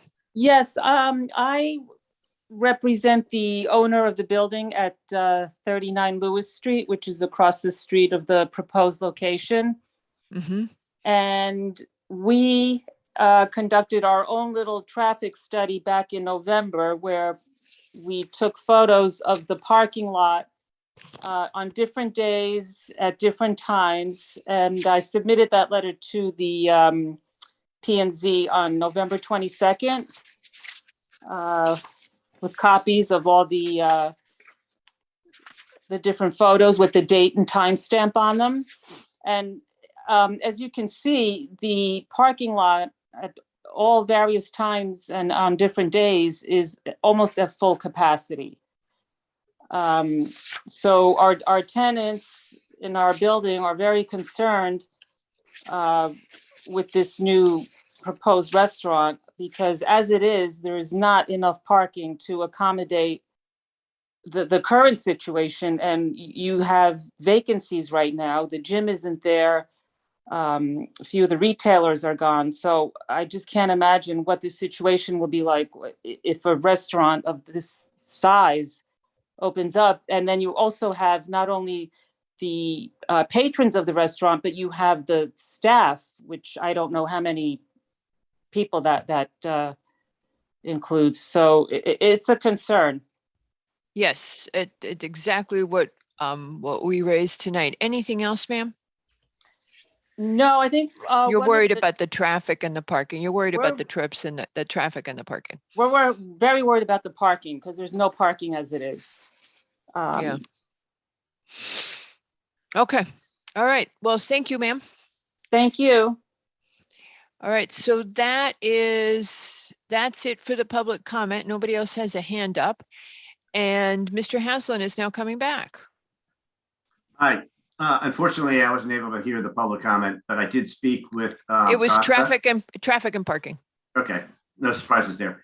I did speak with Costa from Kaima, and I did speak with the owner, who you just heard from, Mark Morris, and they are both okay with converting this to preliminary and seeing if we can find a route by which we can resolve the concerns of the commission and hopefully some of the public too. But in any event, I think it's going to be tricky. It's going to be a big challenge for the reasons Rudy stated, but we're willing to give it a go. And we're hoping with maybe some help from Katie, we can come up back with something that you find is satisfactory and can create an occupant for this building that will keep the vibrancy in this particular area of Central Greenwich. So question, just quick question to interrupt you. Does it make sense for us to schedule in an extra meeting just to do this? We wouldn't really need a staff report on it, Katie. It would just be to get, if Mr. Rydberg can do, if they come up with new plans, they have some ideas and we just get it done sooner rather than later. I would schedule a pre-app. There's nothing that would prevent him from doing that as opposed to a preliminary, because a preliminary has many more requirements, but a pre-app that you just hash out ideas, figure it out, that kind of thing, would be appropriate, and we could schedule a meeting for that. So that's whatever. Good. I just want to say verbally so my client and Mr. Morris understand that doesn't mean that the preliminary goes away or we're back to square one again. No. That's another avenue for us to come before you informally and say, this is what we have in mind. Are you good with us if we proceed to final under that terms? Yeah, basic. Oh, sorry. Go ahead. Yeah, we've done it with other people. It's basically let's just take a deep breath and try to get to some solutions, and let's do it all kind of, it's in a public setting, but it's not part of the timing clock. And Okay. so we can work on things. And since the staff doesn't have to do significant work on it, what we hesitate in adding meetings right now is staff is so slammed trying to get out the stuff for what we do have. But in this case, if it's minimal what we're asking staff to do, and we do the analysis ourselves with you, as in a pre-app, we'd be good to go, and we'll try to accommodate you time-wise. Because we do grant that we got increasingly concerned. We were like, we love the idea of fixing up this building. I still do. The other thing you could tell your client, Mr. Haslam, is A, it's free, and B, it's a free discussion. So it's two benefits there. And except for attorney fees, those aren't free. Oh, Jeff, thank you. And architect fees too, maybe? Yeah, architect fees as well. Okay, I think that's a good possible path to pursue. As I said, I think it's going to be challenging. We really do appreciate all the time you spent on this, notwithstanding, a bit of a surprise. But we understand where you're coming from, and thanks for all your time. And we know you're really swamped too. So thanks for all your good work. I'll send a letter over to you tomorrow, Katie, confirming that we've agreed to convert this to preliminary. I think you have until 22nd to decide, but. Yes, I was just double checking. You read my mind. I looked really fast. 20 seconds. Let me throw something out there. Would it make more sense, just throwing it out there, would it make more sense to just withdraw, come in with a pre-app, and then come back with a final? Because if you do a preliminary right now, you're forcing a decision on something that may not actually be your plan going forward. Oh boy. Just throwing an idea out You there. all talk, we could leave it open right now. They can still withdraw until the 22nd, and they can convert to a preliminary till the 22nd. And you guys can hash out the pros and cons. It's a must. You need to close tonight. We can't do that. Because No. I must close. Oh, because we have to. Oh, that's the problem. Yeah. That's the problem. We aren't going to meet again to close you. I mean, you can decide to it. Yeah. Convert your preliminary and figure out the rest of it. Right. Convert to preliminary, and then we can decide whether we want to withdraw it or not and come back in, or just go forward with the preliminary. Okay. Right. So I see Mr. Rydberg thinking. The smoke was the giveaway, but I see Mr. Rydberg thinking, I believe we can get to something that, we'd love to see it. Whoever it was who spoke about how beautiful the facility was it in the meatpacking district in the city? No, he's talking about Piers. Hudson Yards. Yeah, in Hudson Yards. So I'd love to see something, because I think, Mr. Rydberg, you've got all the concepts here, and we could, just as long as it's phased in. I think we're done talking. I think we should probably stop while we're ahead. Anybody want to weigh in last thoughts?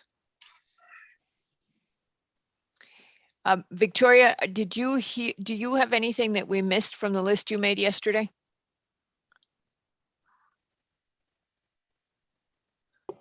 You had 4 points on your list.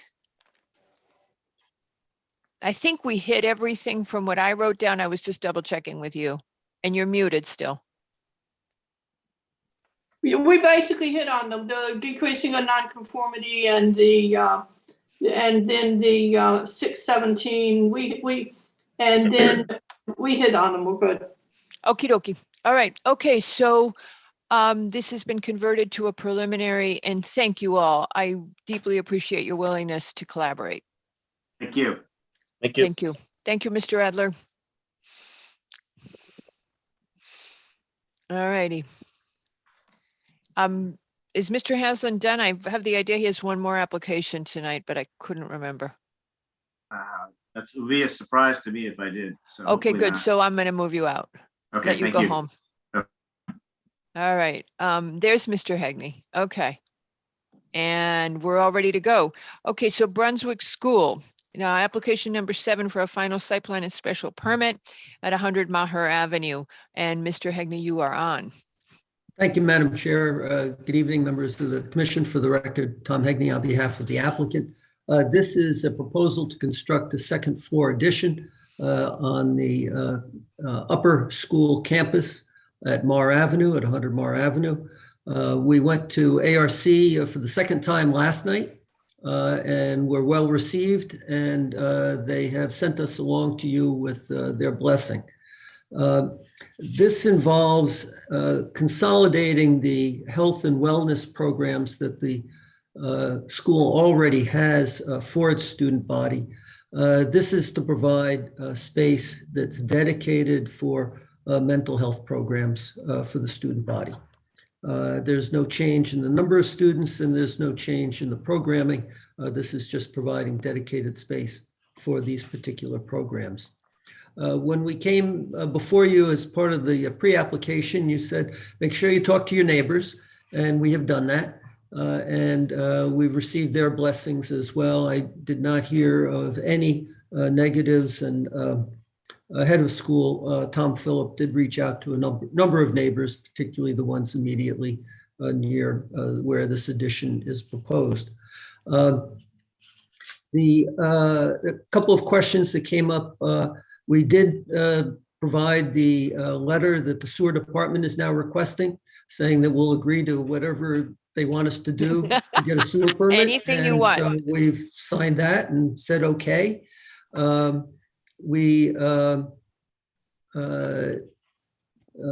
see. There was really nothing else. I did want to touch, Pat, if you can bring up what we sent over today. It's slide 2.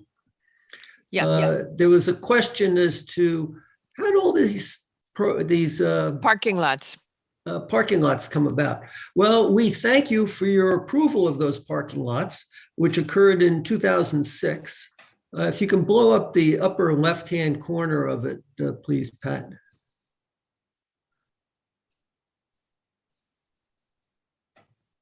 We may have been far of my field of my skills here, Mr. Hagney. It's actually take your time. There's the aerial. Actually, the better aerial was on Google Earth. Remember? So actually, Pat, we had submitted another one this afternoon, which I highlighted the various lots that the school has. Why don't we just use this one?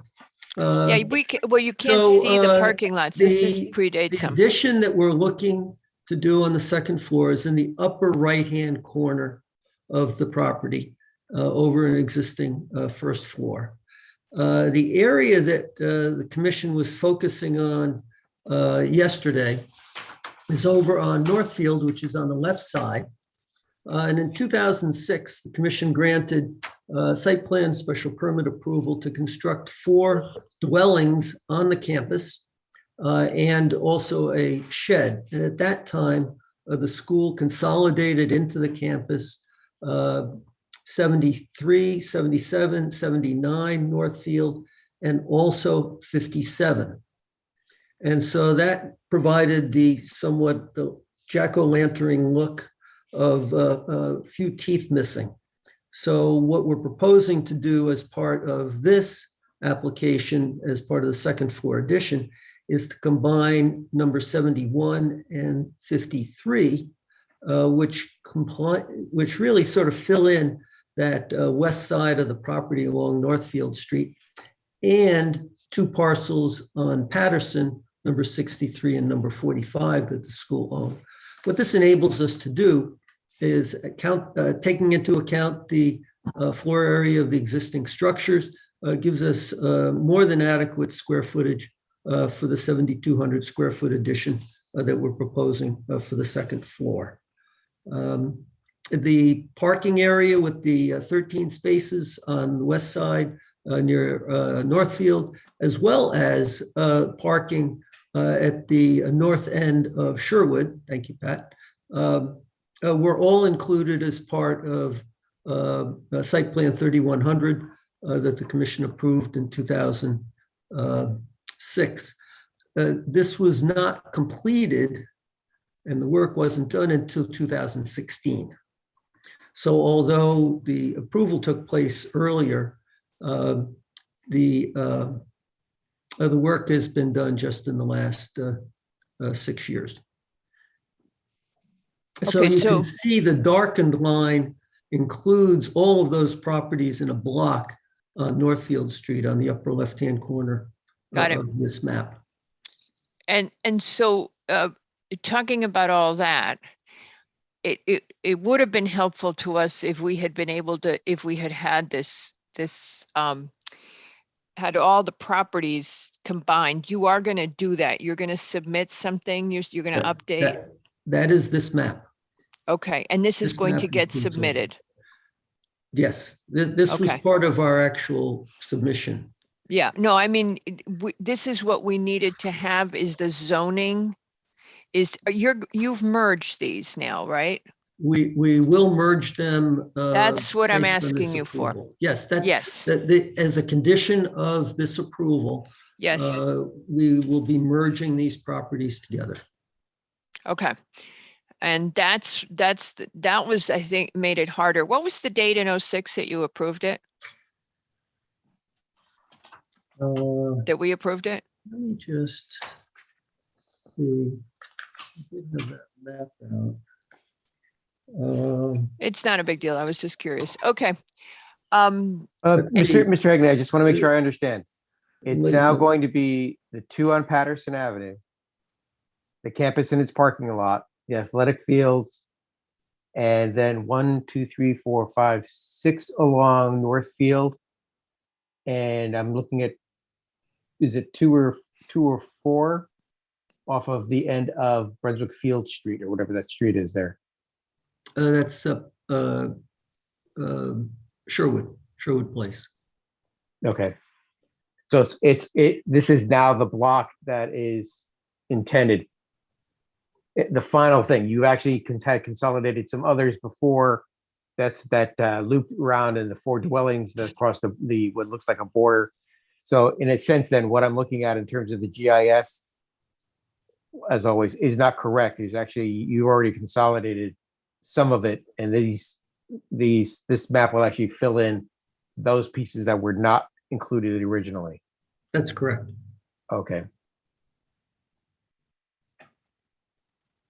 Great. Thank you very much. Okay. I have nothing further on this one. Okay, Pat, would you just take that down? Okay, so the other thing we talked about and yesterday, and okay, so here we go back again. What started the conversation you guys, this is a public available information. It's from Google Earth. I can take a screenshot and have it go into the record if anybody's uncomfortable, but this is publicly available information from Google Earth. You know, we saw these parking lots. We started this discussion, Mr. Hagney, on screening, whether there was adequate screening from the noisier activities. And that's when we started looking at, oops, look at these parking lots, and that we hadn't realized there was this one there. And that's why we started asking, because this had changed from what you had before us. So one of the questions, we saw that there's ample screening all in through here, less through here. Somebody then on the commission thought maybe people liked looking at Brunswick's field.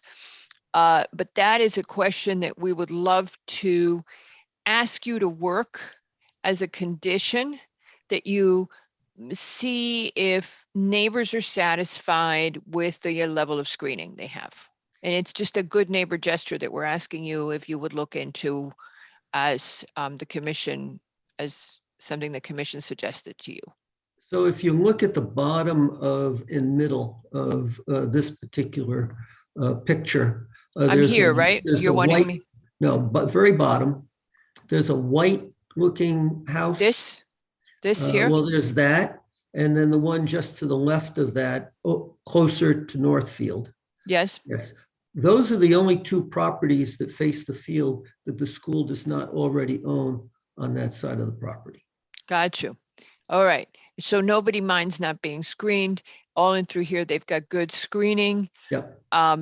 All in through here, they've got good screening. I'm not seeing any other screening opportunities then for between you and the residential uses. Does anybody else see that is familiar with the campus? I'm not seeing them. No, I think we think we had talked about was, and I think this is why we brought this up yesterday, is that there's a lot of properties the school already owns on North Field Street.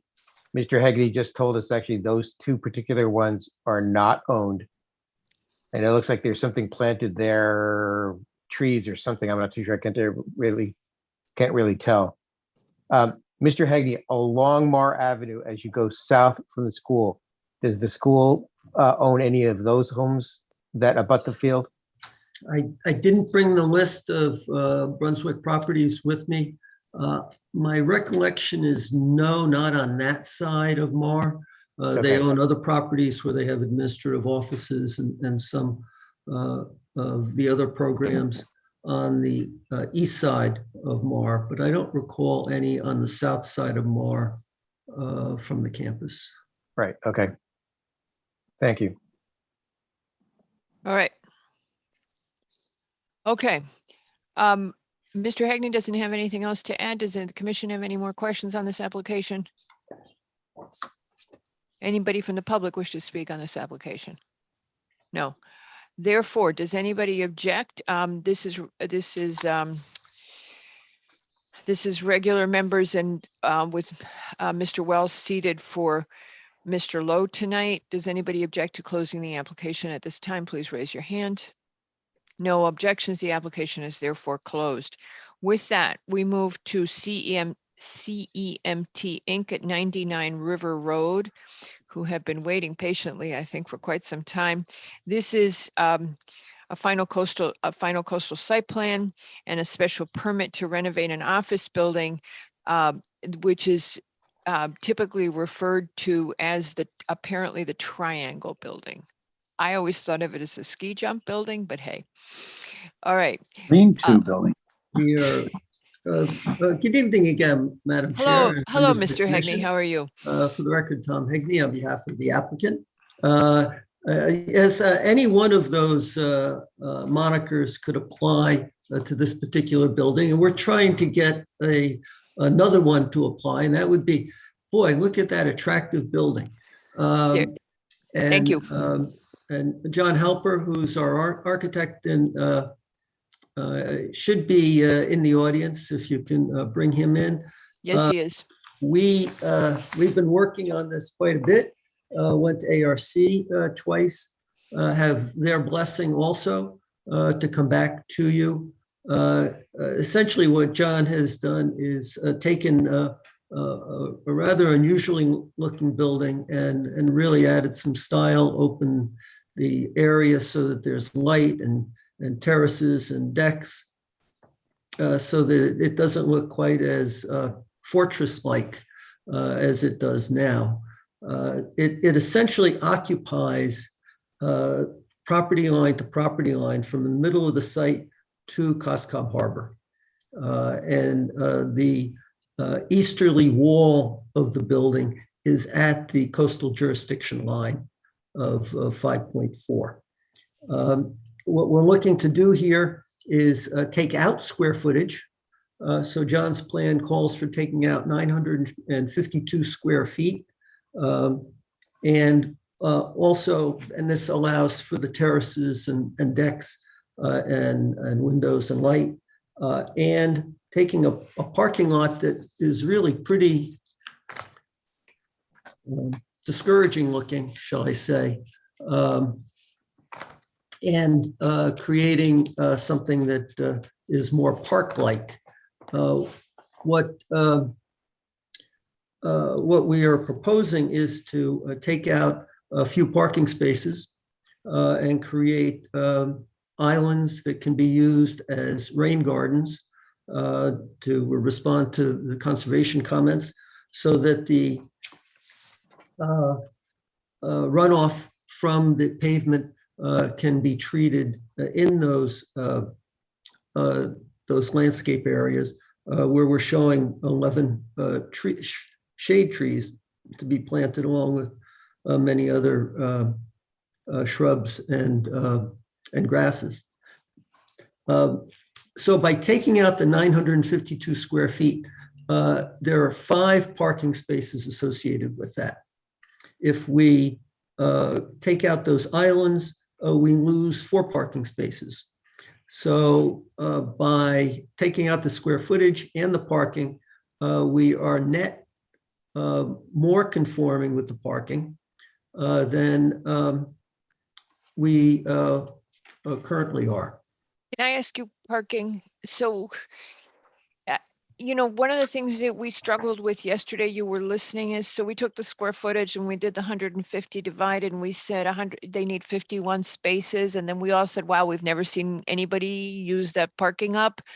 Could you give us an indication of how you see the parking being used, whether the conformity is an issue, et cetera? With the I said that wrong because of course you're going to say the non-conformity is not a problem, but you do it in lawyer I want to go speak. through the numbers with you. Okie dokie. Currently, there's 8,747 square feet, which would require 44 parking spaces. We are looking to reduce that to 77,794 square feet, which would require 39 parking spaces, or a reduction of 5. What we have on site are 14 spaces in the garage and 10 surface spaces plus a handicap space. So we have a total of 24 plus the handicap. Someone did mention at the briefing yesterday, having walked by many times and never seen the parking lot occupied very much. The current owner of the property is intending to use it more as a private studio rather than as a full-on office building. So you're probably, when you walk by in the future, not going to see any cars at all in the parking lot. And they do want to provide for more greenery. It is a pretty, shall I say, austere looking parking lot right now. And this will provide greenery, shade, and water treatment as part of the renovation here. So can I ask you a question? If the current owner is thinking about doing something different, and it's okay, but not as an office. It's not really it will have offices in it.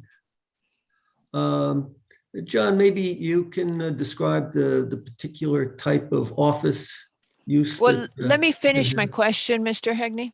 Yes, Madam Chair.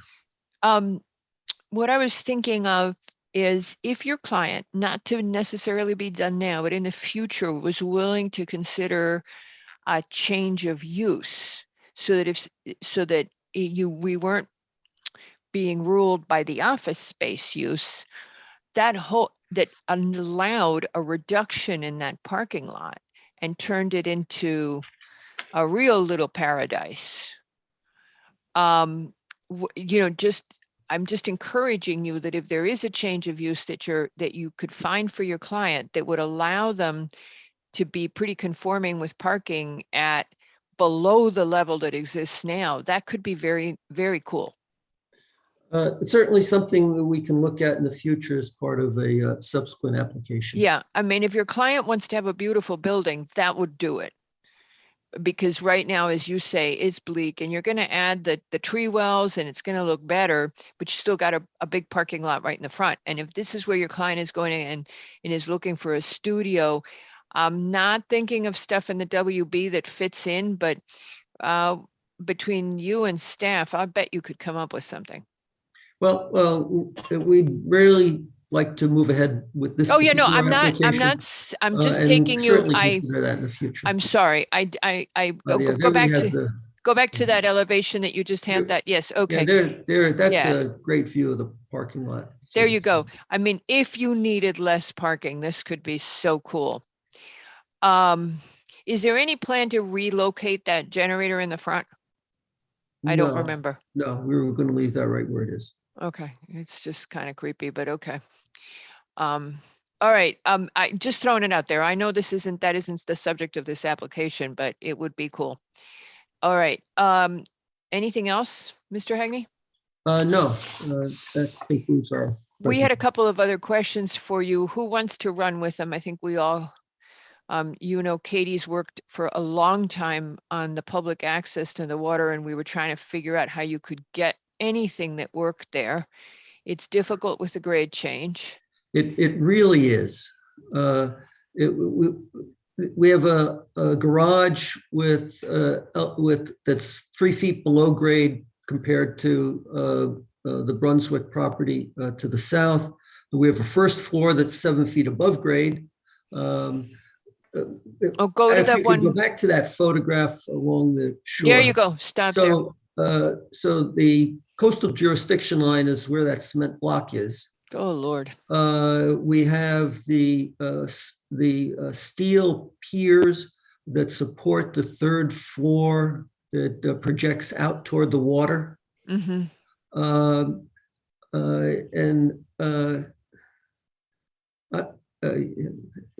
The conservation staff was saying, well, why don't you do some nice restoration along the shoreline here? I didn't see really the opportunity for that. And we did ask Wes Stout to look at it as well. And he didn't think that there was really much that you could do. And you're looking also to make sure that you don't have scouring that would undermine the foundation of the building. So I'm not seeing an opportunity to really provide a continuation of the public access on this particular property. I did have a suggestion yesterday, and it's actually with some of the photographs and things. Do you have maybe even that aerial photograph that was really good, the drone photograph? We can go back to that. I think I think the public access may already be built in. This is why we pay him the big bucks. You might need ladders there, Mr. McCry. Okay, yeah, go. Yeah, okay, keep going.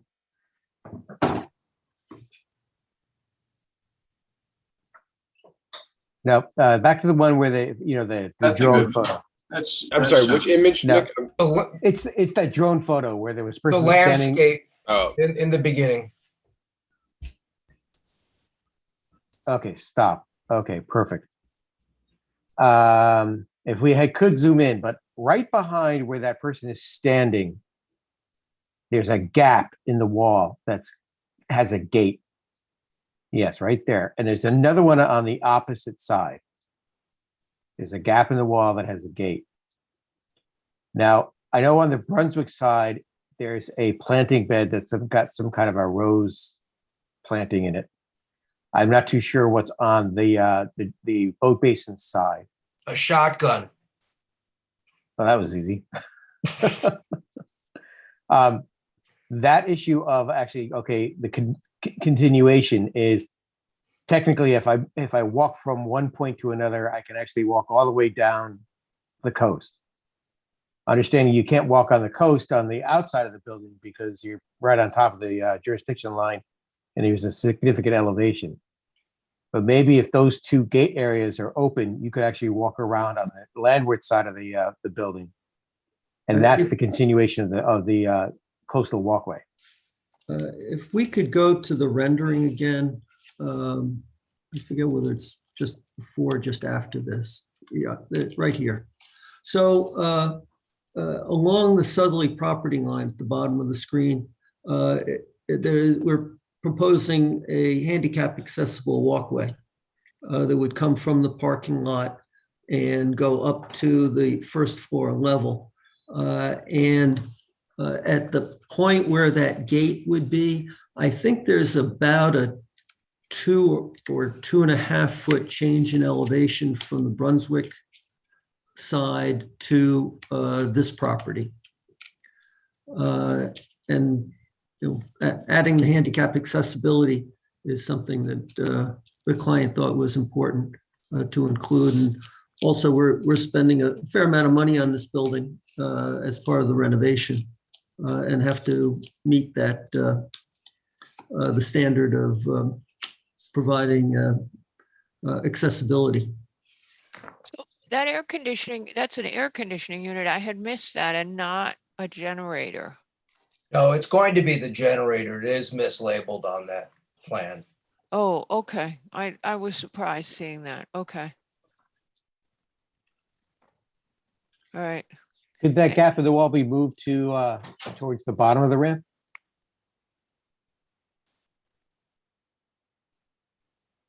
I'm sorry, I missed that.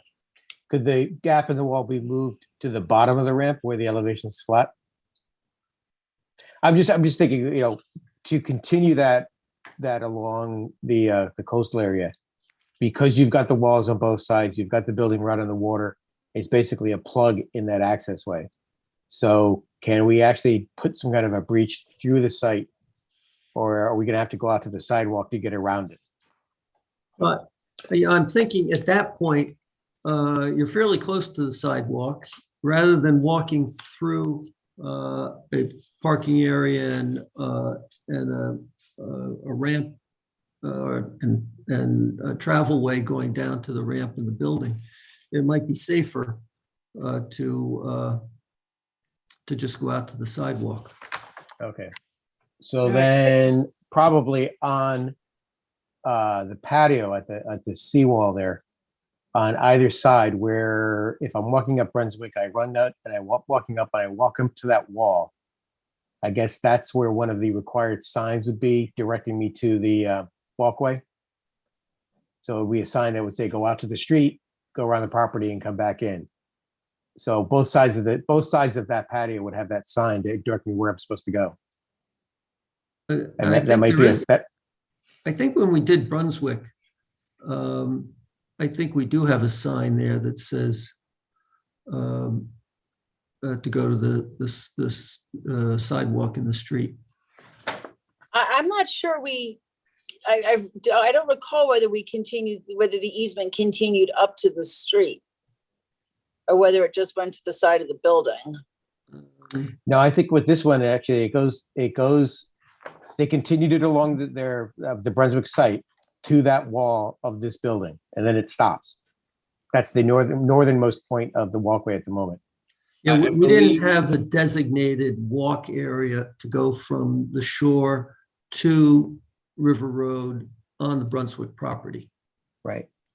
So I'm looking at one of the photographs that you supplied on the drawing. It's actually slide number 4 of the presentation, I think. Hold on a second. I just jumped in because this is what you're looking for, right? Is that what you're looking for, Nick? Go to your right. Keep going. You see where that red truck is, or red vehicle? Yeah, that's where that's where just to the right of that, that's where the patio change in elevation. That's where that wall is. So there's the Brunswick walkway. It comes walking up to that wall and stops. So I think as per the regulation with, directional signage, there's one on that wall that says go to the street. And on the opposite side, it has another one that says the same thing, go to the street. That way, at this point, because there's no way through the site, you have to be directed out to the street for the continuous walkway. Does that make sense? Just to also clarify, Row America building, because the building in between that and the water club are not contiguous. There's a property interceding that. The walkway goes up to the sidewalk, on the south side. At Row America. At Row America, which is that site that's under development, Madam Chair. It goes. Oh, never fear. We're not likely to forget the Row America application anytime soon. So there's their easement essentially goes from the sidewalk on this side, nope. So you're here. So it's the small building in between. The small building here intersects the two properties, and along that southern property line, it goes from the sidewalk down to the water, around the water, and then it connects into Brunswick's boathouse's easement. And is there a walkway in the boat basin? Because it looks like sort of an industrial site. You're going to have people moving boats around and stuff. Would you really want to walk there? Boat basin going farther north, or farther north. We don't have a connection further north right now, Mr. Wells. Nor would I think you'd want it, because it's a boat basin. People are dropping boats in. They're going to have equipment there. I'm not sure I would feel safe walking around there. Well, close to the water.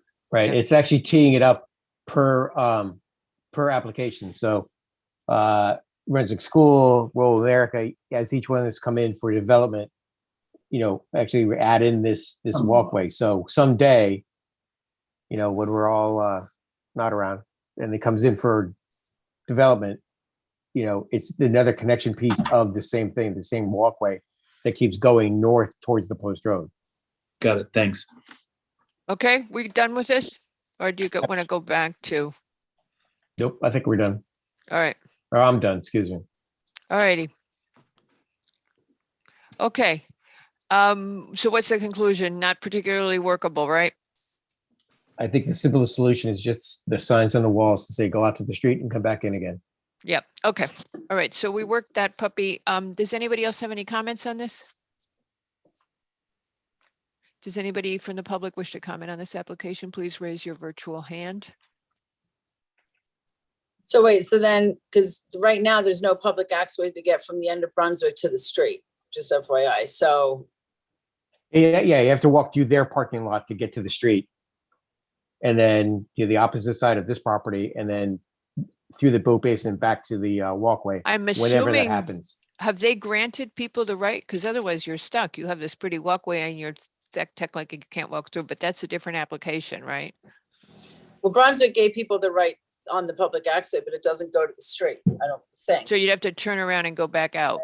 I forget how, right, Tom? I Okay. don't think it goes to the street. My recollection is, because we went over this quite a Million bit, times. given the fact that of the property we're talking about being so imposing. I thought we had created the right to walk through the parking lot on the north side of the Brunswick Boathouse to River Road. I thought that that's how we had handled that, so that it's not just a dead end where you have to turn around and go back. Well, one last thought, instead of having four landscape islands, what about having two, like similar to like a Greenwich Avenue bump out type of thing, like two bigger islands, and then you could make like a short crossing across the two bigger islands. You see what I mean? So instead of it being when Nick was talking about the gates, you kind of move it to the middle, and then you can walk across through the middle of the property at the ED of proposed, somewhere in there. We want two bigger landscape patches. I mean, the ones on the left-hand side of the parking lot, to use those to provide a pathway through the property over to Drenken? Yeah. I don't know, my opinion, I think I would prefer having the trees. I think the more green area, and I think actually it's part and parcel to their drainage, get it into the trees.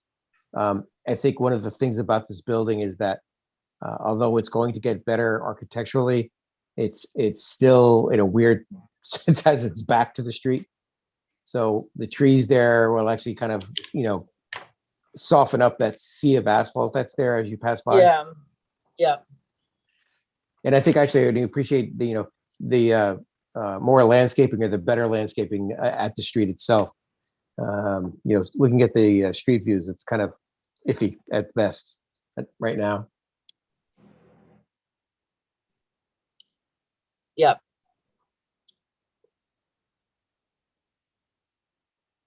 Okey doke. Are we good? Great, thank you. All right. So does anybody object to closing this application? You know who's seated tonight, but I can happily tell you it's all the regulars plus Mr. Wells seated for Mr. Lowe. Anybody object to closing? Please raise your hand. No. Okey doke. So we are now closed, Mr. Hegney. And do you go away now? One more, and then I'll go away. All right, so our next application is Sherwood Farm LLC. I'm sorry, because normally I have the notations of the attorneys and I didn't tonight. 10 Sherwood Avenue for final site plan and special permit. Hello, Mr. Hegney, how are you? Good evening again, Madam Chair, members of the commission. For the record, Tom Hegney on behalf of the applicant. This is application that we had brought in last year and run out of time, withdrew it and came back. The application itself is to keep a storage container and put in a shed that's 280 square feet as part of the relocation of the parking lot that got the driveway that got approved back in 2019. This driveway was created because the other driveway that existed on the property after the nursery was approved by the commission previously turned out to be very hazardous. There were no sight lines. And so we moved the driveway over to the east side of the property where there are adequate sight lines. The neighbor right across the street from this driveway came to my client and asked if they could relocate the storage bins, which had been located on the east side of the property, so that it wouldn't be visible from their house, which looks right up the driveway.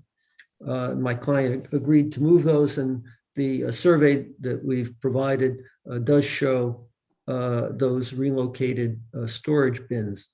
We've already also relocated the nursery stock areas so that the one is over where the storage bins were rather than where the storage bins are now.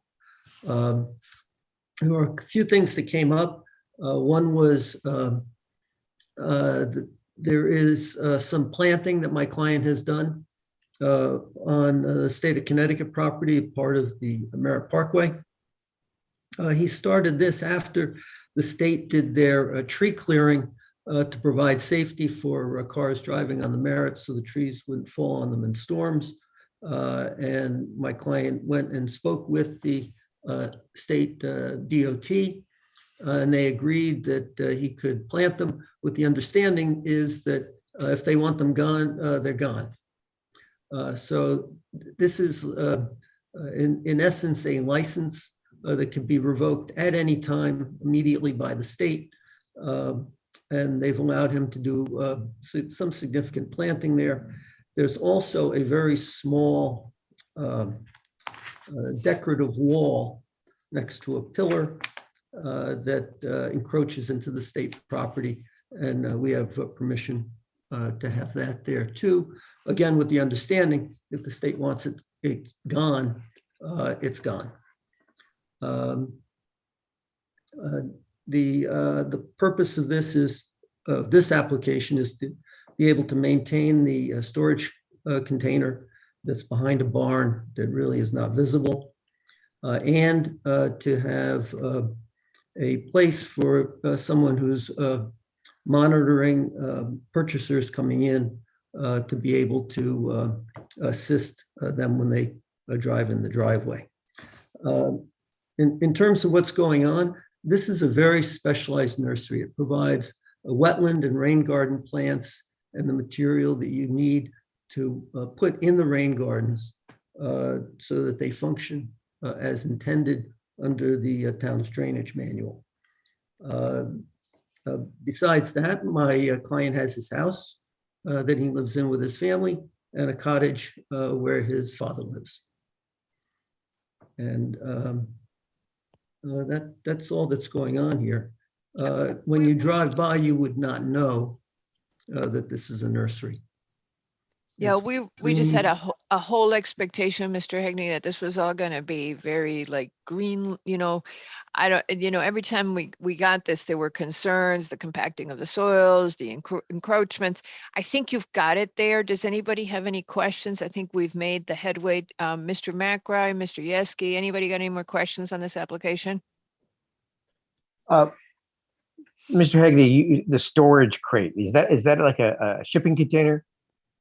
Yes. Yeah, it's a shipping container. Okay. I feel like I'm dying by 1,000 cuts here.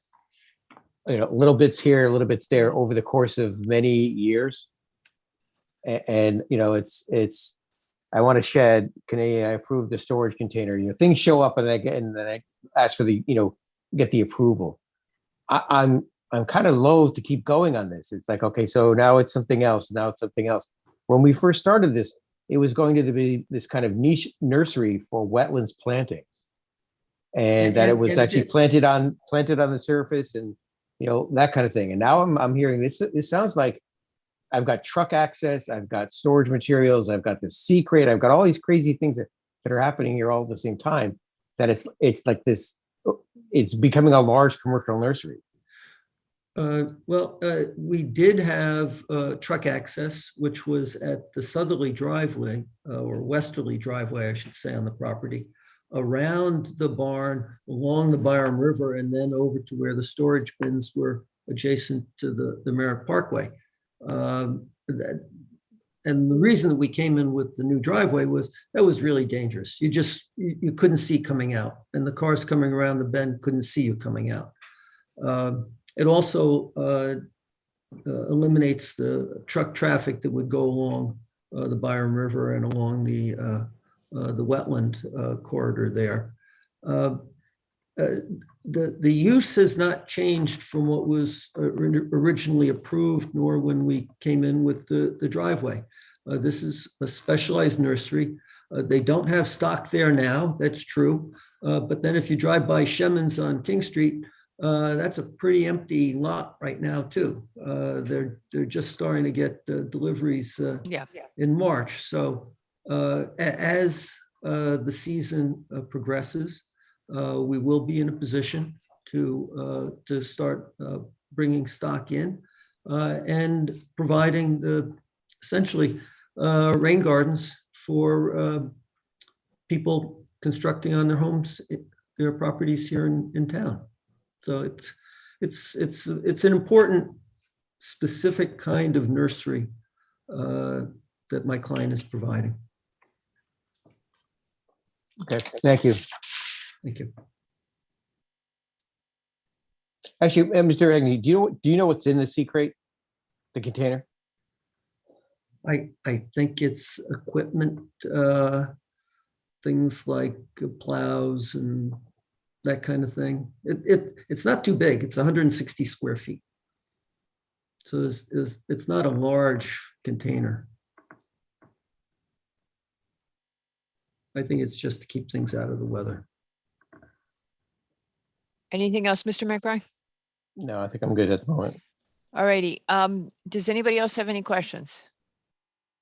Does anybody from the public wish to speak on this application? No. Okay, if everybody's good, does anybody object to closing this application at this time? No objections raised. This application is now closed. And finally, folks, last application of the night is, and I will leave you to that. Thank you. Good evening. I'm moving you, is from Planning and Zoning for a zoning text amendment to define and regulate short-term rentals. Katie, do you want to open with that discussion we had at the briefing? Because I think we've got a lot of people still listening, and I just want to go over what we talked about at the briefing for the folks that weren't there, that didn't listen in, and how the commission viewed what the intent was here in terms of density. You mean as it relates to rumors and borders and yes, ma'am.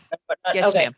Yeah, so as you saw in the proposal, I added language. I added language to make it clear that if you have a short-term rental, you cannot also have rumors and borders. I think the premise, the idea behind that was that if you're renting out a portion of your house, well, there's several things in the regulation of how you can live in a single family home. One is the definition of family. Once you have established that you have people living in your home, then you have the ability to rent out for whatever period of time you want, up to 2 people in the home. But if you're doing that, then the idea is that you can't then also have a short-term rental and rent out either portion of the house or accessory structure, whatever. It's one or the other. I did send it to Jody and the comments that I'd received from the public about their confusion, and he seemed that he was very clear on these bits and pieces of the regulation, and he seemed to be okay with that and appreciated it, because, as I said, there's lots of different moving parts here. So is that what you were asking for, Madam Chair? Yeah, exactly. Because I wanted to make the point that we made yesterday. we're doing the short-term rentals, but we don't want to throw open the barn door to wildly increasing density. Ballpark numbers, we have 15,000 single-family homes in town. And we don't want to increase density because we really can't take it infrastructure wise, given how much development pressure we have now. So we're giving some flexibility to people, but it's not unlimited. So you can't do roomers and short-term rentals. It's not a, you can choose everything you can eat buffet. It's a limited menu, if you will. That would be the zoning interpretation. I just want to make sure that people understood we were headed that way. Go ahead. I might suggest also that a roomer and boarder, that has been in the regulations for an awful long time. Yes, ma'am. And I'm not sure that that's so relevant in today's world. I know. I actually know people who use it. No, I think being able to rent a portion of your house for longer term than a short-term rental is, I've used it myself. We've had people live with us for long periods of time, actually, over the years. But that's for long periods of time. That's not, it wasn't one person this week, another person that week. A roomer it can be literally a roommate. Now that's different than a boarding house, which is, I think kind of the archaic regulation that we might want to take a look at and possibly remove. I don't think boarding house is something that comes up very often. And Jody has used it in the past as zoning enforcement officer as a way to deal with ensuring compliance with regular, with many people living in a house, et cetera. So anyway, it's something to potentially look at, but I don't think that should get in the way of what we're trying to do here with the short rental. It's just that our overall policy is to give people flexibility without throwing open the door. Right. That's just all I'm reiterating. That's kind of been the consistent message from the commission. We're giving flexibility, we're acknowledging the changes, but we're being very careful always about this. Okay, so with that, any other questions or comments? No. So let's quickly throw it open to the public. Members of the public, anybody who wish to speak, please raise your virtual hand. And here comes Wynn McDaniel, whose name I have been seeing all night here. And I'm just going to promote her to full panelist because we're at the end of the night and all these people have been intrinsic to developing this. So I'm going to. Okay. Hello, Wynn McDaniel. Please go ahead. Okay. Hi, Margarita and commissioners. I was just glad to see this back on the agenda. I know we met back in November and that there's some things we needed to clarify, but I do hope that we will, agree on passing this particular item. We absolutely need something. Yes. I think, there are some members of, our district and neighbors who feel there should be, more substance to it. But I think as we've said all along, let's get something in place, see how it works, and then go from there. So agree. Yeah, I totally agree because we can add substance as we experiment and we find things. Amending is so much easier than finally getting everybody on board and putting it on the books. Once we're there, we can tweak it. Agreed. Perfect. So thank you very much. And I hope we can pass this and move on. Thank you very much. Does anybody wish to speak? Anybody else want to raise their hand? And that would be Mary Jenkins. And Ms. McDaniel, I'm going to move you out. Okay. And Mary Jenkins, go ahead.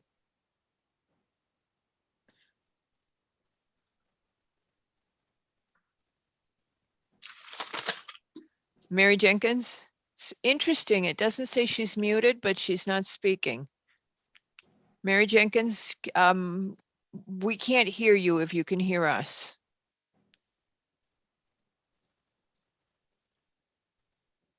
Huh.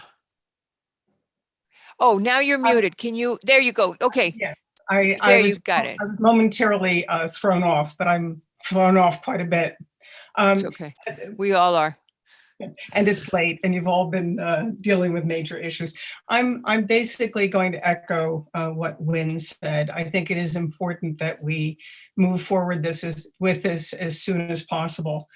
But I do want to continue to address the density issue. So I agree that a first step would make a lot of sense at this point.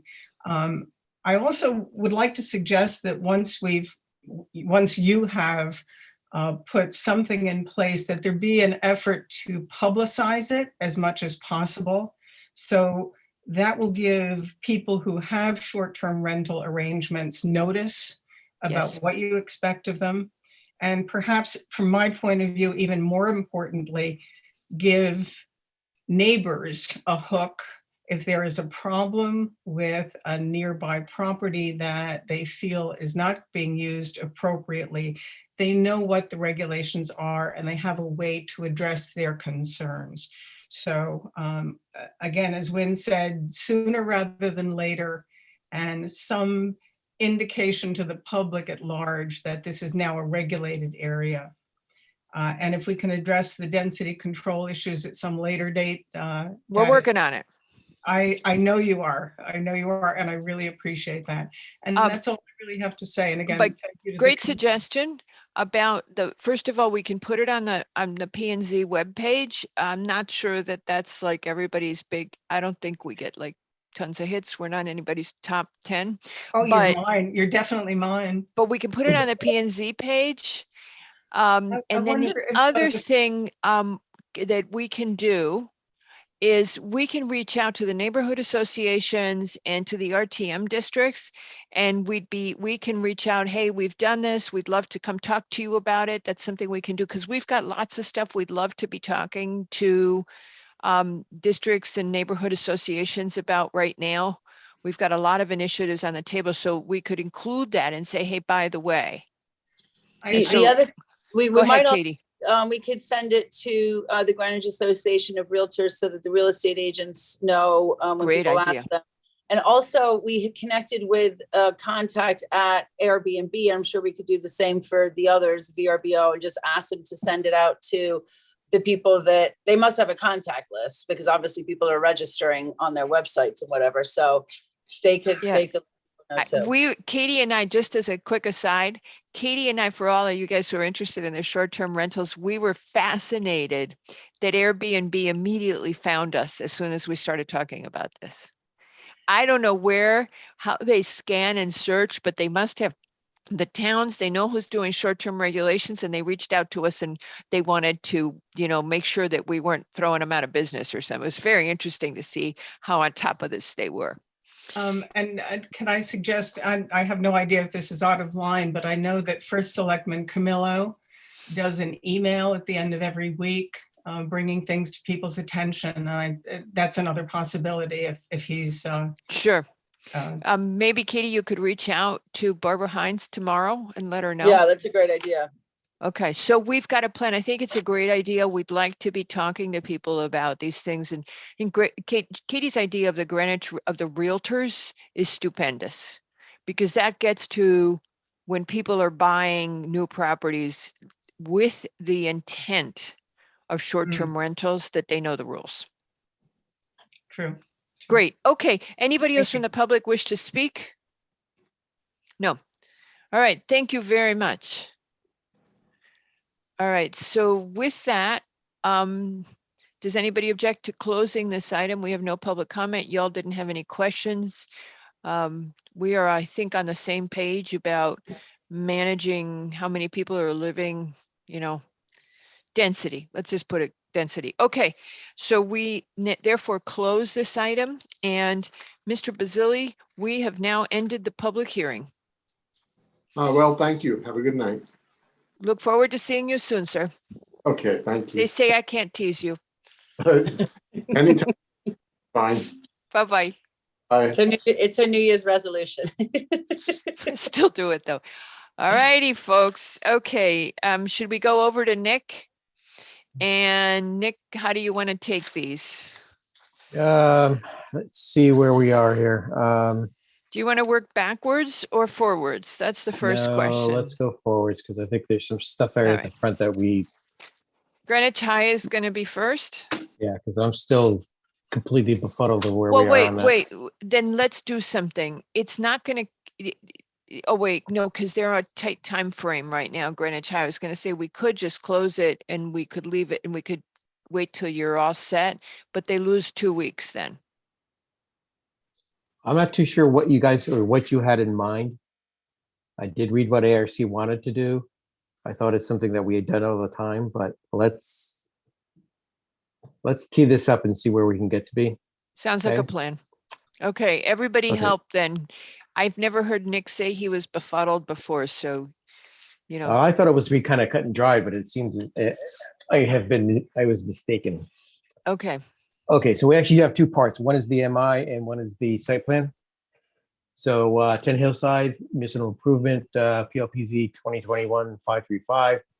Applicant seeking MI status for construction of a 71-foot wide by 20-foot deep, 20-foot high secure entry hall in the on a 54.87 acre property in RA1 and R20 zones.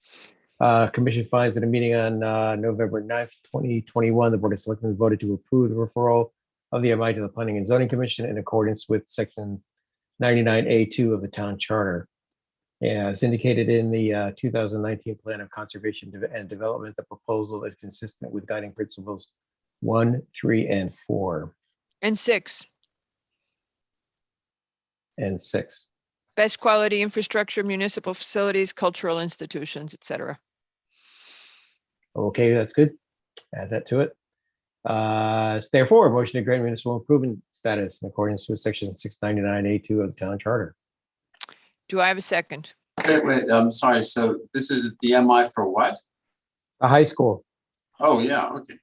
Maybe I'm a little confused. Sorry. Okay, Levy, no more vacationing. No, no, no.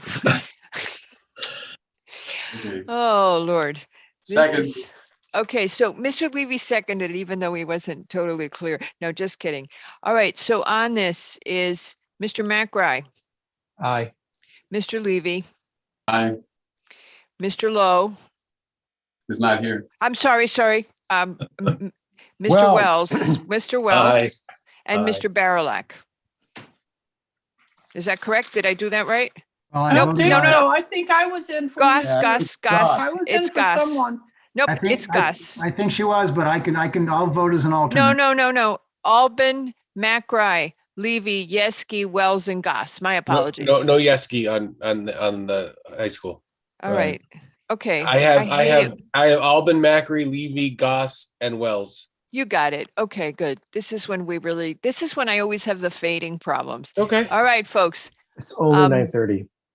I know, but we've been here for a long time. Mr. Barilak. I would vote mean, aye Mr. if I were Goss. seated. Oh my God. Mr. Goss. Mr. Goss. Goss, All darn. right. Okay, Victoria, how do you vote? I got to do it like We that. can go to first names. That might help. Yeah. Aye. All right, Mr. Wells, Aye. Mr. Levy, Aye. Mr. McRae, Aye. and Albin is also aye. Now wish me luck on the site plan. Okay, go ahead, Mr. McRae, and when you get partway through, we'll jump in. I think that's the best Okay. way to do it. 10 Hillside Ride, Greenwich High School, final site plan special permit PLPZ 2021-508. Applicant is requesting final site plan approval, construct a new 71-foot wide, 28-foot wide, 25-foot high secure entrance hall appended to the existing main entry facing Hillside Road on a 54.87 acre property located in the RA1 and R20 zones. Commission finds that the commission has granted municipal improvement status for the section 699, so on and so forth. The ZBA granted a variance of FAR at their 11/17/21 meeting. Mr. Leroy, you'll have to kind of fill in the blanks. Just on zoning issued a memo. I don't think I have that date in front of me. Stating the proposal meets the requirements of the BZR. Conservation issued comments on 11/30/21 with comments to the plan. ARC reviewed the application at their 1/19/22 meeting, requesting return for construction document review.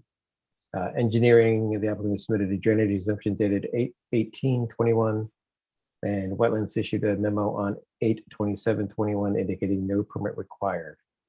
Therefore, motion to approve with the following comments. And let me list this first, and then you can cut it all apart. Removal of trees or vegetation between Hillside Road and the front parking loop shall be prohibited. Applicant is to return to ARC at completion of 50% construction documents to review proportions of the columns, elements, proportion of roof to columns, final details, finishes and materials, and signage. No. Hold on, let me finish. Let me finish. Okay, well, okay, you took a breath. Okay, let me finish. Okay. Applicant is to return to ARC at completion of 50% construction documents to the final landscape plan indicating existing versus proposed plan, caliper, quantity, and species. Prior to zoning permit, the applicant, Board of Education Security, and Facilities team shall provide lighting, timing, and dimming schedule and indication of which units are equipped with motion detectors.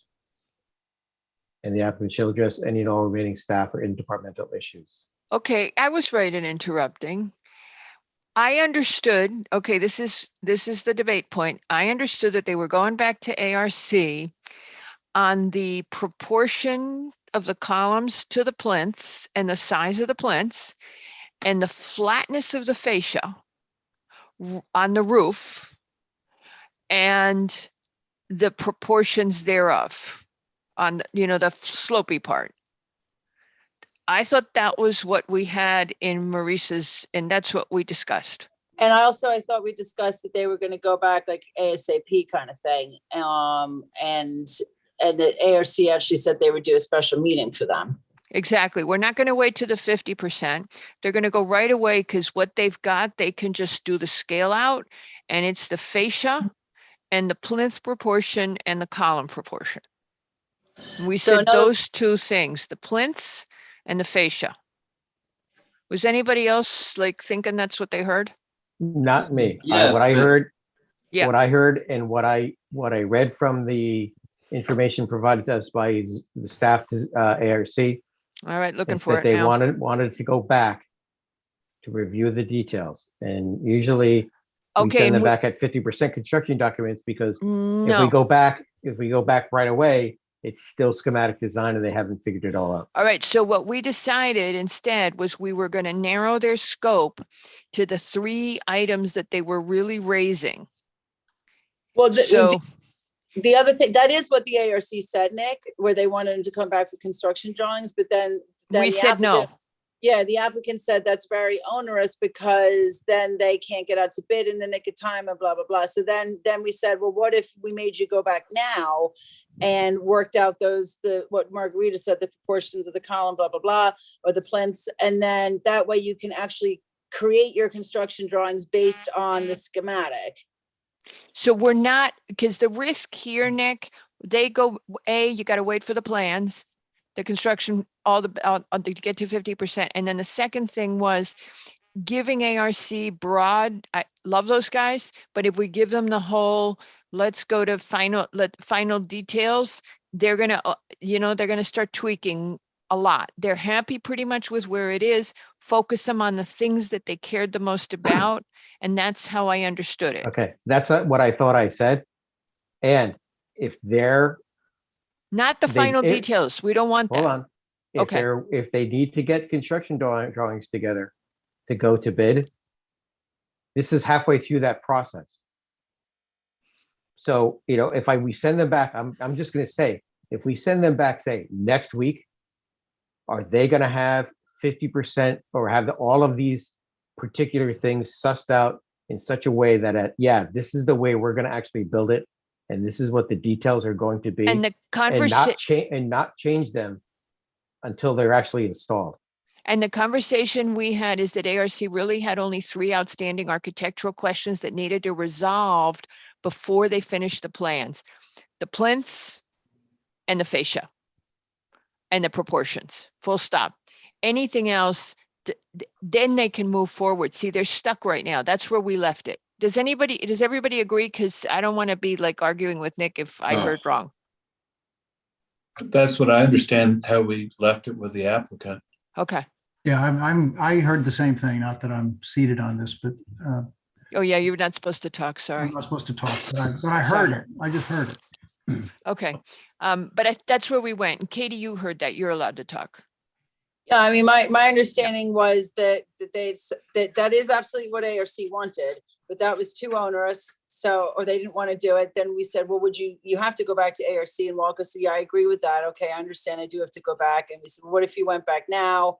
And then they said, yeah, that would probably work. And then I even noted that ARC offered them a special meeting just to help them with the timing. Yeah.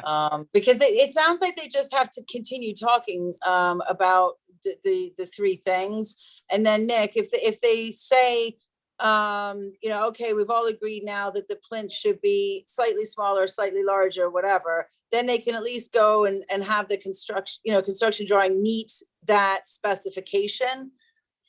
So they'll say it should be 3 feet instead of 2 feet or whatever it is, whatever it is. See, that was my concern about just moving forward without kind of discussing this, because it puts a very big burden on staff because we don't know what we're approving.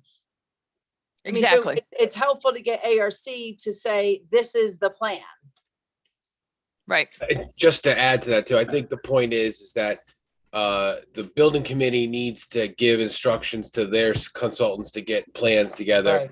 And Exactly. staff doesn't want to, so there's too many deck chairs getting moved around. So if we could limit that now, that helps the building committee and helps staff and helps everyone else to have just a concise drawing set going forward. So if we know that this few details ARC wants to change, if those are acceptable, then they can go full bore into the building permit set and not have to worry about edits. Okay, so so I think we're agreed then. And so Nick, the discomfort was we're prioritizing the safety of the kids. We don't want to hold it up. They get those things nailed down with ARC. They don't wait for construction plans. Then the building then they can go out then they can keep working on them and go out to bid because they know what they're building. Now the landscape part was good. The only piece, Katie, you're writing this decision letter, so that the jumpiness of this is okay. Yep. The landscape thing, the only thing is somewhere I just would like to highlight, could we find out how the soil testing results go? I'm just curious. They have to test for the contamination. I'd like to know what we find out in conjunction with, because that's going to impact the landscape plan, and it could blow the costs out of the water. Not our problem, but I think we should know that. Well, I think you could approach it differently perhaps and say that you want them to provide as many trees as they can for shade or whatever, however you do it. Assuming that they can per the soil restrictions. Perfect. I just want to put in Something like language that. that addresses that, and we can tinker with it, but that's what we're trying to do. We're trying to Yeah. address, do we have a soil remediation concern here? Gosh, I hope not, but let's find out. And we need to find out soon. Well, that's a separate issue. The soil remediation issue is a separate issue to the landscape. Not totally, because they can't plant where if the soil is contaminated. This is what we ran into with Right, Messina. but one, yes, okay, but one precedes the other. Yes. So if the soil is given an okay, they can do whatever they need to do. Exactly, and that's what I'm So, saying. I want to know how the soils come out. Katie, that's what I'm asking for. Could we find out how the soils are? Yes, the other thing is there was a rock outcrop area, which they said they might have to get rid of in favor of landscaping. So that's something you might want to make a finding on, whether or not I would you're like okay to, with that. I think I would rather keep natural topologic, did I say that right? Yeah, geologic anything that's natural geology, I would rather retain. So then the purpose is to provide some shade over the hardscape and some relief on the bulk of the building or words thereof, because I think we have to be a little bit more specific than just landscape and plan. And then this one, though, it was prior to zoning permit sign off. Sorry, Peter. Yeah, go ahead, Peter. It seems that maybe this should have been spelled out more about. I think that the landscaping needs to address the entrance. You need something that is about, it's the processional, it's You actually, no, actually, Peter. it's something, in other words, there's an idea about how this enhances and calls out My And friend, you said that at a meeting, exactly what you just said now. You gave that feedback to the Yes. applicant, which is why we started pinning our hat with where we hung our hat with starting to demand landscaping, was you started that conversation the last time we heard this. Yes. So I think to add that point of Peter's, that the complete site plan application that should have the appropriate landscaping. Katie will help you. That's kind of where Peter's going. Yes, to be a little more clear, Soften the entrance. it has to somehow address, enhance, pay tribute to, enable, the traffic. So it has to do things that have a relationship to the entrance. There's, and all of the different kinds of language are just seating, paver patterns, green zones, trees for shading, axes, any other features which are thought to enhance the experience. And, okay, and frankly, what exists has nothing to do with the entrance. Yeah. Okay, Katie, you kind of know where Peter's going, and Yeah. then I think we agree. Katie will make it sound zonier than architecty. And Write that down too. yeah, and then I think we do add language about shading and potentially something that's, yeah, I guess say shading, and anything else that strikes you as sustainably good. I'll leave it at that. Well, yeah, I mean, so basically it's just to shading, the welcoming that Peter's saying around the entrance, the enhancing the architectural, and then planting that provides shade and a green space. And yeah, then, okay, all right. And So I think we're good has with to that. obviously comply with DPW requirements with the Soil. The soil remediations But requirements on the site. But we'd like to know as soon as possible whether this is going to be a problem, because I would like to have people know rather than at the end of MISA, the way it was a big surprise. Okay, so then the landscaping's good. It's only the 3 things to ARC. They go ASAP. ARC is willing to have a special meeting. And we have no other special conditions except the lighting, that the bollard height was reduced. The lights are on timers or motion sensitive. And just for the Arnwell's honorary thing, that we encourage the high school to consider any energy efficiency efforts that energy savings. That's the Arnwell's tribute, and any energy savings possibility. Thank you. At least she hasn't said memorial. Yeah, it came close. It was like on the tip of my I tongue. could see it right there. This is a vastly inappropriate thing to say. Yeah. All righty, you guys. Okay, do I have a second to that incredibly confusing? Okay, Wells has seconded. And now, Macri, he's looking at us like, oh, these people are crazy. Macri, how do you vote? As unbelievably complicated as that was, Yeah. I'll vote yay. Okay, good. Levy. Aye. Goss. Aye. Wells. Aye again. Albin is also aye. And with that, the motion passes 5-0. And shall we go then to Englander? 6 Smith Road, Yeah. 25 Pear Lane, application Yeah. PLPZ 2021-512, final coastal re-subdivision. Applicant seeking to revise common lot lines, convey 4,232 square feet from the land from 25 Pear Lane to 6 Smith Road, both in the RA1 and COC zones. Commission finds that the application meets the standards of sections 258, et cetera, the subdivision regulations, and section 205, the building zone regulations, and is neither a subdivision or re-subdivision. Both lots were part of the final subdivision application, PLPZ 2019-394, approved on November 14th, 2019, and no open spaces were proposed with this application. The applicant has provided draft easements for drainage, driveway, and generator. Conservation issue comments dated 12/28, indicating no issues with the proposal. Zoning issue comments 12/29/21, indicating the proposal meets the requirements of the BZR and endorse the project for zoning permit sign off.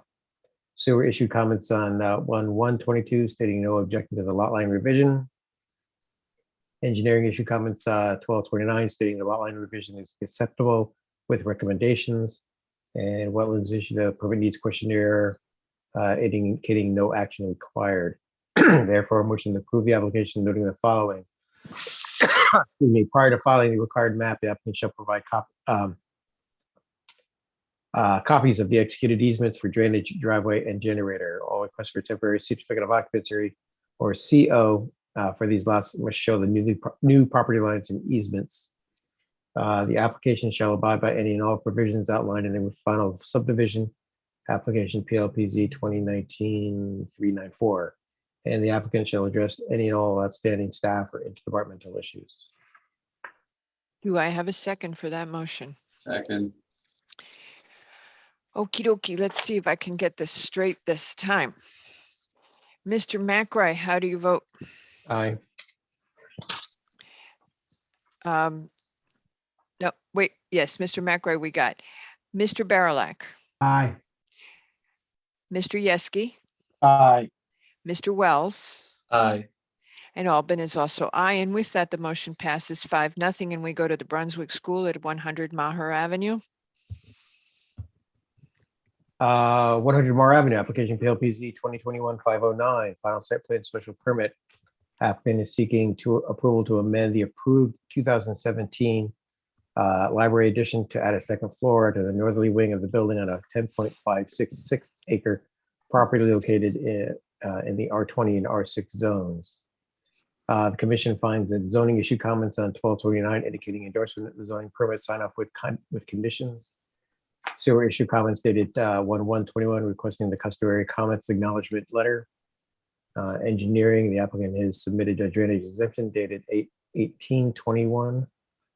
ARC issue comments at their 1/19/22 that the applicant does not return. Wetlands issued a permit needs questionnaires on 4/28/17, indicating no action required. I think that was 4/18/21. The applicant is, therefore, the applicant has submitted the customary motion to approve the application, noting that the applicant has submitted the customary sewers comment acknowledgement letter. Prior to zoning permit, the applicant shall file a lot merger map on the town land records. Per ZEO comments, prior to zoning permit, the applicant shall provide FAR verification of all the structures in the combined lots. Let's see, the applicant shall abide by any and all provisions outlined in the 2015, then 2000 site plan approvals and the ZBA variance PLZE 2017-228. And the applicant shall address any and all remaining staff or interdepartmental issues. Mr. McRae, my deepest apologies. I had a little noise disruption here. Did you mention the merger, the survey? Yes, I did. Okie dokie. All righty. So I just didn't hear you say it. So do I have a second for this application, for this motion? Second. Who was that? Am I on this? Yes, you are. Mr. Levy has seconded, is that correct? Oh, he's choking. Second. Okay, Mr. Levy has seconded. All righty then. Mr. McRae, how do you vote? Aye. Mr. Yeski? Aye. Mr. Wells? Aye. Mr. Levy has to unmute, sorry. Okay, and Albin is also aye, and with that, the motion passes 5-0, and we go to CEMT Inc., which is 99 River Road, the Triangle Building. I don't think we have any conditions on this, right? At the end of the day, all we have to do is find that they're reducing the nonconformity. 99 River Road, application PLPZ 2021-533, final coastal site plan special permit. Applicant is seeking to approval to renovate an existing office building in the WB zone and coastal flood overlay zone for section 6111 of the BZR and sections 22A-90, 22A-96 of the Connecticut General Statutes. Whereas the subject property is in the AE 11 flood zone and has direct frontage on Coscoff Harbor, the applicant appeared before the commission on as a pre-application PLPZ 2021-3858 on 9/28/21, which requires a risk review prior to filing of any special permit. The commission finds that zoning issue comments on 1/10/22 indicating endorsement for zoning permit sign off with conditions. Sewer issue comments 1/1/21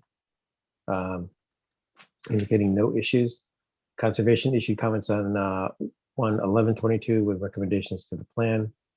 Engineering, the applicant submitted a drainage exemption form dated 1/11/22. ARC issued comments at their 10/20/21 meeting indicating forward to P&Z with positive recommendation. And wetlands issued a permit needs questionnaires on 11/19/21 indicating no action required. Therefore, a motion to approve the final plan with the following comments. The applicant has submitted the lot coverage confirmation as requested by the CEO. We talked about the continued boardwalk. Were we okay with just signs on those two walls directing them out to the street? Yeah, and that's part of a different site plan. Not this one. No, this is it. No, 99 because River Road. It's on the Brunswick one. it's on the Brunswick lot, Nick. It's where the Brunswick path ends that you go up to the street. Right, and I thought we So were going to it's- put we thought we were going to put signs on their wall, on the walls of this building directing you out to the street. I think Brunswick already has a sign. We I can't think met. they already have, I think they do already have a sign, but I do think it's worth noting this. Okay. Just in case Brunswick doesn't. I mean, I think we have to force, there has to be a sign there. So, indicating where they should go. So it's a directional And this sign. property should do their part since they've got nothing on their property. I mean, Brunswick's the one with the walkway, so that's right. just my thoughts. Okay. So they're required to have a directional sign showing path continues out on the street for the boardwalk area. Okay. And the applicant has demonstrated that the property is becoming less non-conforming. Is that what you wanted to do? Well, we're saying that it's becoming less non-conforming. Yes. That's what I said. Okay. Yeah. Mrs. DeLuca, if I'm correct, actually, we do have in our regulations specific signage graphics for the pathways. Right. Okay. Correct. So it's actually in our regulations, so they can actually reference our regulations as to what they need to show. Yes. Okay. Good one, Nick. Okay. Okay, less non-conforming, and the applicant shall address any and all remaining staff and departmental issues. All righty. Do I have a second? Second. All right, let's go once again. Mr. McRae, Aye. Mr. Yeski, Aye. Mr. Wells, Aye. Mr. Levy, Aye. and Albin is also aye. And with that, the motion passes 5-0. This is always the tricky part of the night. All right. Okie doke. 2 more to go, guys. Sherwood Farm LLC. Where did I put that? It's over here. And Sherwood Avenue, application PLPZ 2021-534, final site plan special permit. Applicant seeking approval to construct a 14 by 20 shed, the result of which would add building volume and further exceed 150,000 cubic foot threshold on a 3.09 acre parcel in the RA2 zone.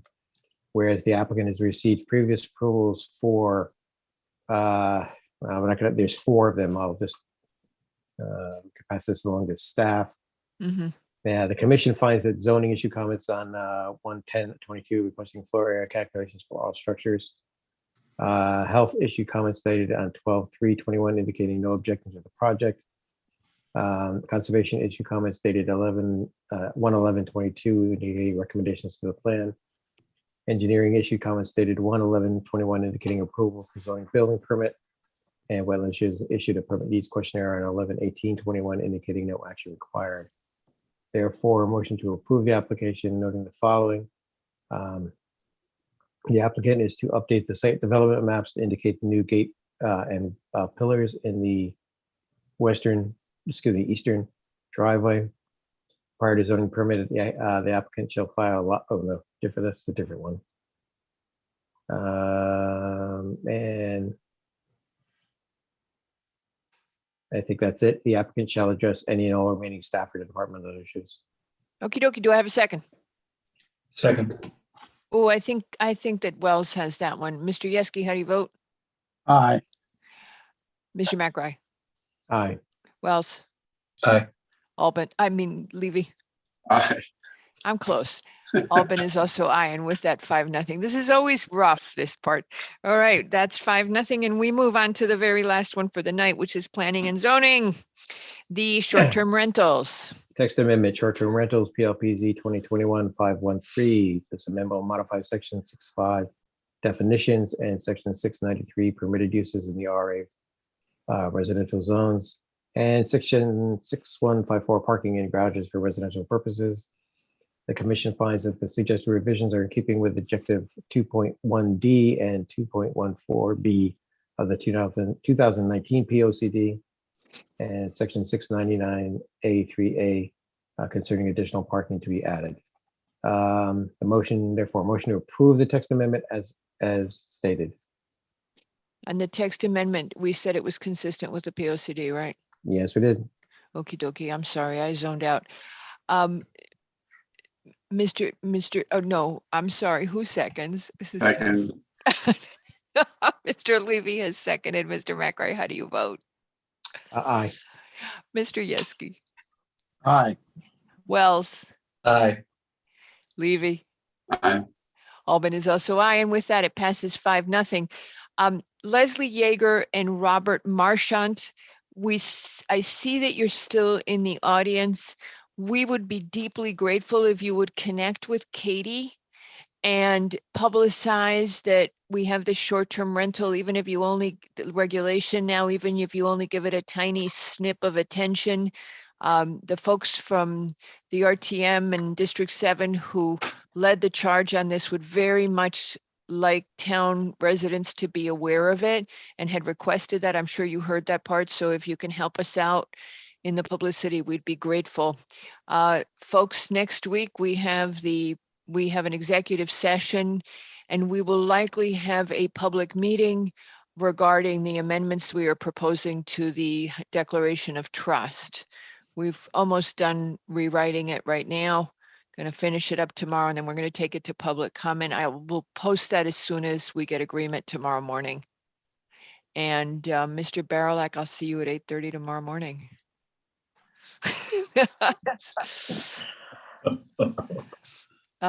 Anybody else have anything? You had a lot of fun tonight, right? Oh, this was fun? Oh, okay. This is fun. Yeah, just so you know. All right. Thank you Good night, for everything, you guys. Sleep well and see you soon. Okay, Okay. thank you. Bye-bye. Thank you. Happy New Year.